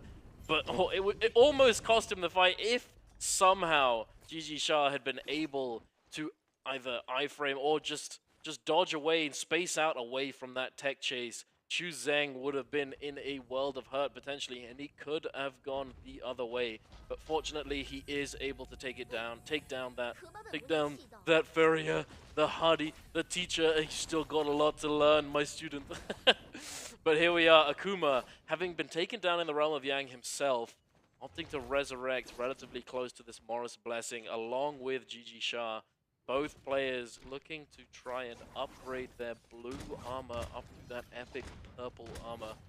Both players trading back and forth with these pistol shots, trying to create an opening for themselves, trying to gain an advantage in neutral before engaging, before committing. But it looks as though Akuma may have been caught in the back by a little bit of damage. Frostivus with that gold fan on the Justina, good lord, and the Vermilion Bird's Might alongside it. Oh, Frostivus with a huge parry, but unfortunately he's not able to follow it up as the character model blocked him there. Akuma, though, still on the move. Still managed to find that armor swap. He's getting tech chased down, though, by Shah. Shah going for that overhold, trying to find him. But Akuma, he gets read like a book, and GG Shah picks up the elimination, manages to cleanse that Yang depletion, but it's not over just yet. We have Frostivus coming in here, trying to chase him down, trying to do as much damage as he can with this gold dagger. Frostivus using a lovely little bit of tech here, sending out that vertical blue focus on the fan, and then canceling it in the middle of the animation with the grapple, preventing himself from getting punished on that parry. Frostivus, oh, and he reads the cancel on the horizontal blue cancel. Oh my lord. The blue oh, there it is! He tries to send the bait. He crouches out of his blue focus hold into the Justina dash. Catching him slipping, catching him out with that V2 on the Justina, freezing him right through and doing a considerable amount of damage and taking him down. Frostivus now on his third elimination of this game. Oh, and as I said, Mike picking up his second kill of the game. Sitting on those purple nunchucks yet again, opting to go for those nunchucks with the purple armor. Did just commit his ultimate here though, so it might be a little bit of a tough situation. Chu Zheng having just turned up on that Hadi with the full armor, full ultimate, and still has a little bit of time left on that Vermilion Bird's Might. Mike, he's trying to space out. He's already got about 45% of his ultimate back up. He just needs a little bit longer. He's looking to head on over to these Fireflies. I think we've got quite a few Firefly spawns over by that collection of houses just to the northwest of them. But it looks as though he's anticipating that they've likely been taken. And I would not be surprised either, as we saw Frostivus landing there at the beginning of the game to try and accelerate his early game as fast as possible. So it is likely that there aren't any Fireflies left on over there. What a finish to come through as well here. And now, looks like we're going to be able to continue with this rotation here, as it looks like, oh, AOW's Mike finally does strike. Shazang ending up getting hit by the dagger of AOW's Mike here. Nice little scare rush on the top section here. I'm curious, what is he doing, though? Looks like he was caught in that corner, and I was like, Shazang, you know you're not moving, right? And it looks like now, try to see if maybe they can rotate this out. It looks like AOW's Mike decides he wants to play with his food just a little bit here. Let him get a quick head start. Counts 1, 2, 3, and now he's back at it again. Trying to see if maybe he can get some nice hits with the bow to close in the gap.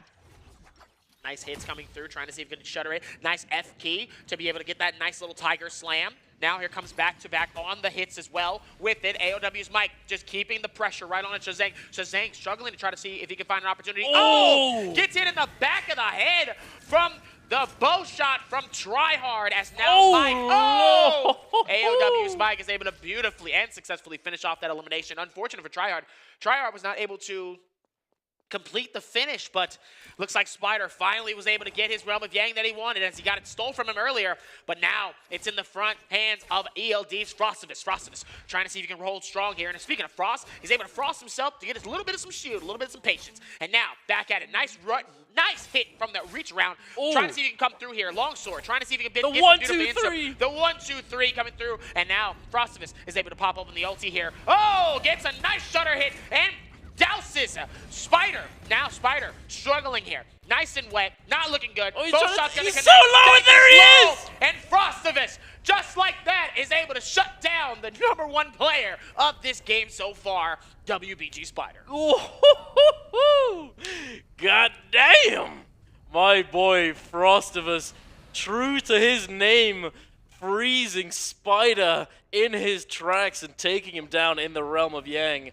Spider unable to survive there, trying to heal up in the air, but he's not able to do so. That pistol damage was just a little bit too much. You got a nice little spread on that pistol as well. It means that you don't have to be as accurate as some of the other weapons, as your bows and muskets, for example. You're able to shoot general direction, and on top of that, it has possibly the fastest projectile speed on those range weapons, so you're able to do quite well with it in the close to mid range. It's almost hit scan, I've heard it said to be many a time. So that is one of the reasons why pistol is seen a considerable amount in your solo games. Oh my lord! But as I've been talking, Spider's come out of the realm of Yang, and he's run right into Ryoman. Ryoman only just barely getting into his Farrier mech, literally by the hairs on the back of his neck. Spider unable to get that R&B confirmation, that vertical blue focus with that pulse sword. Ryoman able to get that full reset, although now he is going to have to try and find some form of disengage. Spider, he's on his heels, he's ready to go. He still has his ultimate available. He does get overheld here. Ryoman able to force out that F2 from Spider, but Spider, he's not messing around. He's sending out that ultimate. Ryoman, he's trying to find some way to get away from Spider. He's trying to create enough distance to not get pressured by this flying menace. Spider, he loses him for a moment, but he's found him again. Ryoman, he goes straight through the window. Spider, and there it is. Spider just taking him down. Ryoman, no ultimate available. Too much pressure to deal with. Hadi is one of those characters that when he pops his ultimate, unless you have a resource of similar value to be able to deal with that sort of thing, you have to try and find a disengage. It becomes nigh impossible to really do anything about Hadi just pressuring you non-stop. But speaking of pressure, Tanoshi is under a mountain of it. He is 1 health and he gets caught out of the end. Frostivus picking up his 5th elimination of this 4th game. Absolute shutdown here. 5 eliminations so far. Frostivus is feeling it. He's feeling the energy, especially after getting that elimination onto WBG Spider. I'd be feeling it too. Meanwhile, AOW's Mike fighting this out with, looks like Wang Liang. Wang Liang deciding to back off this, but it looks like AOW's Mike, like always, W key, gonna keep the pressure. Zai Shi pulls out the ulti, trying to see if he can pull the disappearing act. Caught between 2 to 3 different people. Frostivus comes from the backside, has to be careful. AOW's Mike is almost able to get the Tiger onto Wang Liang. Wang Liang trying to separate, but it's not gonna be enough. The question is, can he go? Yes! Mike is able to successfully catch that elimination, and now he's getting caught in the midst of Frostivus. And now, beautiful reset coming through as they're both going to try to see if they can separate himself. Meanwhile, Tryhard wants that energy. He's going to try to get a couple of slashes with his katana onto AOW's Mike here, but AOW's Mike is going to be forced to retreat. Definitely a good start and a good reason to back off here. Plays that time wisely here and decides he's going to take it right here and realizes it's time for him to take it Tom. Oh, wait, never mind. I take it back. It's Tryhard is going to find him on the outskirts, and it looks like he's able to pop the F, goes for the separation, decides to back off this, and now it looks like he's going to find the next person right next to him, which is Frostivus. Frostivus wants to be able to get that going. Nice freeze. Nice reset. Gorgeous scale rush. Trying not to get caught up by, it looks like a bow shot coming in from the back. It could be a pistol. And now Frostivus, now looks like he might try to see if he can go for the separation. Now it's the downtime. Circle 3, 4 players alive. Nobody is forcing.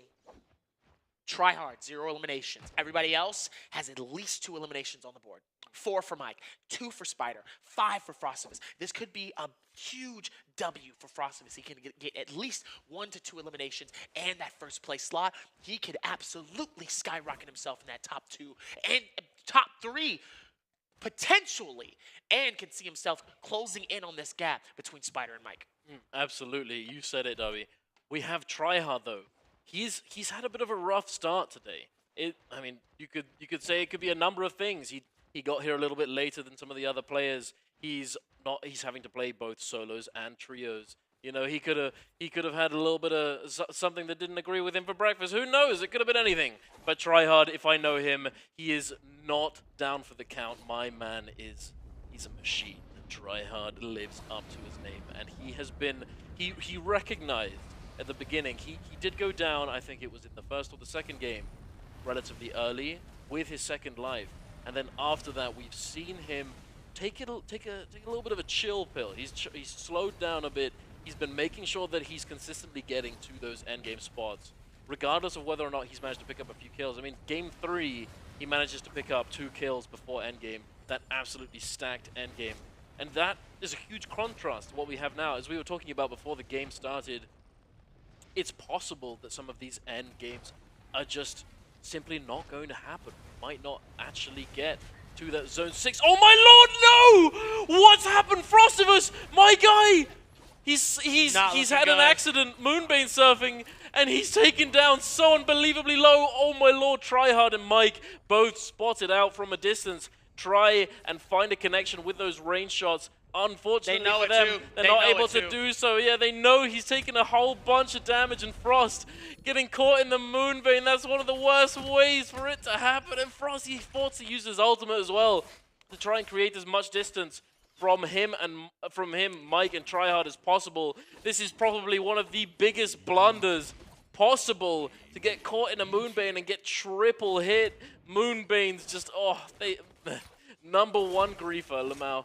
Oh, number one griefer has to be Absolutely. the Moonsbane. Absolutely treacherous here. But Frosted is still alive here. Nice scale rush to try to see if maybe he can rotate this out here. And he could have potential here. But Tryhard and Mike is not letting that happen here. Nice pistol shot to get rid of the rest of the shield here. And now it's a chase. The question is, who is going to secure that elimination? Is Tryhard going to be able to get his first elimination? Or is Mike going to go up and get his 5th elimination? But Frostivus is not going to make it easy. He's scale rushing every which way, shape, or form. Third party starts to come in from Spider. Spider finds a gold shield. The chase lives on. Tryhard actually closes in the gap between him and Frostivus. Frostivus just trying to separate himself for as much as possible here. Nice scale rush, trying to see if he can connect him. He finds Mike right in the front and setting up this door, trying to hold on strong. But Tryhard! Oh my lord, that was just an instant explosion. I think Frostivus had to. He had to. How you gonna die take to a the Bane's breath that? how you not, sir? You know what? Let me stop. Good lord. Let me stop. Good lord. Hey, it is what it is. It does happen to the best of us. Frostivus, he was having an absolute tear of a game, taking up to 15.6 points total after this 4th game of the day. But hey, Tryhard managing to pick up that kill. Very nice for Tryhard to manage to come in and snipe it away. But Frostivus, he was in possibly just. He was just stuck between a rock and a hard place. It was extremely difficult for him to really do all that much in that situation. He needed to try and find some kind of armor swap, as these players were going to hound him to the ends of the earth. Right now, there's 3 remaining players. We have Spider, Mike, and Tryhard.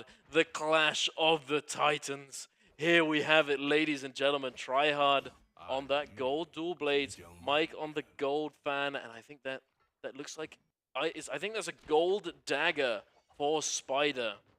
Good lord, it's shiny. It all dripped out in the gold Spider with that gold armor, managed to catch Mike slipping, going through that window with that horizontal blue focus from the dagger. But unfortunately, he's not able to maintain the chase here. The terrain is a little bit scuffed. The buttery rocks coming in. Oh, and there's Tryhard. Tryhard came in with full armor, comes in for half a second, he's already no armor. Good lord. Mike managing to trade back though. Spider taking a considerable amount of damage. Spider doing a beautiful job of iframing that F1 from the ACOS here. Managing to hold dodge through, trying to get that half charge, trying to take his turn. Unfortunately, Mike still not getting taken down. He's still going. He does manage to find that white armor swap, but it's not going to last him all that long. Spider taking down Mike, and here it is. Tryhard versus Spider. Tryhard and Spider both have their ultimates. Tryhard getting his turn, taking the prio, getting that grapple combo into the Cavalry Bloom. Spider forced to try and use his F2 to disengage, forced to fly up, manages to take the scale rush, manages to try and find a moment of peace to try and heal up, but he's unable to do so. Tryhard, he's still on the chase. He manages to get his heal started first. Both of these players managing to get the heal off, but Tryhard having that advanced heal is going to allow him to get a little bit healthier, and Spider is looking dire at this point. Tryhard chipping away at the armor of this Titan. Spider forced yet again to use that F2. Both players now forced to use their ultimate. Tryhard responding. Spider trying to find a moment to heal perhaps, trying to do something, but Tryhard, he's ahead of the ball, he's ahead of the game. He gets that heal off first, and Spider fully cancels his ultimate now. Looking like we're going back to neutral, ladies and gentlemen. Tryhard, he does have that Cavalry Bloom, can be devastating, but there it is. No! Spider coming in with a huge parry. Tryhard now on the back foot. Forced to swap over to that purple fan. He's got no armor, and Spider getting a huge shift parry. Probably the worst terrain possible as well. Tryhard not able to get that full altitude on his F2, and Spider at the end of it all takes him down. Oh, what my a display Lord. and show coming in from WBG Spider. Not only was able to successfully capture his third, I just want to bring that up. That's his third, True. by the way. Absolutely. His third win. Ladies and gentlemen, we're witnessing the back-to-back-to-back. 3-time. Can we see it once more? Can he do it again? Spider absolutely able to catch everybody into his web, and clearly he's eating good tonight as Spider is able to do exactly what he needed to get another first place, a dub, and a decent amount of eliminations to put himself all the way at the top. Gotta give some love to Tryhard. Tryhard held for as long as possible. Ladies and gentlemen, Tryhard, welcome back to the J Cup.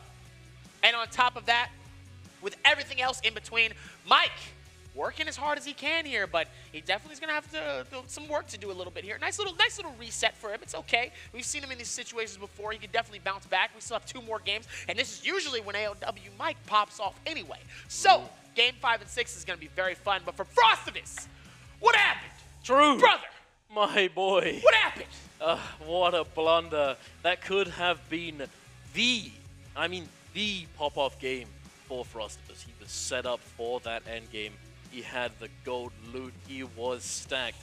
But my boy, it happens to the best of us. I'll say it again. He manages to get caught in that Moonbane. And this is endgame Moonbane.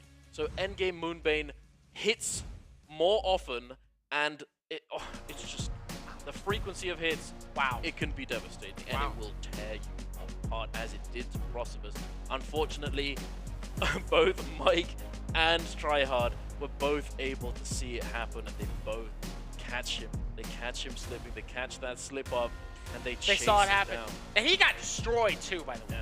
Not like, he gets one and he loses like his shield, right? I mean, he was like 5 HP. Yeah, literally. Was able to get a quick heal off, and he had to book it in a different direction, knowing that immediately the Sharks are out to play.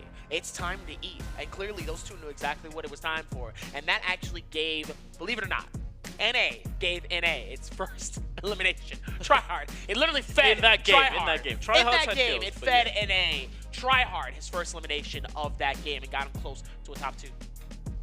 No, absolutely.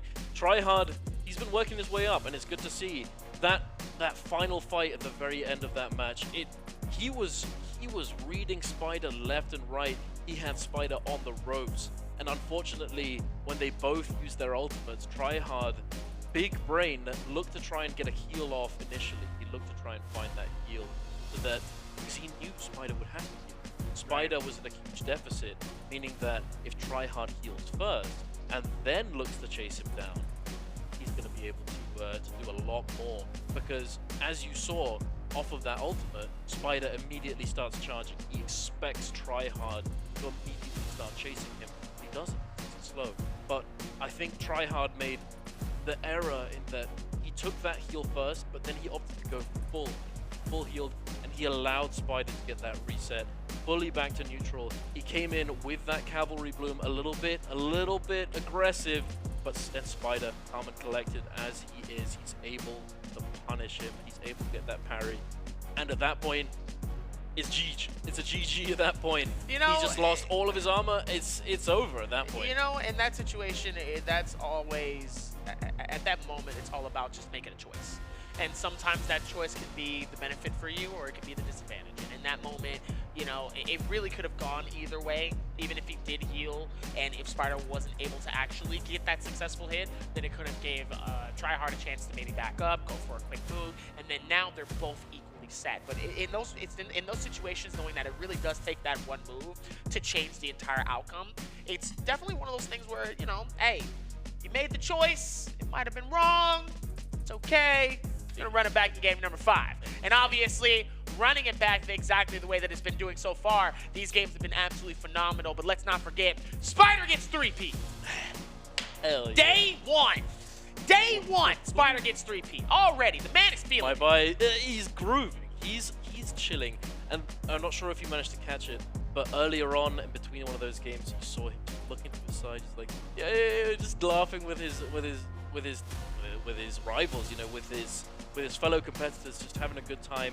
Spider is vibing. And Absolutely. I'm pretty sure there are quite a few out there who, even if they might not be sitting at the very top of the leaderboard, they're probably they're all having fun. And that's what NARAKA. In these situations, yes, but it's also about winning, and it's about making sure you get first, or at least qualify, at least making it to the next stage. You want to make it to the next stage here. It's great with. I love it. I love it. I love it. I'm trying to see Spider go at it, okay? I'm not trying to hear about this spread. Oh, it's nice. My best friend. No, I want to see some absolute carnage. That's what I want to witness. I want to see some parries. I want to see some problems, and I want to see them go at it. And that's exactly what we got out of this game. Sadly, though, I got to bring it up. It's really unfortunate for Frosties. He got caught in a tough situation. I don't, you know, what it is. I want to give him a hug. Just to be like, hey, you was feeling it. I could tell. It was right there. Mentally, he was here. The gameplay, he was here. What happened? Put you down here real quick, like real fast. That's how quick a humbling experience can happen, just like that. And that could happen realistically to anybody. We've seen AOW Mike in that situation before. True. We've seen Spider in that situation before. They get a little too brodacious. All of a sudden, they get hit by his phrase breath. Now all of a sudden, whoa, now it's time for me to step back. Now it's time for me to stay focused. But on top of staying focused, clearly Spider is able to do exactly what he needed to stay focused to get himself 8.6 score for his 4 eliminations that he got in this game number 4. Now also, Frostivus, second place, 5 eliminations, does get eliminated early, but those kill points and that ranking score is able to put him up to a second place, solid 8.0 score. Frostivus definitely feeling it in the NA region, absolutely able to put it down. And obviously, are we surprised? We close out the top 3. AOW's Mike, 4 eliminations, a 1.5 game score, putting him up in that 6.7. Mike feeling it out. Those eliminations was able to put him up there, up to the top. Gotta give it up to Wang Liang and Tryhard though. They held on, both tying it up for 3.4. Absolutely. Oh, a beautiful performance from these players. Hey, we have like, they're all absolute machines. You know, every single name on this leaderboard I want to talk about. Legitimately, all of them. But we still have to give Spider a pat on the back. My guy, he is tearing through this first day. 3rd MVP of the day. Is sitting at the top of the leaderboard. Back to back. What's his total points at this point? It must be crazy. I mean, we've got Frostivus coming in. He's been performing very well. He's been relatively consistent throughout the day so far. And this was his pop-off game that each player who looking to get to that top 5, top 3 spot needs to have. And unfortunately, that blunder, it is what it is. But here we are on the full total leaderboard. We have Lobby 28 Tenoshi. I think the bottom, unfortunately, having a bit of a rough day. 2.5. We've got Unique 3.1, Chu Zheng 4.3, Ryoman 4.5, Sha 9.1, and Tryhard 10.2. Hey, we're double digits for Tryhard. Nothing to turn your nose up to. We've still got 2 games of NARAKA to play. So, hey, you never know. If I know Tryhard, my man, he is going to be going into these final 2 games with a vengeance. 28. Oh, AOW's Mike with a 26.3, but Spider leading the pack, 41.5. 15.6 in his game 2, which is the most eliminations and the most points that he's had so far in these games. But man, 41.5. He has at least a, what is that, 27? 27. Oh my 27. Lord. Sorry, 24. Sorry. 24-point deficit. That is going to be the difference between first place and second place. So clearly that gap is extending further and further away with how good and how far WBG Spider is playing these out. Now, earlier, Frostivus got the first laugh of that game. It's crazy to see what happens towards that ending, as GG Shaw was able to capture that elimination onto Shaw, as Frostivus is able to come back, pops it open with GG Shaw, catches him on the inskirts. Beautiful hits, nice, amazing counters. Try to see if he can catch him with the parry, though. Goes for the rage round. He has the ulti and is able to catch him in the freeze, and that fan is able to do so much of that work, and the tank is able to do exactly what he needs to. If I were to bring up another game, I would, but I'm not going to do it here, as AOW's Mike is going to be able to clean that up as well. Frostivus was really playing the game of his life. Captures that beautiful pistol, doesn't have to force himself into any of those fights. Try hard, trying to not get caught up here, but clearly when you're in the spider's web, you gotta be careful because once you landed it, he's gonna make sure that you don't let go. And clearly that's exactly what Spider did to make sure that he captures that elimination onto NTL's tryhard. Spider playing it out, 22,000 damage, 4 eliminations, but 9,800 from the dagger alone. Pridefall, Heartstopper kick, aerial rem, ocean parter, slow shot and sunwing shot, and a nunchucks sap. His 3rd MVP in day number 1. Third. Day 1. Good lord. Yes. WBG Spider opting to go for that F2 on the Hardy. No surprises there. The F1, it can definitely be very useful as a combo extension, even potentially a combo starter. But still, not really for pro play here. We have V1 though coming out from Spider. V1 is the version of the ultimate that lasts a little bit longer, 25 seconds total, but without any fire damage. But good lord, did he do damage on that dagger? Almost 10,000 damage from the dagger with the prize fall. But you saw it. You saw it. He gets that parry onto tryhard. Right. And then as opposed to actually doing the parry attack, the riposte, the counter strike, whatever, he dodges out, goes into the prize fall. But that, ow. Legitimately just does so much damage, and any health that he'd been missing, he's able to heal up. Speaking of healing, let's give you some heals as well, with a chance to get some treasures, and that treasure could get you a really awesome potential poster for the World Championships, a random gift. So make sure you guys have been paying attention throughout these games, so that way you guys can get it right. Make sure to answer in Twitch chat. Which player will get the most kills in this match? If identical, the one with the most damage dealt wins. Is it ELD's Frostus? Is it AOW's Mike? Is it WBG Spider? Or is it NTL's Tryhard? Now, I feel like which player will get the most kills this match? I mean, I feel like it's pretty obvious, but that's the beauty of NARAKA. Anything goes, and anything can happen. We could all be wrong. Most of us is probably going to pick one player who's absolutely going crazy, but that really could change in this game number 5, because this is turn-up time for a lot of these players that love to dish it out in game 5 and game number 6. Absolutely. Game number 5. Some people think that it's game number 6. I mean, definitely. Game 5 is the deciding factor. Yeah. Realistically. Game 5 will decide a lot more than Game 6 potentially can. Game 6, of course, if you're just a few points away and you can make it, if you do very well in Game 6, of course it's a deciding factor. However, you have to set yourself up for that potential win or that potential comeback during your 5th game. Game 5 can go hard. You know, Game 6, there's quite a few players who potentially a little bit disheartened, or they've recognized that potentially they're not going to be able to do as well, and it's the final game. They've been playing a considerable amount of time. Intense NARAKA, it can be a lot. At that point, you're exhausted. It can be very taxing to be able to play at this level for so long. But hey, we've got another question for you, a prediction. Which of the following 2 players will achieve the highest score in this match? If identical, the highest rank will win. A, ELD Frostivus, or is it B, NTL Tryhard? It's a good choice.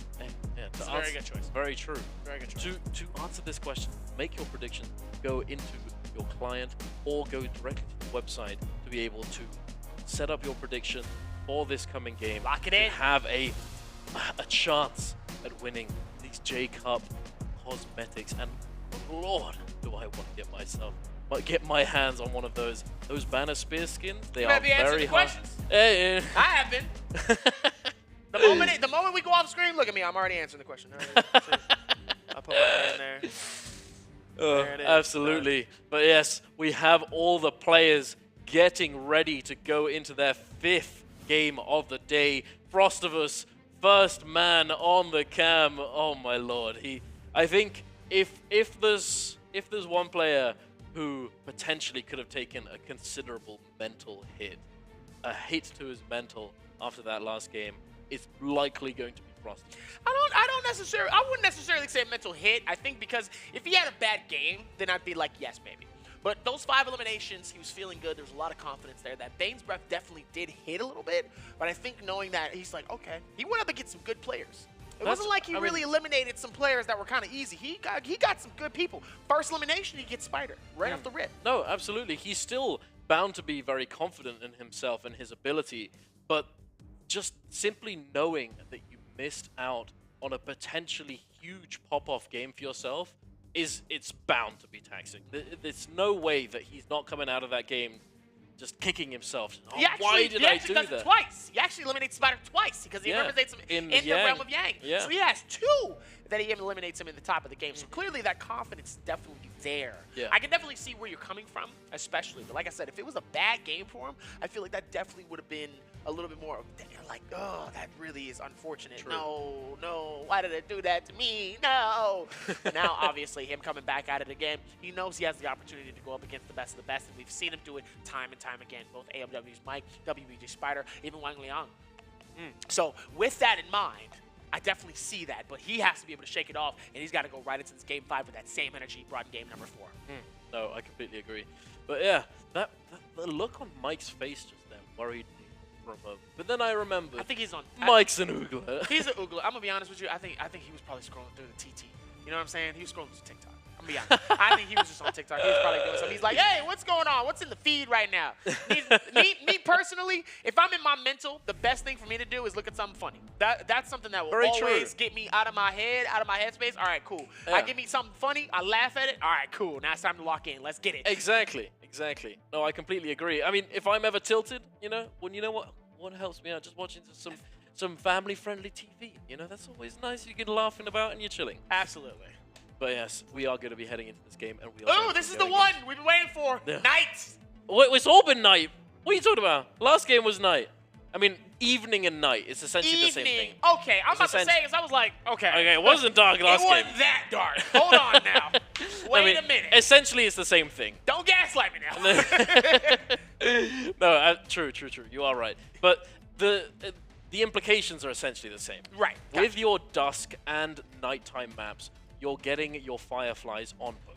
Right. So I guess I like the night visual setting. Visually, definitely. Visually, it's very, very pretty. Dusk is also very pretty. I do like dusk. It's like the orange light. Very nice. But enough of that. We are going to be looking at these picks. The first selections, we have ACOS for Chuzeng and Pandaman, and then we have Hardy for Spider, and then Justina for Tryhard.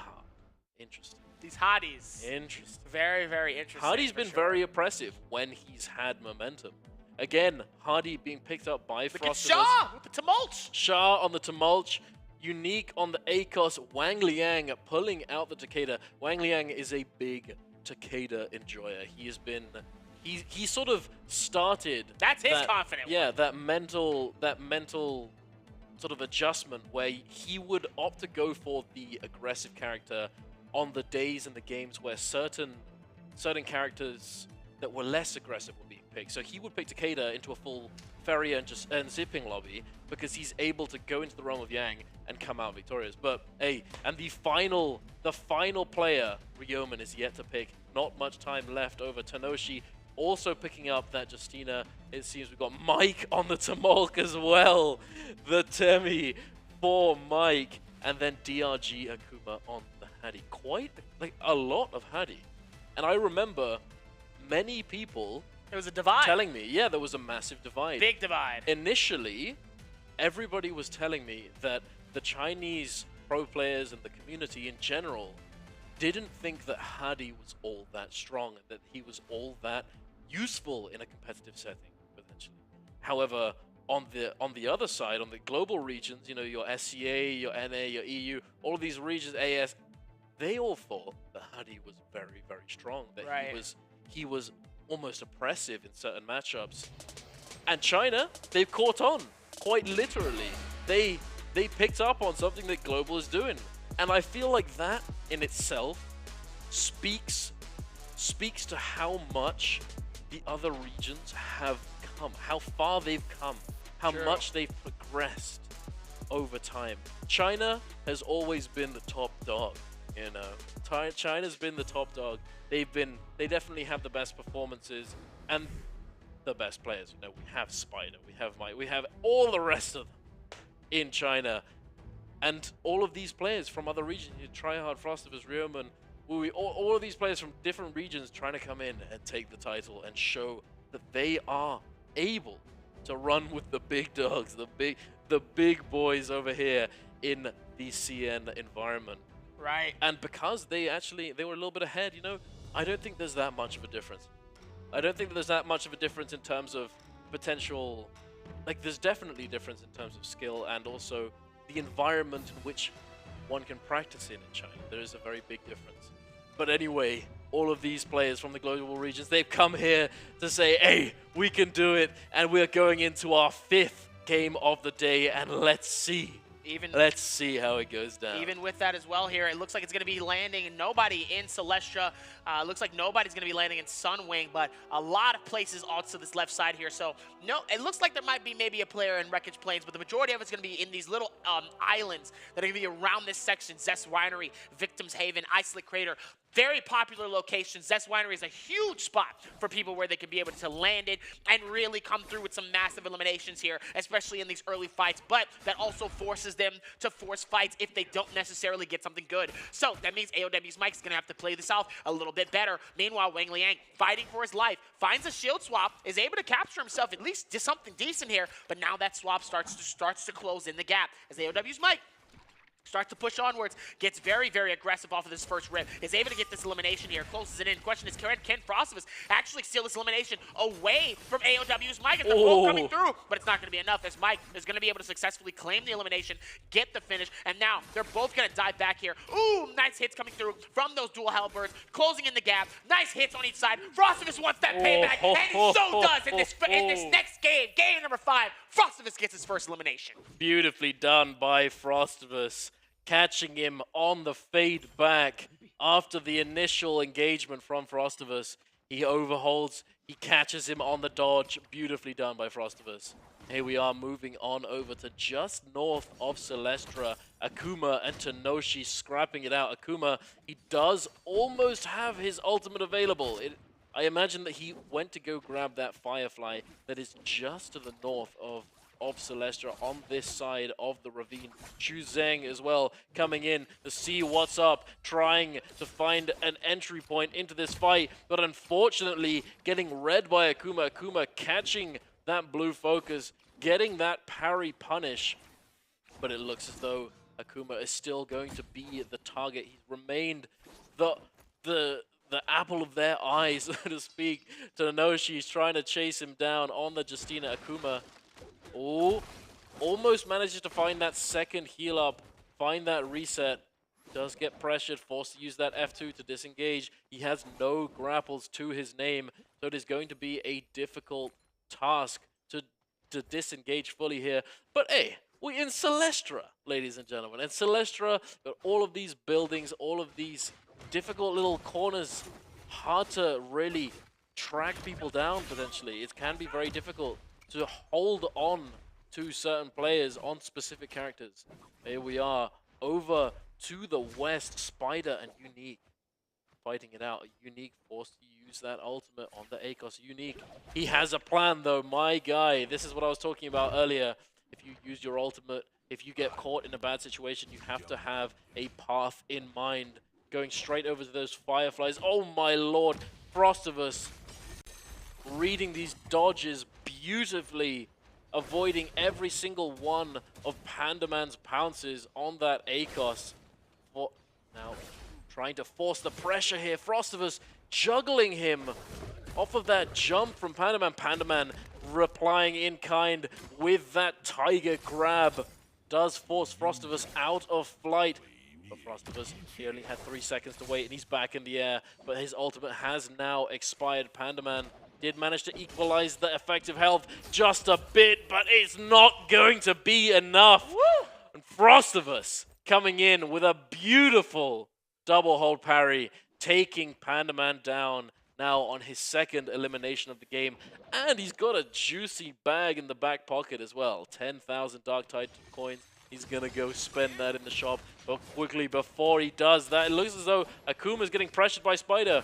both Haddies use their ultimates. Whoa! Oh my lord! Spider!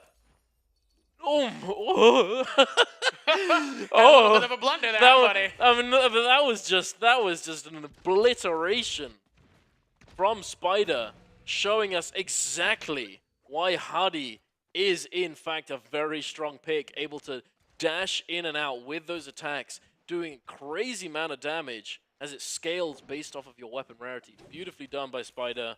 Maneuvering around very, very nicely. We're heading on over. The action does not stop. We have Tryhard versus Unique. Tryhard doesn't buy the 1-2-3 release from Unique. Sends out that light attack, manages to catch him. Forced to use his F now after Unique pops that ultimate. Tryhard looking to find a potential freeze. He just uses that ultimate. He does find the armor swap though. He can re-engage here. Gonna look for it. He gets that F2 or V2, sorry, but he goes for the Dragon Slayer, the double charge. Just a little bit too much time on this level. You're able to actually use a sort of gold focus ability or something along those lines to prevent yourself from getting caught by that attack. Tryhard though, he gets another Dragon Slayer, cancels into the uppercut, chases him down, has the range shots, and then catches him on the dodge. Beautifully done by Tryhard, picking up his first elimination of game number 5. What an insane start coming in from our NA players. Frost was able to successfully get 2 eliminations. Tryhard getting his first much earlier into these games here. Rotations coming through as both AOW's Mike and Spider gets 4 eliminations combined, 3 leading from Spider's perspective. Meanwhile, halfway to the realm of Yang, circle starts to form as players are going to start to mosey on over onto these circles here. Looks like Frostivus is going to have a free one by himself. Doesn't have to worry about it. Same with AOW's Mike. Unique, definitely going to start to rotate into circle. Definitely has a lot of free time to do what he needs to here. It looks like it could be a fight between Shazing and Spider nearby. And actually looks like it's going to be another one too. Looks like that's going to be Tenoshi inside of there as well here. And that's going to be inside of Celestra as we're going to see that rotation start to come through. Same with Wang Ling and Gigi Shaw. Don't know really where they're at, but they're definitely on top of each other. And they could potentially be fighting this out as they're rotating this outwards.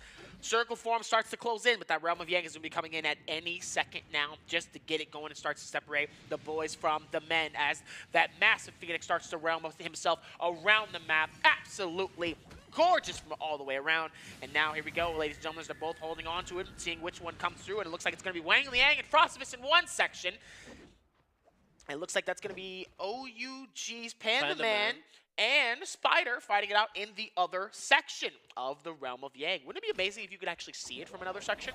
As yeah, I know what you they're mean. both going to be absolutely going airborne here, trying to see if they can connect, but it looks like they wasn't successfully able to as Wang Liang gets the first hits coming through with that fan. Nice bow shot to be able to connect it. Oh, beautiful hit, but the bow shot to the head is going to absolutely destroy Frostivus' shield. Pops the F key, trying to see if maybe they can rotate this out. Pops the F and the ulti. So now just trying to fly this around just to keep the heals going here. Goes for the slow heal here. Tries to see if maybe he can push onwards towards this. Plays around with his food a little bit here. Wang Liang, gets absolutely hit and decimated by Frostivus. Frostivus taking his time. Nice bow shot to connect it, making it a little bit harder.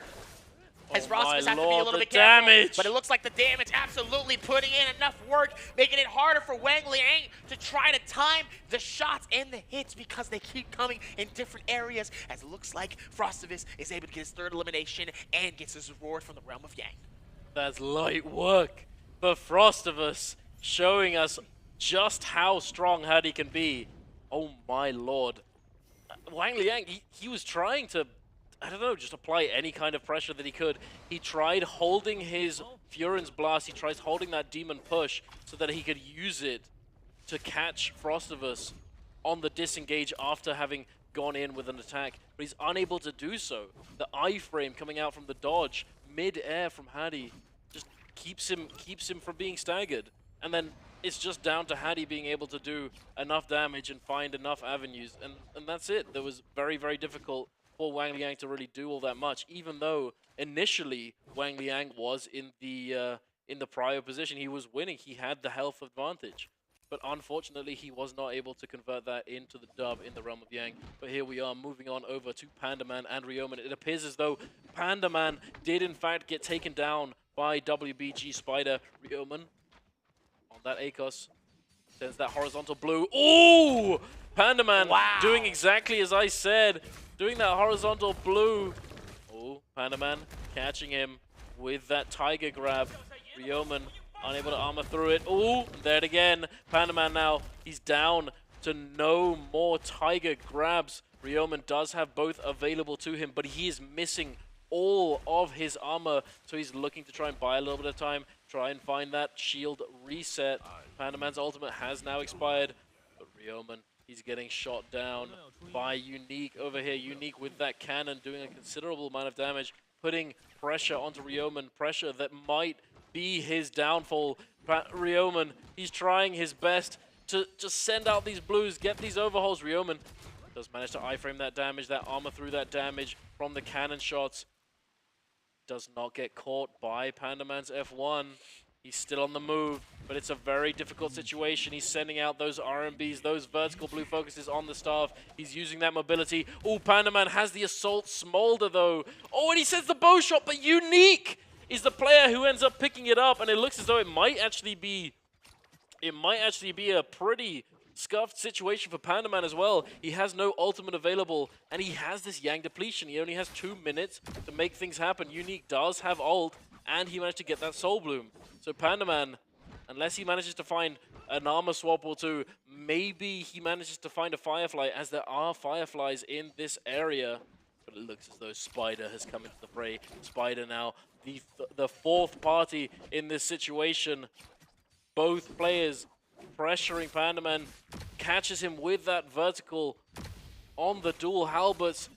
The F1's responding, the 1-2-3 from Unique. Pandaman, he manages to get the confirmation on the blue focus. He's managing to buy a lot of time for himself. Swaps over to the pole sword, going for that scale rush, trying to apply more pressure, trying to stay alive. But Spider, he's coming in with that jump LMB, manages to catch him, manages to stop him from resetting. He's going for the scale rush with that gold staff as well. If he catches him one more time, Pandaman will get taken down. He does have his F1 to work with, but his ultimate is still so far from being up and ready to go.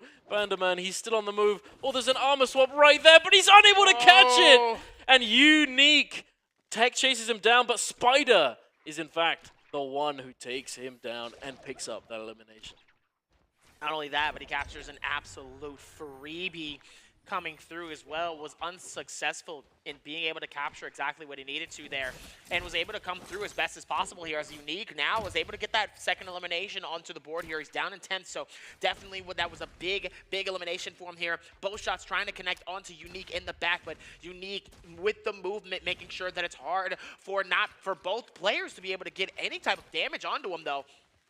Question is, can he? Oh, he's so close to be able to getting that. As WBG Spider's going to close in that gap. Oh, AOW's Mike just got eliminated. No, by Akuma as well. Akuma managing to take him down. We can't be sure if it was an isolated fight, but he does get taken down. Now there are 6 remaining players in this 5th game of the day. Unique getting taken down extremely low as well. Oh my lord. Frostivus applying the pressure with that gold fan. He's forced to use that F2. Get a little bit of a disengage. Unique.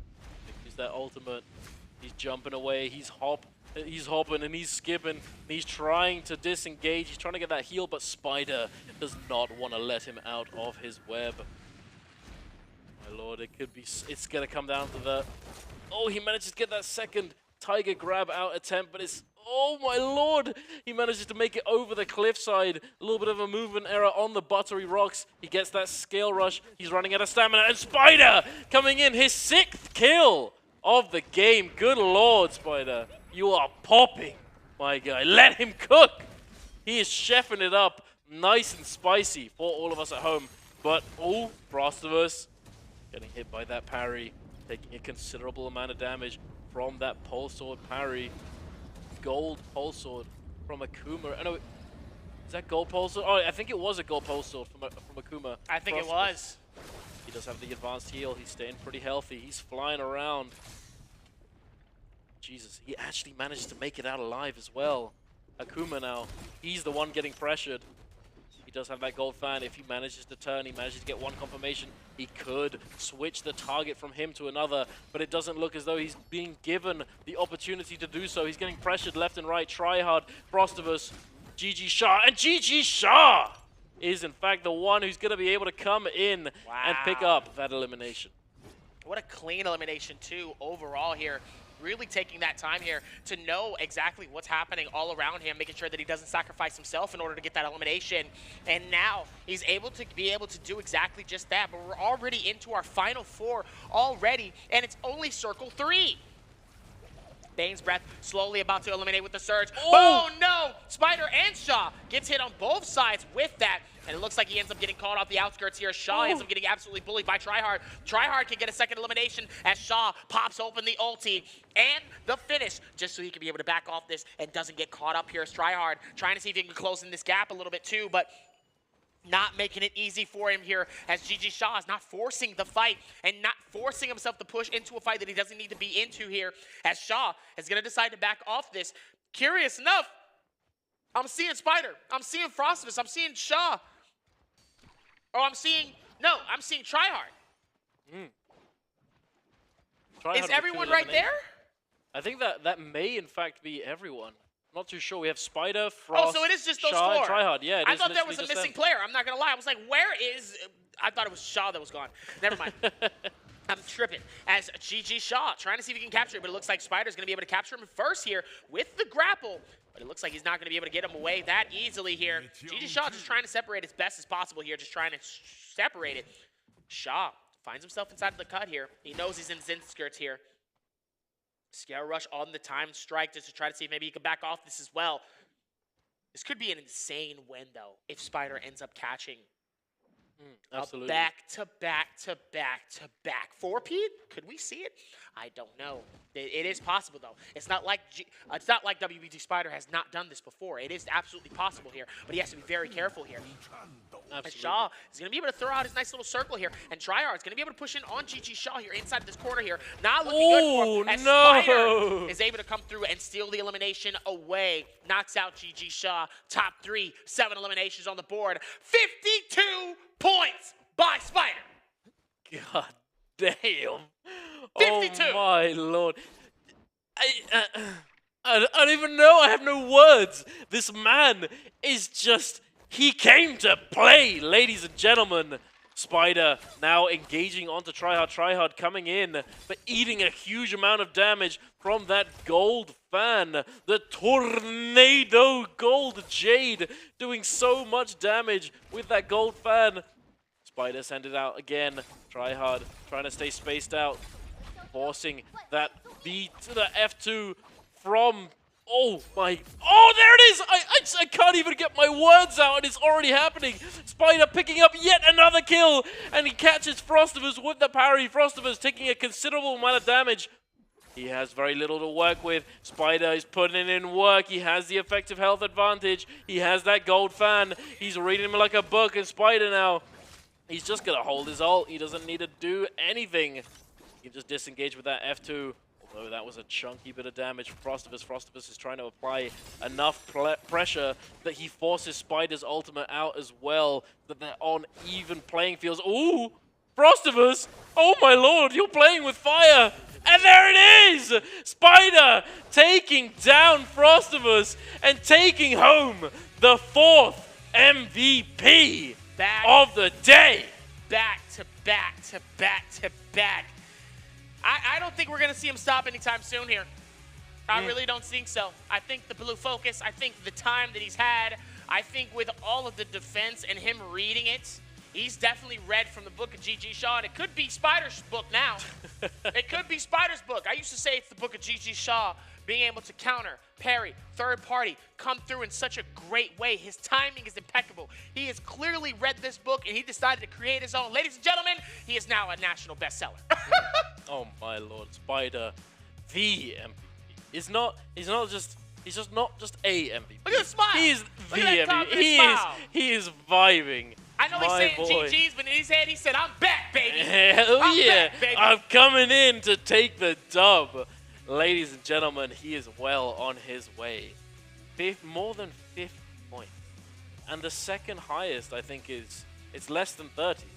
That's absurd. That Gotta truly give is some love absurd. to Frostivus. Oh, Frostivus absolutely. fighting that out, taking his time, trying so hard, playing it really well overall. But just knowing where that opportunity comes here, seeing where that piece starts to absolutely elevate for him, and knowing that he came to do what he needed to do. He still is able to get some elimination, so obviously him being in that top 4, definitely very good for him. But as for Spider, he was already at 52 points before we got to that. Before we was in the 4, he was in top 4 with 52 points. I can only imagine. Did he hit 60? Is it a 30-point deficit now? 30-point deficit. Only time will in tell. game number 1. But that was an insane number of kills as well. He could take a break next game, and not next game. Let's say he wins game 6, right? Let's just say, just out of curiosity, as now all the players start to walk out here, and obviously now everybody gets a chance to relax, use the bathroom, get a snack real quick. But let's just say this. Let's say he does get his dub in this game. He can come back the next solo's day. He can risk a few zeros. He can risk a few zeros. You think we're gonna see the Akuma Kurumi? Regardless, it's about him going to Chengdu. He keeps this up. He's clearly gonna be in Chengdu, but he can risk a day. He can go.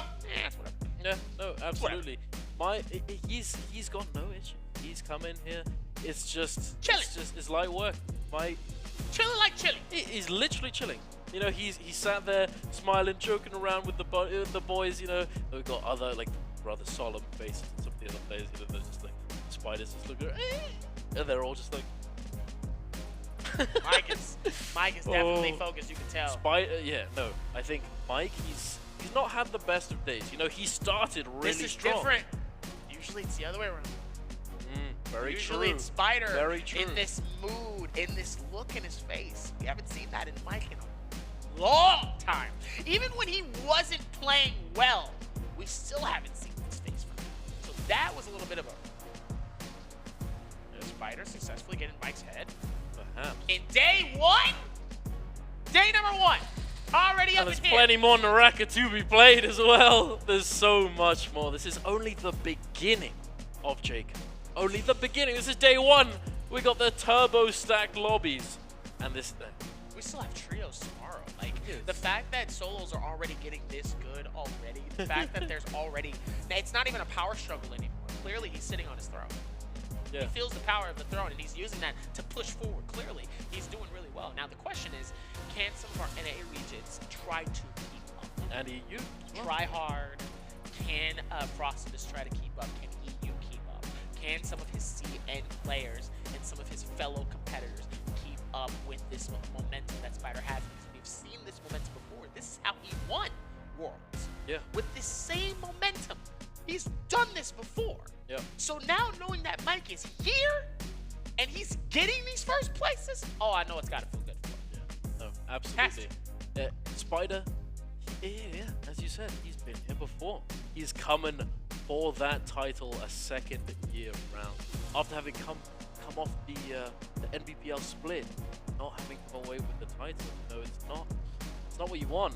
But he's re-engaged. He is reloaded. And he's ready to take that title back. He's not messing around. And it doesn't look like he's going 100 miles an hour, right? No, it doesn't look like he's pedal to the metal, full gas. You know, it looks as though it's just calm, collected. That's what he's just cool. He's just chilling. He's vibing. You know, he's in the car. He's just like, just vibing. Me personally, I think these replays are going to be a treat to see, especially getting a chance to see some of the plays that we missed, that we wasn't able to see while we were focused on some of these moments here. Obviously, with WBG Spider, absolutely not only decimating, but playing smart, playing a little safe, and still taking those advantages when it is presented to him. That's the biggest thing that Spider has really been able to adapt to. He's a very WQ player, so sometimes I know that it pains him to try to back off, but he does do that in such great moments here, and that's what is keeping him alive in these moments. So now he's not focused on trying to force certain fights if he has to. He just waits for everybody else to do some of that dirty work, and he's able to capitalize on it the best way possible. That's how he's doing really well in this couple games, but that's how he's able to get a back to back to back to back. That's 4 backs. That's 4 different people. That's 4 back-to-backs in a succession in one game. Not like back and then somebody else went back. This is straight up all 4s, nothing but red all over the place, okay? This place is showing and shining red all over with WBG Spider's face and logo on it. We have to put a spider web up somewhere, because that, I mean, I don't want to get caught in the web. True. You do not want to get caught in Spider's web. The crazy thing is that not all of his, I mean, I swear I've seen him jump in onto a third party and just get that last hit at the perfect time. It's just, he just comes in, he knows when to go in, he knows exactly the timing he needs to hit to be able to come in, get that elimination. Potentially not, because it doesn't always work out. Come in, get that kill, and dip without having expended all that many resources. No. And that's the key. Keep the third party. And it's not easy. You know, a lot of people, they'll jump in. We saw, for example, game before last, we had Frostivus. Oh no, sorry, not Frostivus. Tryhard come in and try and third party like Spider fighting, and then he Bad move.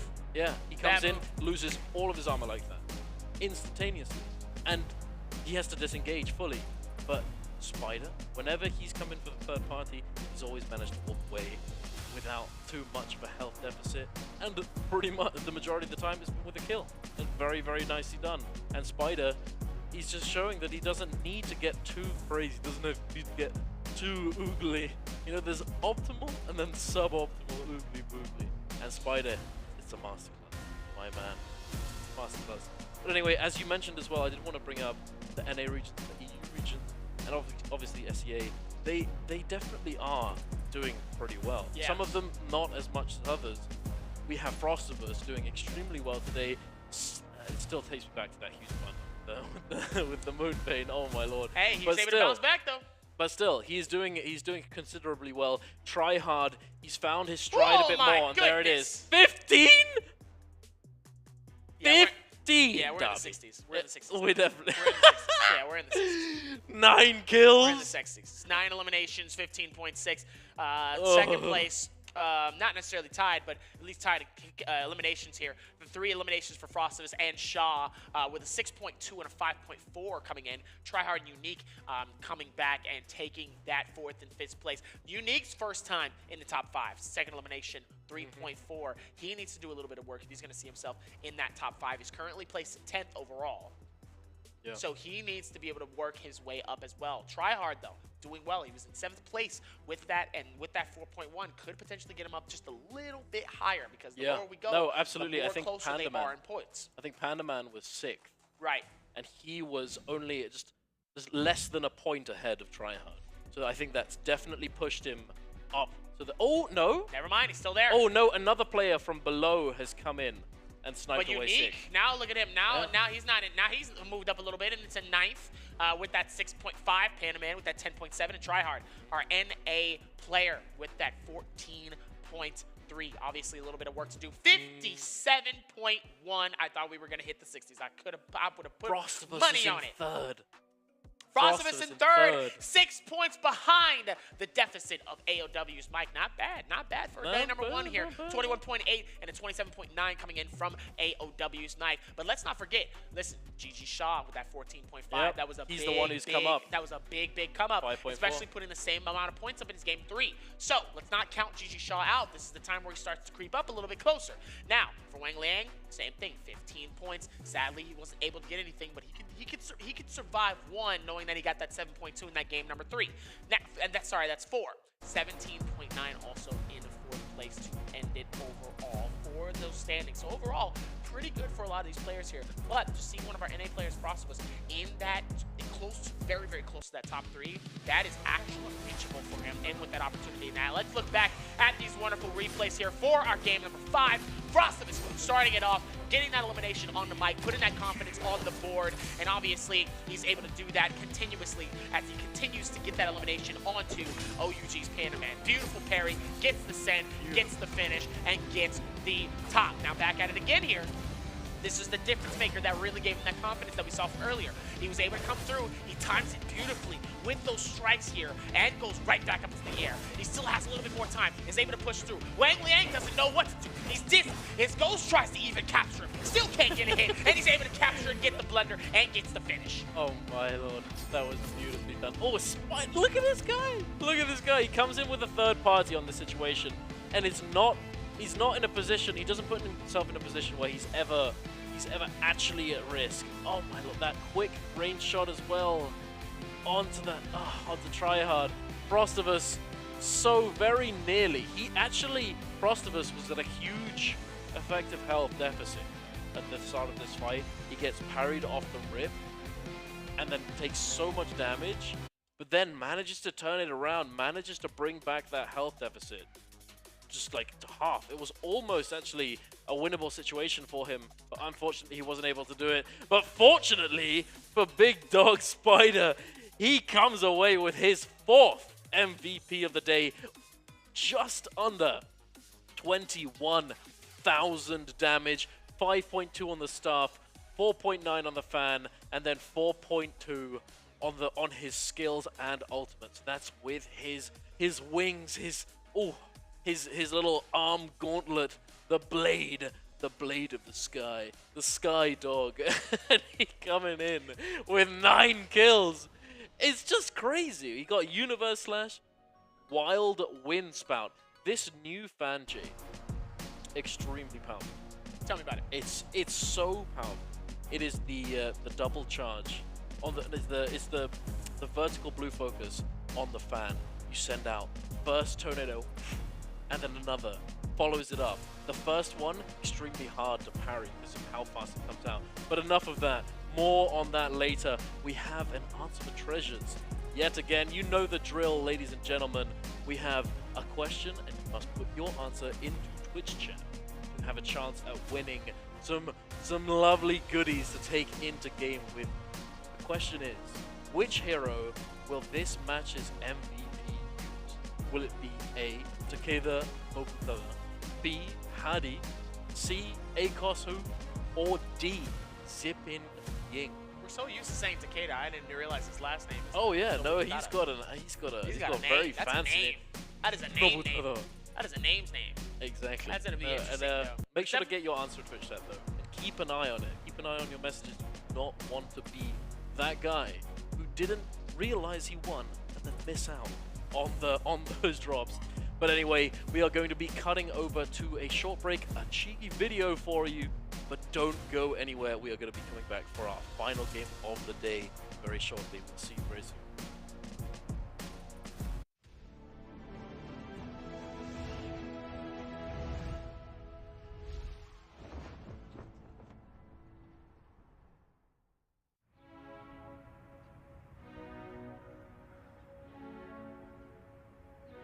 不知不觉，1年过去，节杯于寒风中来临。全世界的选手们终于集结到一起，在这段未知的旅程中，是异军突起，还是双脚争锋？ Let's go. We break all the rules with a defiance. We got it all from the small to the giant. Put on a show when it's electrifying. 节杯一直是我梦寐以求的舞台，现在机会就在眼前，我会让梦想成真。Last year at the J Cup, I bowed out with a regretful margin of just 1.6 points. This year, I won't let that happen again.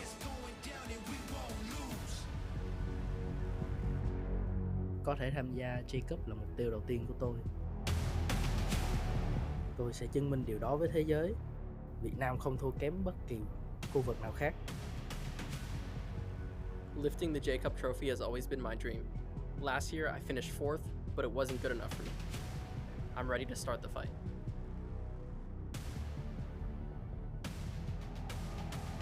The EU region always faces dubs, underestimated. But look at last year, we still made it to the grand finals. I will show the world the strength of the EU region. 第二五已经被冲着打出去，还真找到了，竟然见处决，第二五被淘汰。去年的节杯我没能把握住机会，遗憾落幕。但遗憾让我学到了很多，把压力放下，好好享受比赛吧。我已经准备好送你们回家了。 To advance to the finals, you must have the confidence to defeat everyone.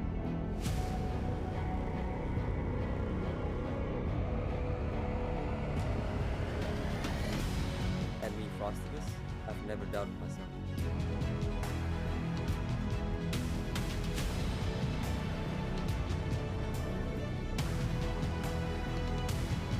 想要拿下杰杯冠军的人有很多，我已经准备好接受所有挑战了。欢迎来到我的主场。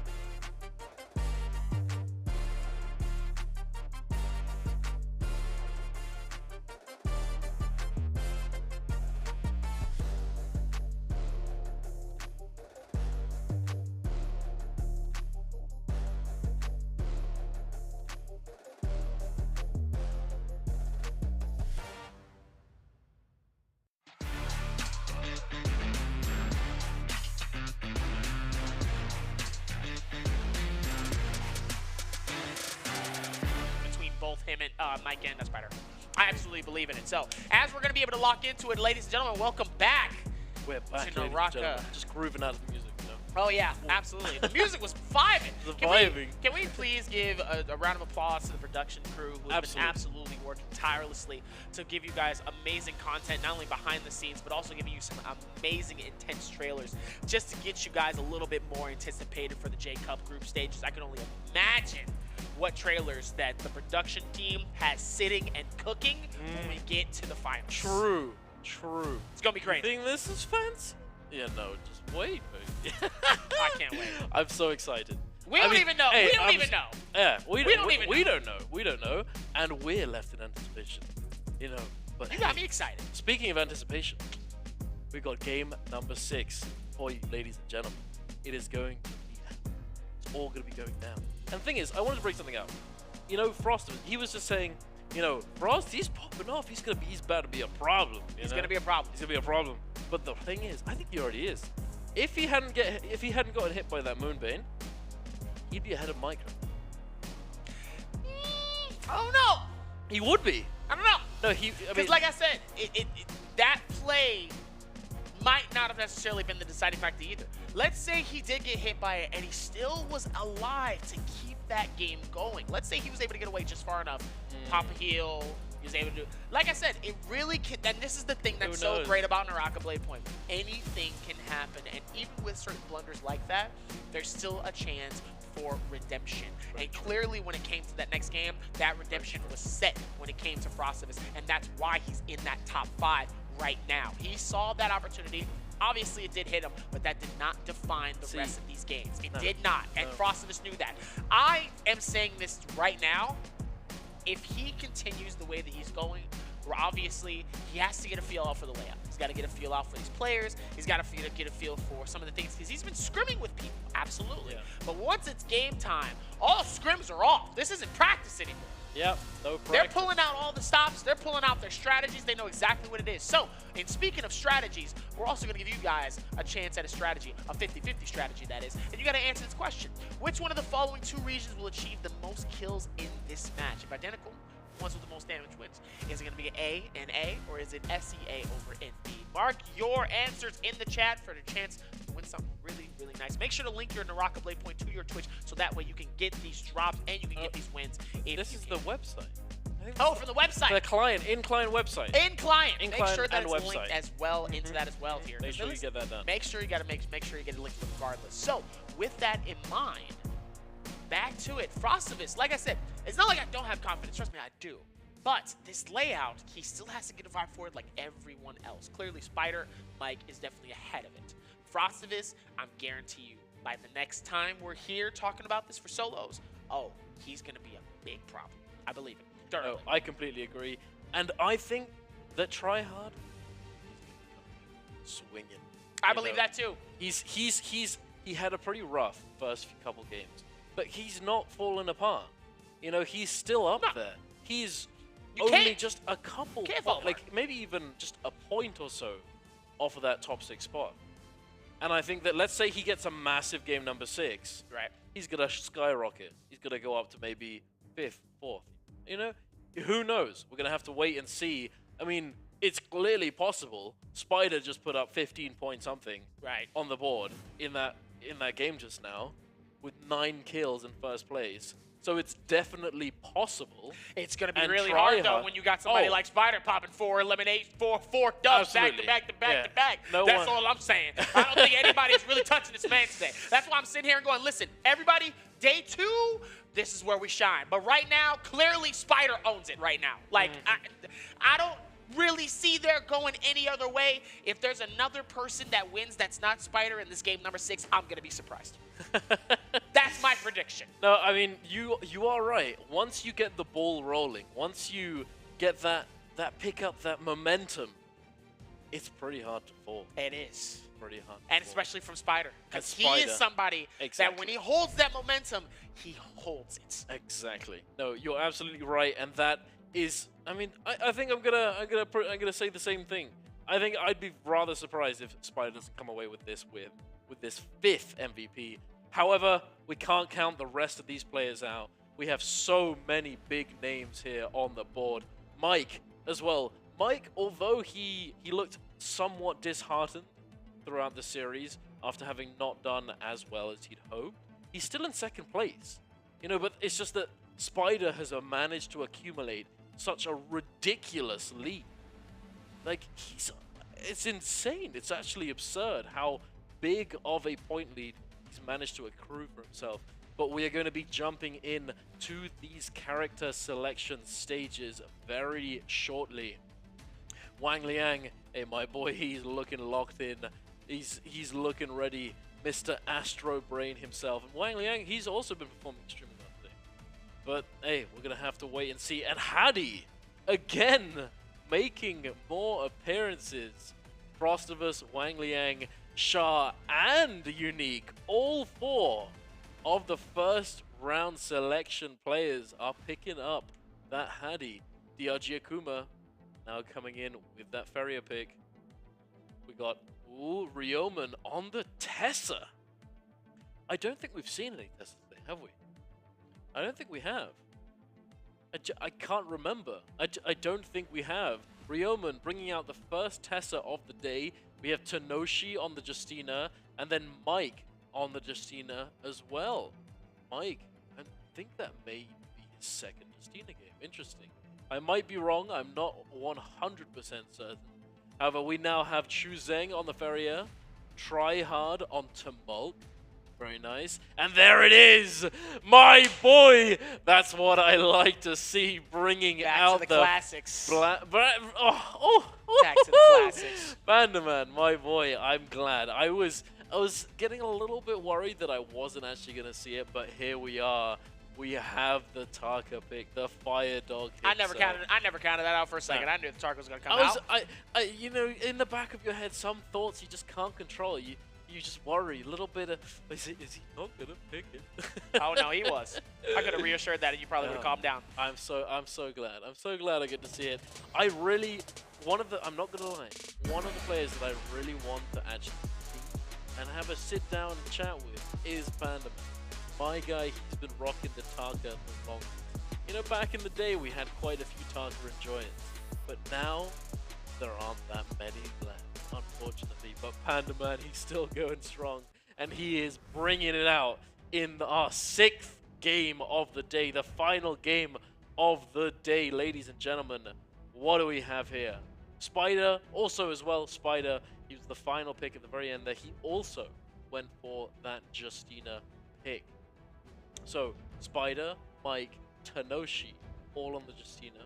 We have Akuma, Chu Zheng, and I thought there was one more. No. Akuma and Chu Zheng both on the Ferrier. And then we have Wang Liang, Shah, and Unique, and Frostivus, sorry, all on the Hadi. Now, Ryoman on the lone Tessa, the first Tessa of the day Tryhard on the Tumult as well. Tryhard on the Tumult, that is definitely an interesting pick. I think it's actually a pretty solid pick. I think he may have predicted that there are going to be quite a few Haddies. And although as Haddie you can fly out the top of a Tumult ultimate, wow, it does consume quite a lot of your stamina because you can dodge and do the back-to-back dodges in the air to go real fast, go straight up into the air. But it's likely that you're going to consume a lot of your ultimate's charge, as once you get to a certain altitude on Haddie's ultimate, you then start consuming more of your ultimate's charge. Definitely going to be a lot harder to be able to put that together here, as Celestra's going to get absolutely packed full of players here. Definitely the first of it. I don't think anybody's really landed Celestra so far here, as we do see 521 going to be landing into that Zest Refinery, another popular location as we talk about over and over again. And immediately Akuma and Mike fighting this off the rip. But I will say Servants Grounds, another popular location that people are going to be landing. Nobody in Temple, nobody Sunring, nobody Plains, and Shadow Jade Mine is absolutely empty. This is going to be a center circle, center fight, center devastation, and Lord knows who is going to be able to claim this one. My vote is on Spider, but currently it looks like Akuma might be getting this elimination onto Mike. Hasn't been able to capture himself a shield. Oh no, but he actually loses out on AOW's Mike as Panda comes through as a third party, leaves him with a free distraction and an opportunity to capture the elimination here. Panda Man could be able to close this out as well onto this one. Oh, nice hits to be able to come through with it. But here comes the ulti coming in from the Tarka. It's going to be able to try to see if he can close in this gap. Nice hits coming through, waiting for the hits. But it's let's go! As the first Tarka is going to be able to capture the elimination, Panda Man is able to get it done, and Mike is able to actually escape with just a little bit of his life left. Yeah, that was kind of crazy. I'm not gonna lie. Panda Man must have just missed Mike, not having caught him in his peripherals, managed to catch him in his FOV, and he manages to get away scot-free. So, Panda Man though, coming in with that big kill, that big elimination off the rip, landing on those Fireflies just to the north of where he picked up that kill, coming down with that armor, with that staff, and just able to come in with that third party. Very nicely done. Very nicely timed.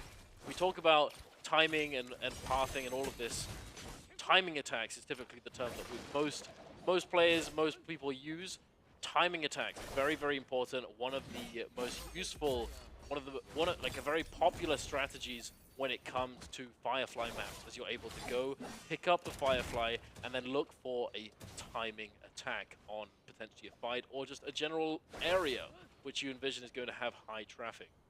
But here we are, over in Celestra, Frostivus managing to pick up a kill onto Ryomen. Ryomen on the Farrier, unfortunately was not able to get out of there alive. Chuzeng also was involved, but he did not pick up the elimination and narrowly avoids getting taken down by Frostivus here. Frostivus using that ultimate, he got taken down extremely low, but was able to save himself by picking up the Soul Bloom from the kill onto Ryomen. But here we are, moving on over to the west of Celestra. Spider doing his best to try and chase down Tryhard. Tryhard pretty low health here.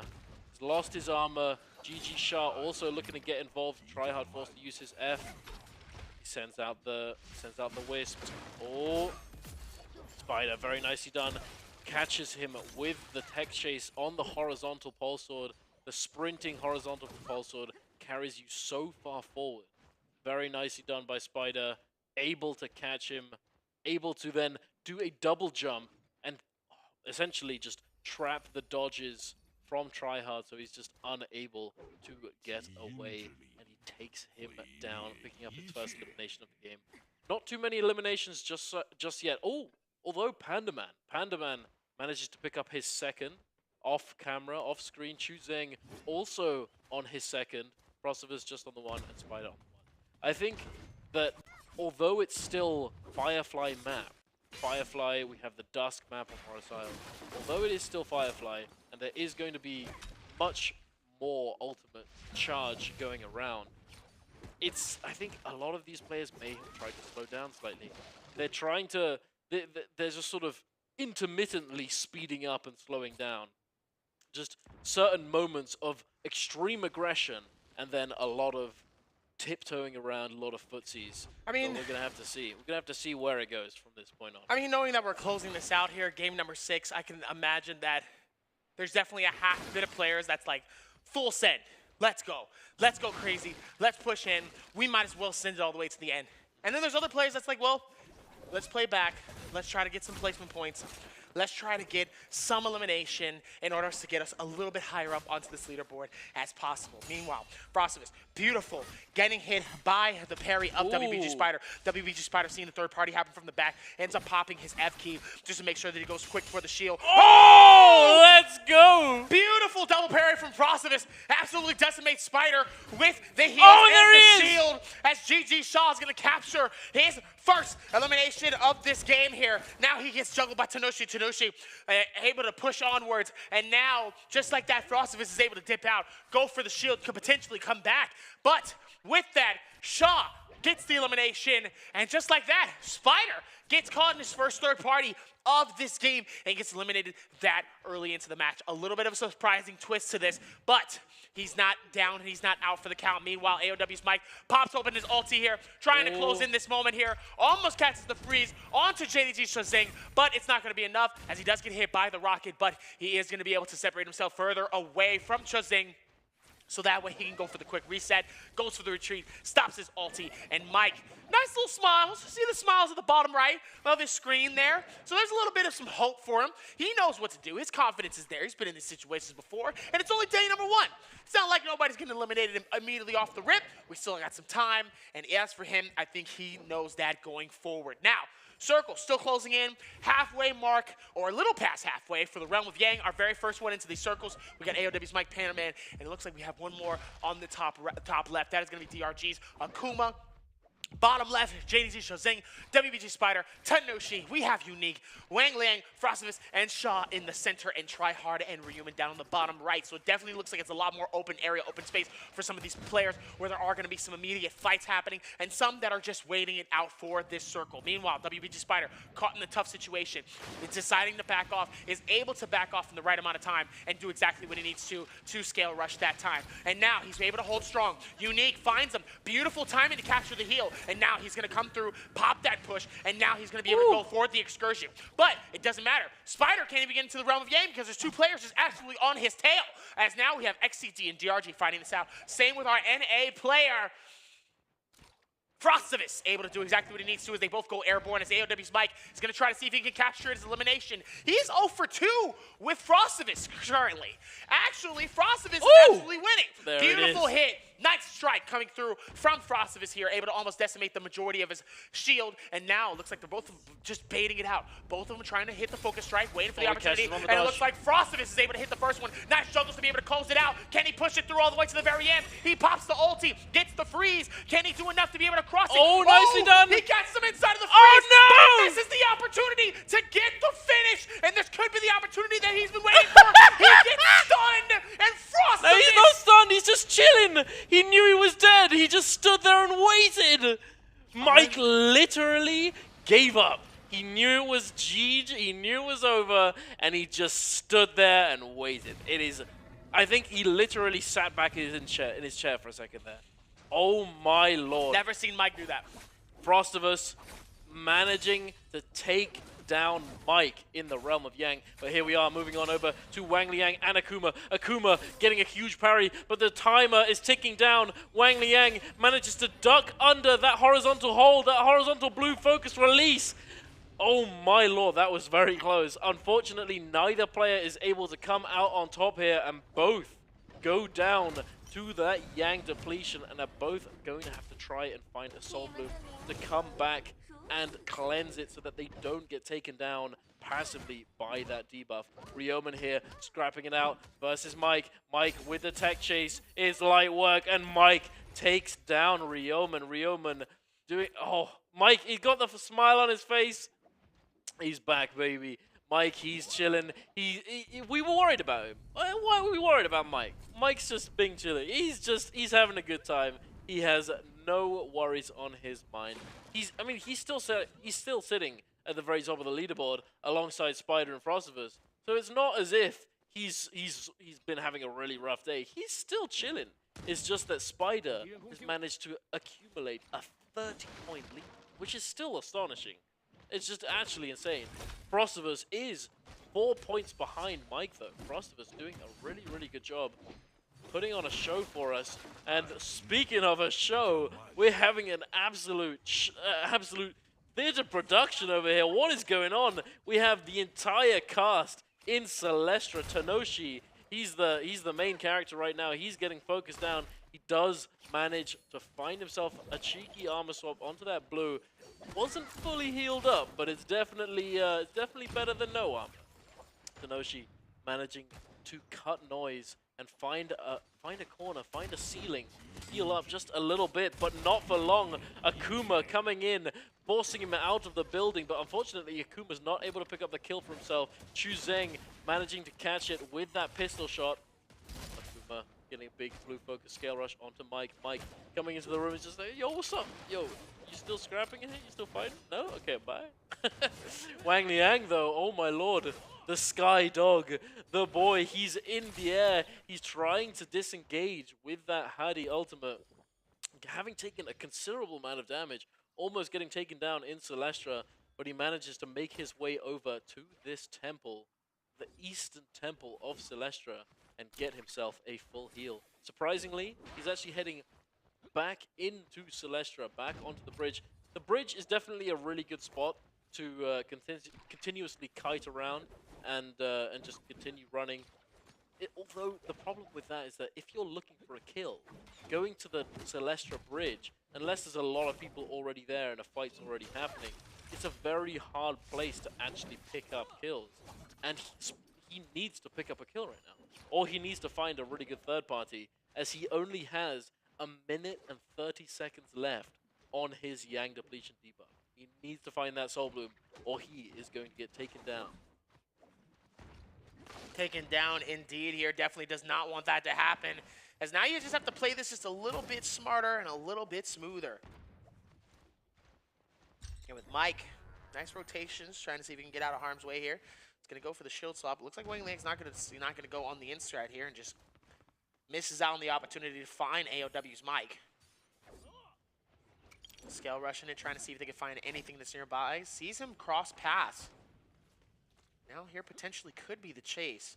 Wang Liang trying to see if he can close in this gap here. Nice scale rush to be able to connect it. Ooh, the question is he going to be able to? And he does, as Mike is able to find it. Nice defensive clang coming through to retract that blue focus. Ooh, nice hits though with that. Is able to absolutely decimate Mike's shield. And now comes a little bit of some hecticness coming in from Mike here, as it looks like Wang Liang is going to find that opportunity. Nice hits and scales and finish coming through from Wang Liang, as Wang Liang is going to shut down AOW's Mike and says, here you go, buddy. Who do you think you playing with? You see his face? Who you think you pushing onwards to? You think you nice? Absolutely. Moving on over to Unique, getting taken down extremely low. That looks like less than 1 HP on his actual health bar, but it's not. It's just orange because he's in Hadi ult. That looked very, very slim, but thankfully he's managed to find himself essentially a full reset, but not having his ultimate available, he's now going to have to play cat and mouse. He's going to have to try stay on the move and not get locked down by one of these players lurking in Celestra. But enough of that. We've moved on over to the realm of Yang. Sky Dog versus Fire Dog. Hadi versus Taka. Pandaman gets a decent opening, gets another overhold. Frostivus forced to use his F2. Frostivus, he's getting cooked. Pandaman goes for the jump parry. There's a lot, so does Frostivus. Frostivus now using his ultimate, going into the sky, charging that triple charge. Pandaman taking a considerable amount of damage, although he was actually at a health advantage. A bit of a tough situation here. He's able to avoid the engagement from Frostivus, gets the punch. Frostivus, he doesn't have much orange health left. And Pandaman, Frostivus is a bit of a blunder here. He's actually letting Pandaman. So here's the thing, Darby. Here's the thing. In this matchup, as Hadi, you have advantage more often than not, as you're able to potentially bait out Pandaman's or bait out Tarka's dodges, bait out his stamina with these triple charges, and also with those quick .9s, the single charge, the double charge on Hadi's ultimate. So you're able to bait out a lot of stamina, you're able to force that stamina utilization. But right here, Frostivus's blunder was that he was allowing Pandaman to regenerate his full bar of stamina between every single attempt at going in on him. Meaning that he was able to use his entire stam bar to avoid the engagement with that triple charge from Hadi's ultimate, and essentially just take back his turn each time. If Frostivus had managed to maintain that pressure, he could have very easily taken that fight for himself, as he started off relatively well after having popped his ultimate. But we are going to have to wait and see if Frost is going to be able to cleanse this Yang depletion. He's headed right on over, straight into Celestra, and he's found his target. Wang Liang, oh my lord, he takes a big chunk of damage. Wang Liang, he's so unbelievably low, but is he going to be able to get the soul boom? He does! He manages to slide in, just swoop right in. A majestic bird gets that soul bloom, having gotten that kill, and manages to cleanse the Yang depletion, picking up his 4th elimination of the game. And hey, Darby, guess what? What's that? Spider's dead. I didn't even know. When did he die? It means it's anybody's game. Frostivus with 4 eliminations and a lead here. Let's see if we can get the replay on what happened here. As WBG Spider, well, I'll tell you exactly what happened here. Ends up getting caught. 2 players on the outskirts trying to capture him on each side here. Pops open the shield, trying not to get caught up in a bad situation here, and ends up getting caught by GG Shaw out on the cliff, hits him like Lion King and says, "Where is your king?" He's not there anymore. Absolutely unfortunate there, as he ends up getting caught in a bad situation there, and he ends up costing his life, but that's okay though, because like I said, top score, he's absolutely putting in the work, but now this means that it's anybody's game here, and somebody's walking away. A #1 winner. It's going to be a new winner into this one. It could be Frostivus here with those 4 eliminations, but let's not count out Shazing and Pandaman with 3 eliminations, 1 point behind as well. 1 elimination behind, should I say, and 27.6 at the top for Frostivus. So there's still opportunities here for a lot of these players to really show off what they need to do in order to get it going, as Akuma is going to be able to pop open his ulti and decide to use it to retreat and back off as far as humanly possible. Frostivus doesn't look like he's going to decide to chase that. JD Shazing should be trying to maybe get some heals going as well here, but he's going to use this opportunity, Akuma, to heal up, reset, and get it going. Pandaman, with those gold dual halberds, that is going to do a lot of damage. He's managed to come in here, a rather opportune moment, unique, having just run out of his ultimate. Let's take a bit of damage here. Ooh! Gets hit by the horizontal on the staff, but he's able to remain the third partier, not the third partied. He does not get focused down by Shah just yet. Unique still remains the target. Pandaman looks like he's looking to re-engage onto this fight. He's fully healed up, he's fully reset. The thing about this bridge is that there are so many avenues of escape. Look at this. He's able to jump in and out of windows. He's able to go under the bridge, into the little trapdoor, go up over the railing, go into the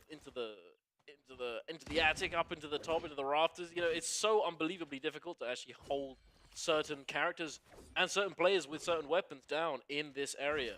And if you're running something that's potentially a little bit slower, you know, let's say you're running Greatsword, it is extremely difficult to catch anybody on the bridge, let alone in general. You know, it becomes very, very hard. So fighting on the bridge, it's something that you can do very, very easily.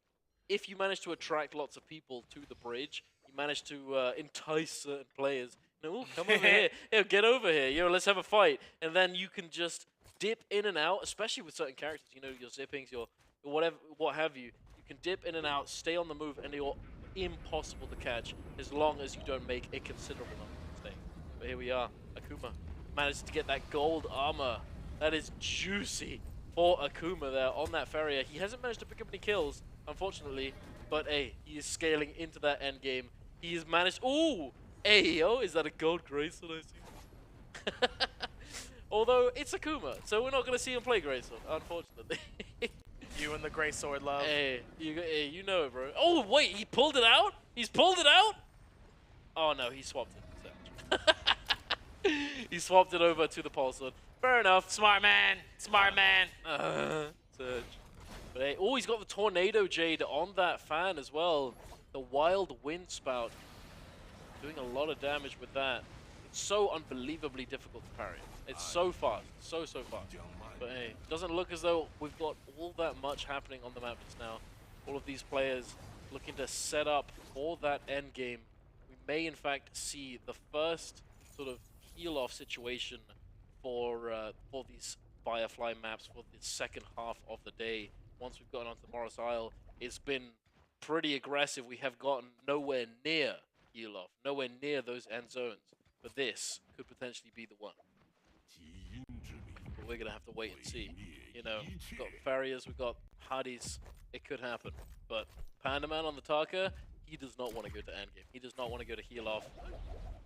Taka in heal-off is a bit rough. Definitely not a heal off. Definitely could be an absolute struggle here, and you have to be careful of that. As you know, obviously, even with that timing here, you still have to be able to, you know, just keep it moving and rotate it as much as possible here. But let's see if the opportunity really does present itself for some of these players here. They're still narrowing it down. There's still 6 players alive here, and I don't think anybody has really been able to get a successful elimination since we saw the replay of Spider, at least from what I remember.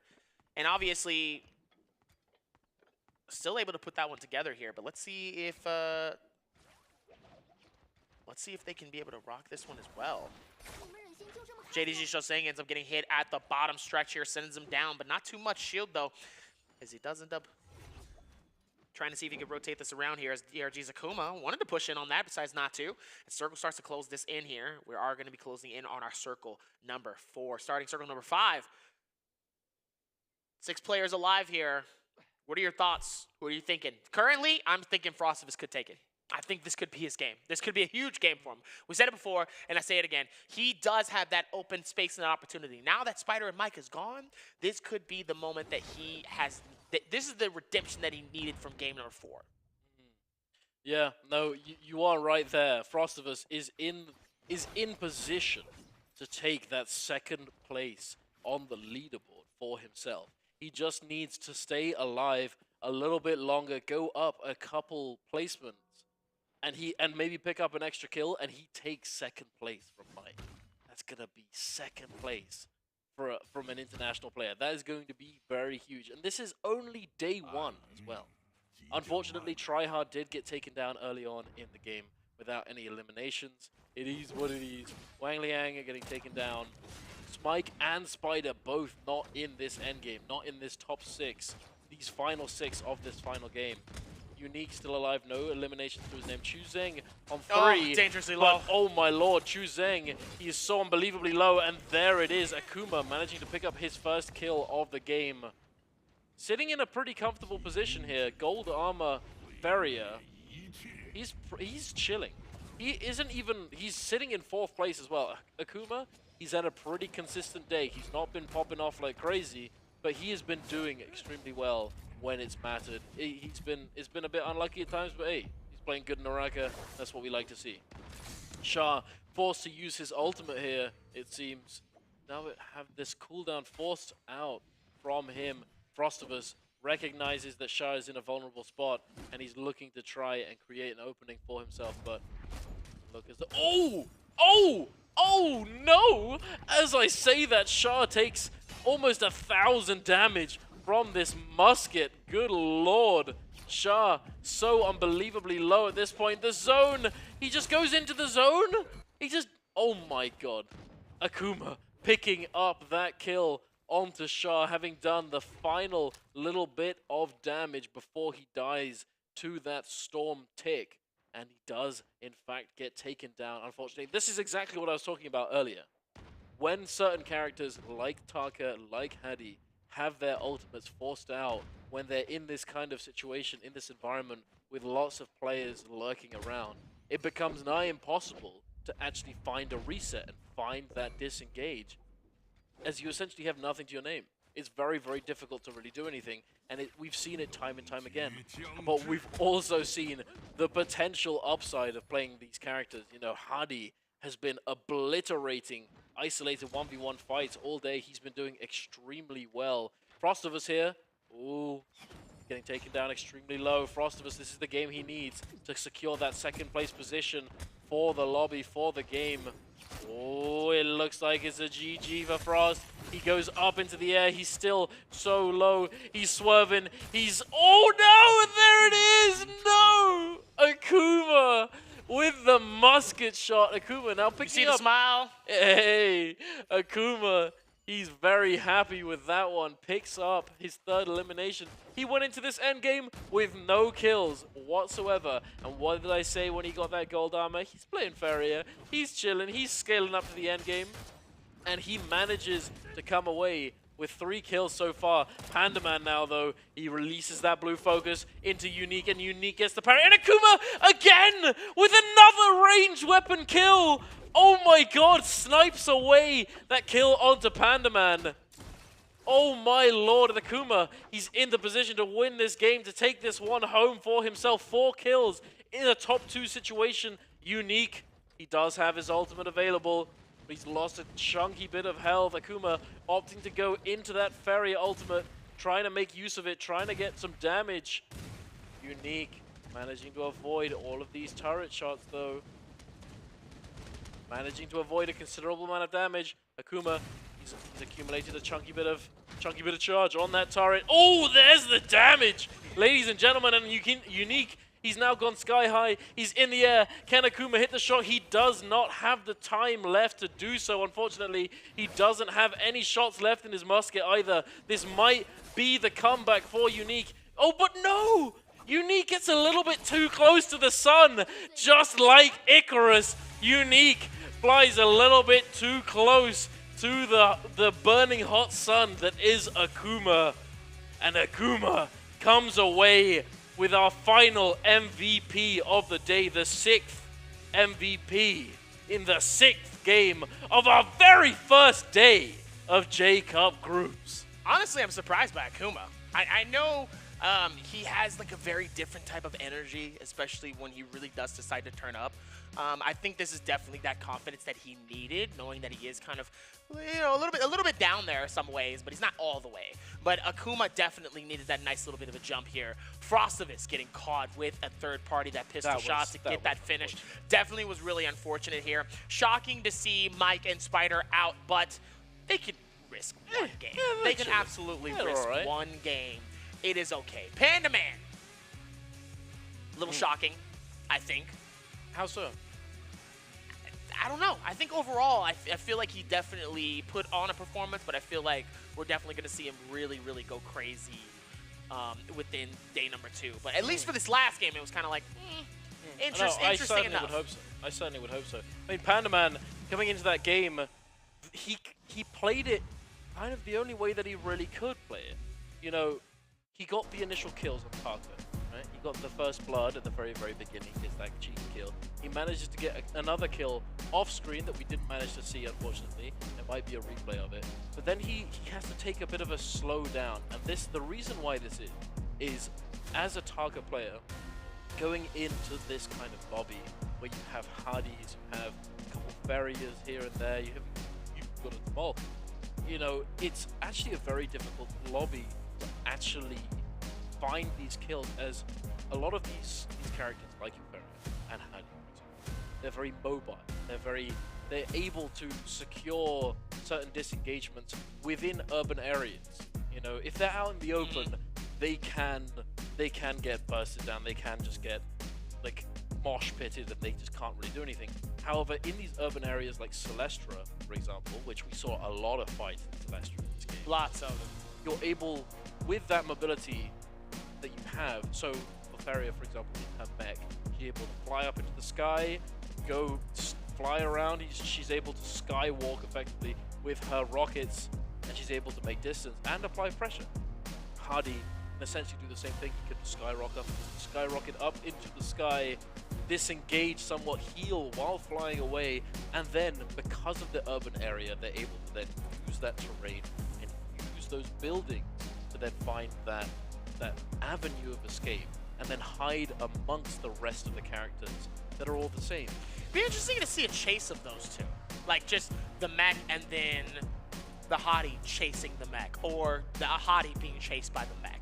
Yeah, I think that'd be interesting to see. I mean, just we've this seen a little bit of massive it, mech, and then just like a hottie, like just come back! like this one person just, or the other way around, right? A massive mech getting chased by the hottie. Hottie's exactly like trying not to get caught up as well. I think I don't know. I think that'd be kind of no. It is quite funny. We saw a little bit of that in the realm of Yang, where Hadi and Feria were fighting it out, and the Hadi was trying to just swerve. Ooh, no!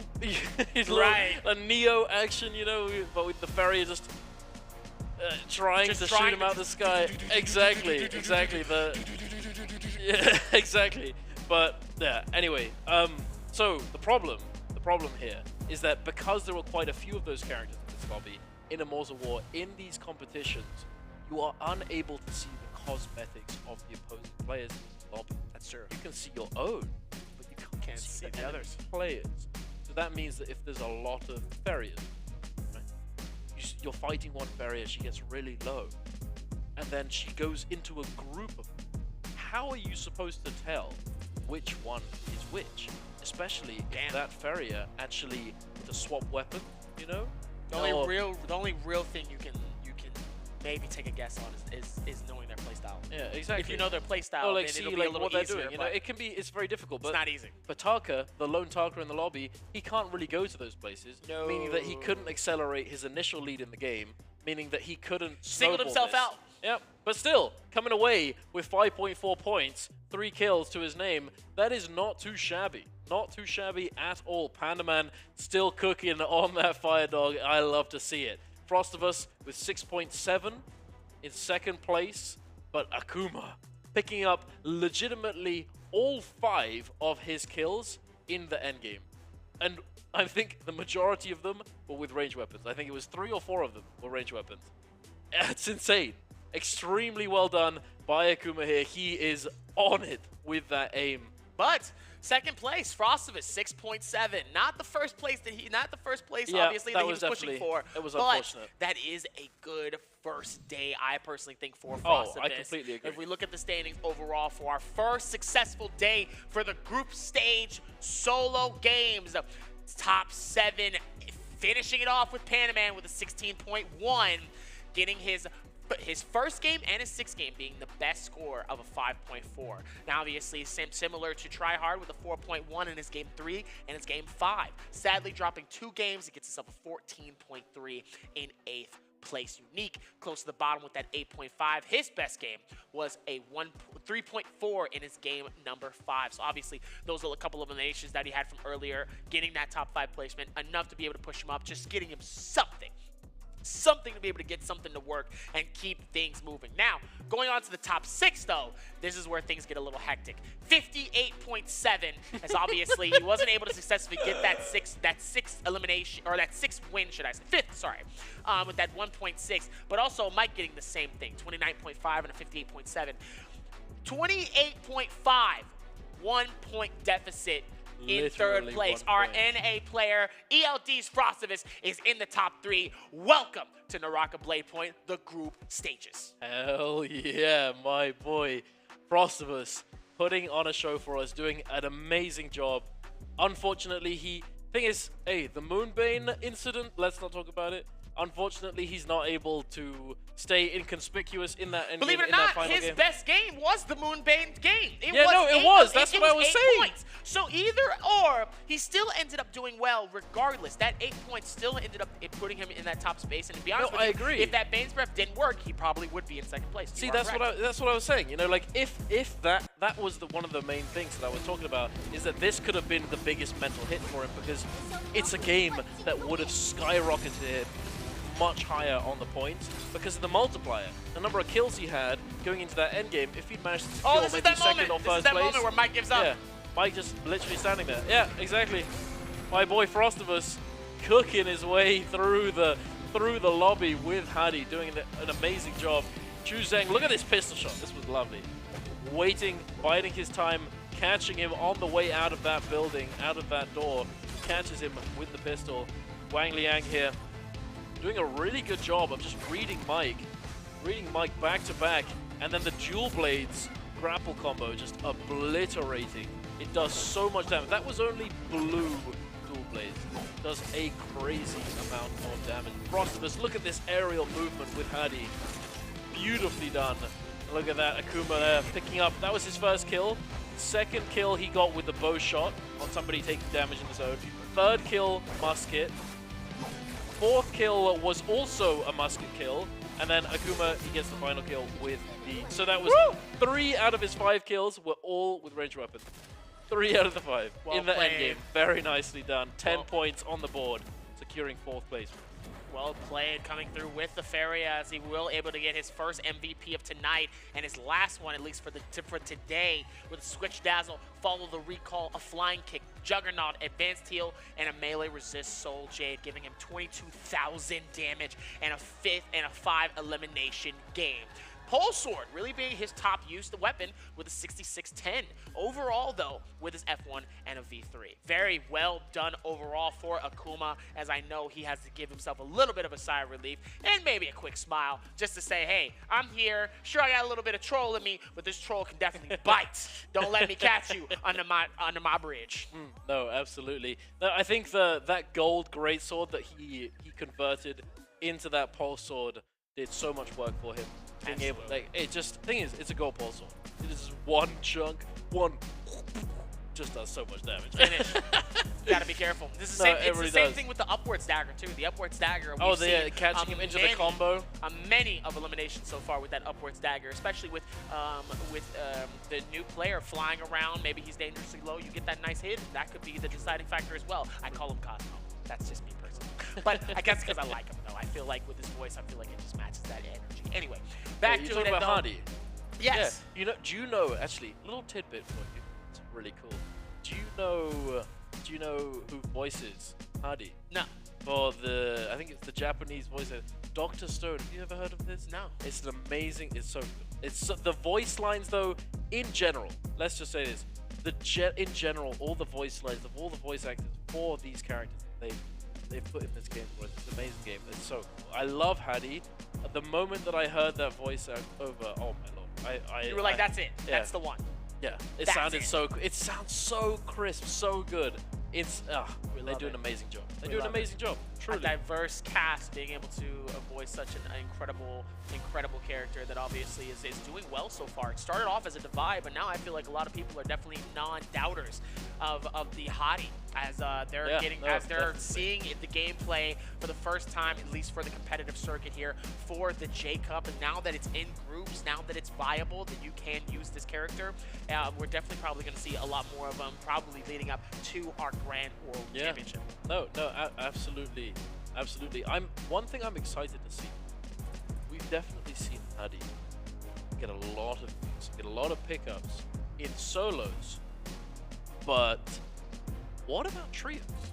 We've got trios tomorrow, ladies and gentlemen. Trios is tomorrow.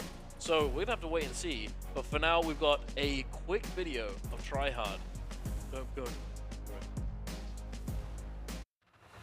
Clutch it up with the dagger, uses the elbow, and Tryhard is going to pick up his 5th. Tryhard has it! Tryhard finds the win!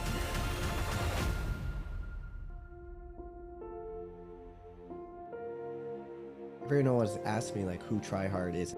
Tryhard is one of the few players I ever met that really lives up to his name.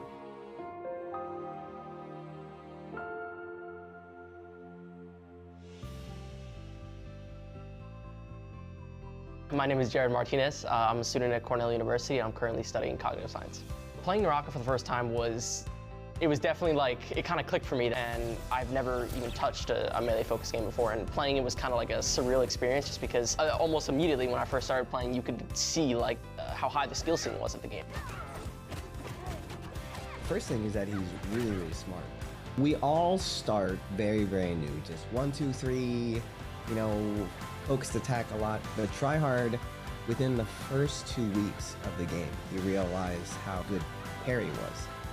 And he was one of the first players to innovate, dodge parry, shift parry, we call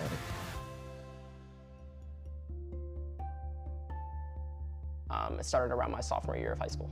I decided to start competing professionally, constantly, playing in tournaments throughout the year. And, I wasn't always, someone who was winning. I actually started out not even placing very high in the first regional championship. And, I told myself that, I wouldn't ever let that happen again. I wanted to be someone that was, consistently placed.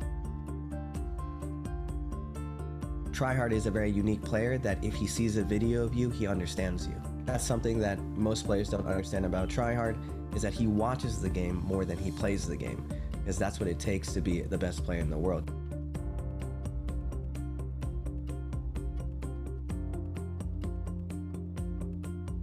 The World Championship is a large span of time. It's such a large period of time that I have to take off from school, and at such a crucial point in my education where I'm doing my college applications. I guess one of the critical decisions I made, and it was time that I had to take away from school, and taking all that time and splitting my time to compete. Even in day-to-day life, competing does take a large part of my week, especially the weekend. When there are tournaments that are late at night, sometimes you don't get a lot of sleep. It was a big sacrifice that I had to make, but it's something I don't regret at all.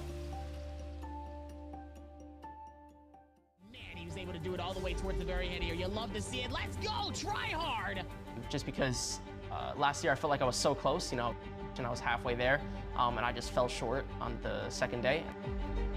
For him, it was heartbreaking because he knows that it was in the grasp to have rank 1, and this year I know he's done a lot of work because we always say we study the game more than we play the game.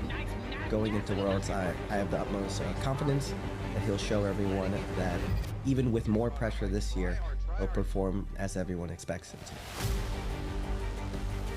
I'm really excited to, participate and be a part of the World Championship in Shanghai. It's always been a goal of mine to, practice more efficiently and practice more, and dedicate more of myself to what I'm doing. And I always feel like there's room for improvement in everything, even if I'm already considered the best in a certain region. But I would say my goal has never been to be the best in North America. My goal has been to be the best overall. So I'm always striving towards that.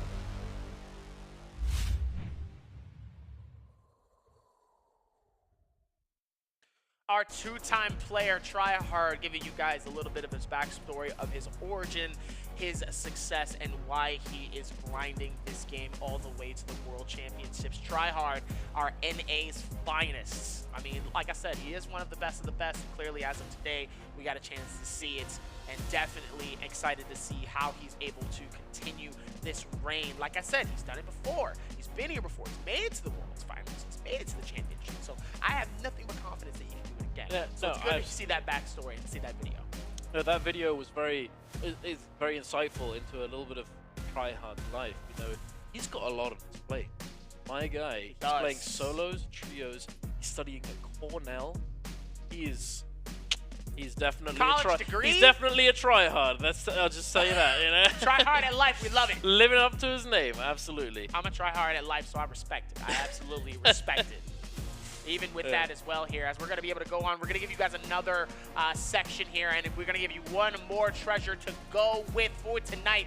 What will be the highest score achieved in this match? Is it going to be below 4 points? B, 8 to 10 points, 8 points not included. C, 10 points and above, or D, 6 to 8 points. Got to be in between that for you to win the World Championship random gifts. Now, obviously, coming forward here so far, I mean, for our solo games, they were absolutely fantastic today. Oh, absolutely. Absolutely. One thing, always like to note, make sure, keep an eye on the chat. Don't go anywhere if you put your answer in. And because you don't want to be that guy who misses out on his random gift, on his treasure, for the cosmetics to take into game. You do not want to be that guy. But yeah, so, first day. Finessed. Spider, he's just up there in his web, just chilling. It's like a web hammock. He's just like, just kicking back. He didn't. I feel like the final game. Of course, he was. It wasn't as though he wasn't trying. Right. But still, like he went into the final game knowing that he was above 50 points. He had a 30-point lead. Today was AOW Mike's wake-up call, and I think that's exactly what Spider wanted. I think even with Spider doing well, he wants good competition. I think as much as anybody wants to see Mike do exactly what he did in finals last year and just absolutely decimate where it wasn't even close, I think even he wants a good fight. He wants a good battle. And I think Mike is going to bring that, and I think some of these other players are going to be a problem. I think Frosted is going to be a massive problem. I think that's somebody that when we talk about really somebody adapting to the environment as we watch game in and game out, by 2 and 3, Frostedus was already won. By 5 and 6, he's feeling it out. And at that point, he's already dishing out eliminations. He's being confident. He's pushing onwards. And he's getting these finishes to where he gets a second place finish in his final game. Now, if we had 2 more games on top of that, I wouldn't be surprised if he ended up getting a dub. Because that's how well and how fast Frostedus can adapt. And so far, he was able to display that today. And I know he's going to continue to display that throughout these group stages. Yeah. No, I agree. I think that Frostivus, it is what it is. You know, the Moonbane incident, that game could have put him up second place, you know. And just to be above a name like Mike on your first day is 1 point insane. behind, by the way. Insane. 1 point deficit. Yeah, we're about to see. Looking at the lower half of the leaderboard, unfortunately, Ryomen, Tanoshi, Unique, sitting down in the single digits. It is what it is. First day. They're not doing too badly, though. You know, it's not like they're just getting absolutely cooked. They're still putting up fights. I think it's very safe to say that they could potentially go up in the leaderboard. They're in the 20s. So and then we're here. That's not that far, to be honest with you. In terms of second place, 29, that's 30 points. That's not too necessarily bad if you still have 10s. 29.5. If you have 10s, there is an opportunity for you to come back. You just need to really pop off. Oh, no, I was talking about bottom leaderboard. Oh yeah, bottom leaderboard. So the bottom leaderboard, now you're in a really tough situation. Yeah. Now you really have to you got to come out strong, you got to be smart, and you got to execute those eliminations early. Yeah. You can't wait till close to the final game and maybe hope and pray that you get an elimination towards it, maybe get a third-party elimination with a bow or a musket, and maybe hope for a top 3 placement. You got to get those early bird gets the worm ahead of time eliminations. Otherwise, it's going to be a struggle for them. But let's hope that maybe they can be able to switch this up. But tomorrow is the debut for our group stages for our trios. Tune us here same time tomorrow for the same amount of action, same amount of insanity, but also even more players. It's going to be the trios tomorrow, same time. Make sure, do not miss it. Interestingly, tomorrow's trios is actually going to be groups B and C. Typically, we go A, B, and then B, C, and that sort of thing. Or like A, C, you know? But we're actually going to be getting groups B and C tomorrow on our first day of trios. Very exciting. Again, same time. Don't miss it. I mean, I'm gonna be here. We're gonna be here. We are in Shanghai. Let's just say that again. It doesn't feel real that like we're here. Like, you know, we talked about it, we've dreamed about it, we've said it over and over again, and I know a lot of people in chat know that we've been consistent in bringing up the fact that we would love to physically be here. Now it is possible, and it is here. We are going to be here this entire time while this entire tournament's going on, and then obviously once we get to Worlds, we are also going to be doing that as well at Worlds, and obviously that's going to be a great time. I'm excited to see what that stage looks like on top of it. But until we go, we have one last video, and we're going to be hearing a little bit more from our NA's 2-time appearance, Tryhard. Hi everyone, welcome to the post-game interview at Leah. So this time we have NTL Tryhard to our interview. So please say hello to our audience first. Hello guys. Okay, welcome to our interview. So the first question will be like, how do you think about today's game? I'm definitely upset about my performance. I think I let some things outside of the game get to me, but I don't want to make any excuses. I definitely didn't play my best, but I'm looking forward to the next set of games. Okay, cool. Like, it's the second time you come to Jacob. Do you have any like different feelings compared with the last Jacob? I think there's a lot more pressure on this one, just because people probably want to see me perform just as well as I did in the last one. Yes. But I'd still say I enjoy it just the same. I think the level of competition is even better this year, and I think that's what makes it more exciting. Yes, enjoy the game is the most important things. So because the last Jacob Mike didn't like take part in, so this time is different. So for Mike and Spider, like, which you think is more horrible? I think Spider is definitely a harder fighter to play against, Mhm. especially since he's last year's champion. Yep. And I think that he just makes almost no mistakes. Especially today's performance, right? Exactly. Okay. So we also want to know, how's your college life? My college life is good. I definitely took off a lot of time to be here, but and I'm doing work kind of as I play. But it's good. I'm making friends, doing my work and studying. It's a big part of my life as well. So. Okay, so any new friends you made this time? For this J Cup, I think meeting Spider in person was pretty cool. And we've talked before previously. And I also got to meet all of the casters, who were very nice, and they're good friends of mine as well. So you talk with Spider like use your phone, or he speak English? Yeah, I too? have. We have each other added on WeChat, so we used to talk even when I was back in America as well. Oh, so WeChat has to translate into English to you? Yes. Okay, cool. So for this time, Jacob, what's your goal? I still want to win this J Cup, obviously. Last year, I felt like I wasn't prepared enough, and I still managed to do as well as I did. And this year, even though I feel I prepared a lot, like especially in these games today, Yes. I just wasn't as confident as I usually am.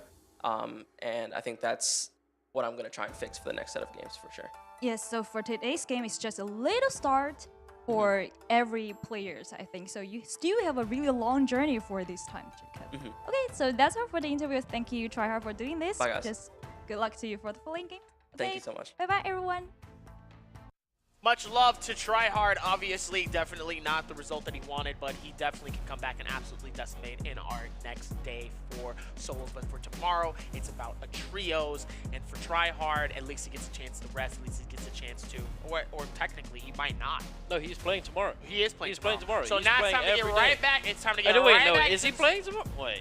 I don't know. I can't remember which group he is in. I'm not Looks like he might- 100%. I think he may, in fact, be playing tomorrow. Could be We're gonna have to potentially wait and see. dishing that out into it, though. But obviously, when it comes to the scheduling, like I said, same time, same place tomorrow when it comes to the trios. But that is going to do it for us here, myself, and, of course, Duncan. It's been a pleasure to finally cast with you for the first time. really has. Who would have thought it'd be in Shanghai, huh, buddy? Hey, real life. Hey. Kind of all over the place, but that's going to do it for us here. Thank you. Good morning, good evening, noon, and night to everybody that's watching, and we'll see you guys tomorrow. Trio, same time as always.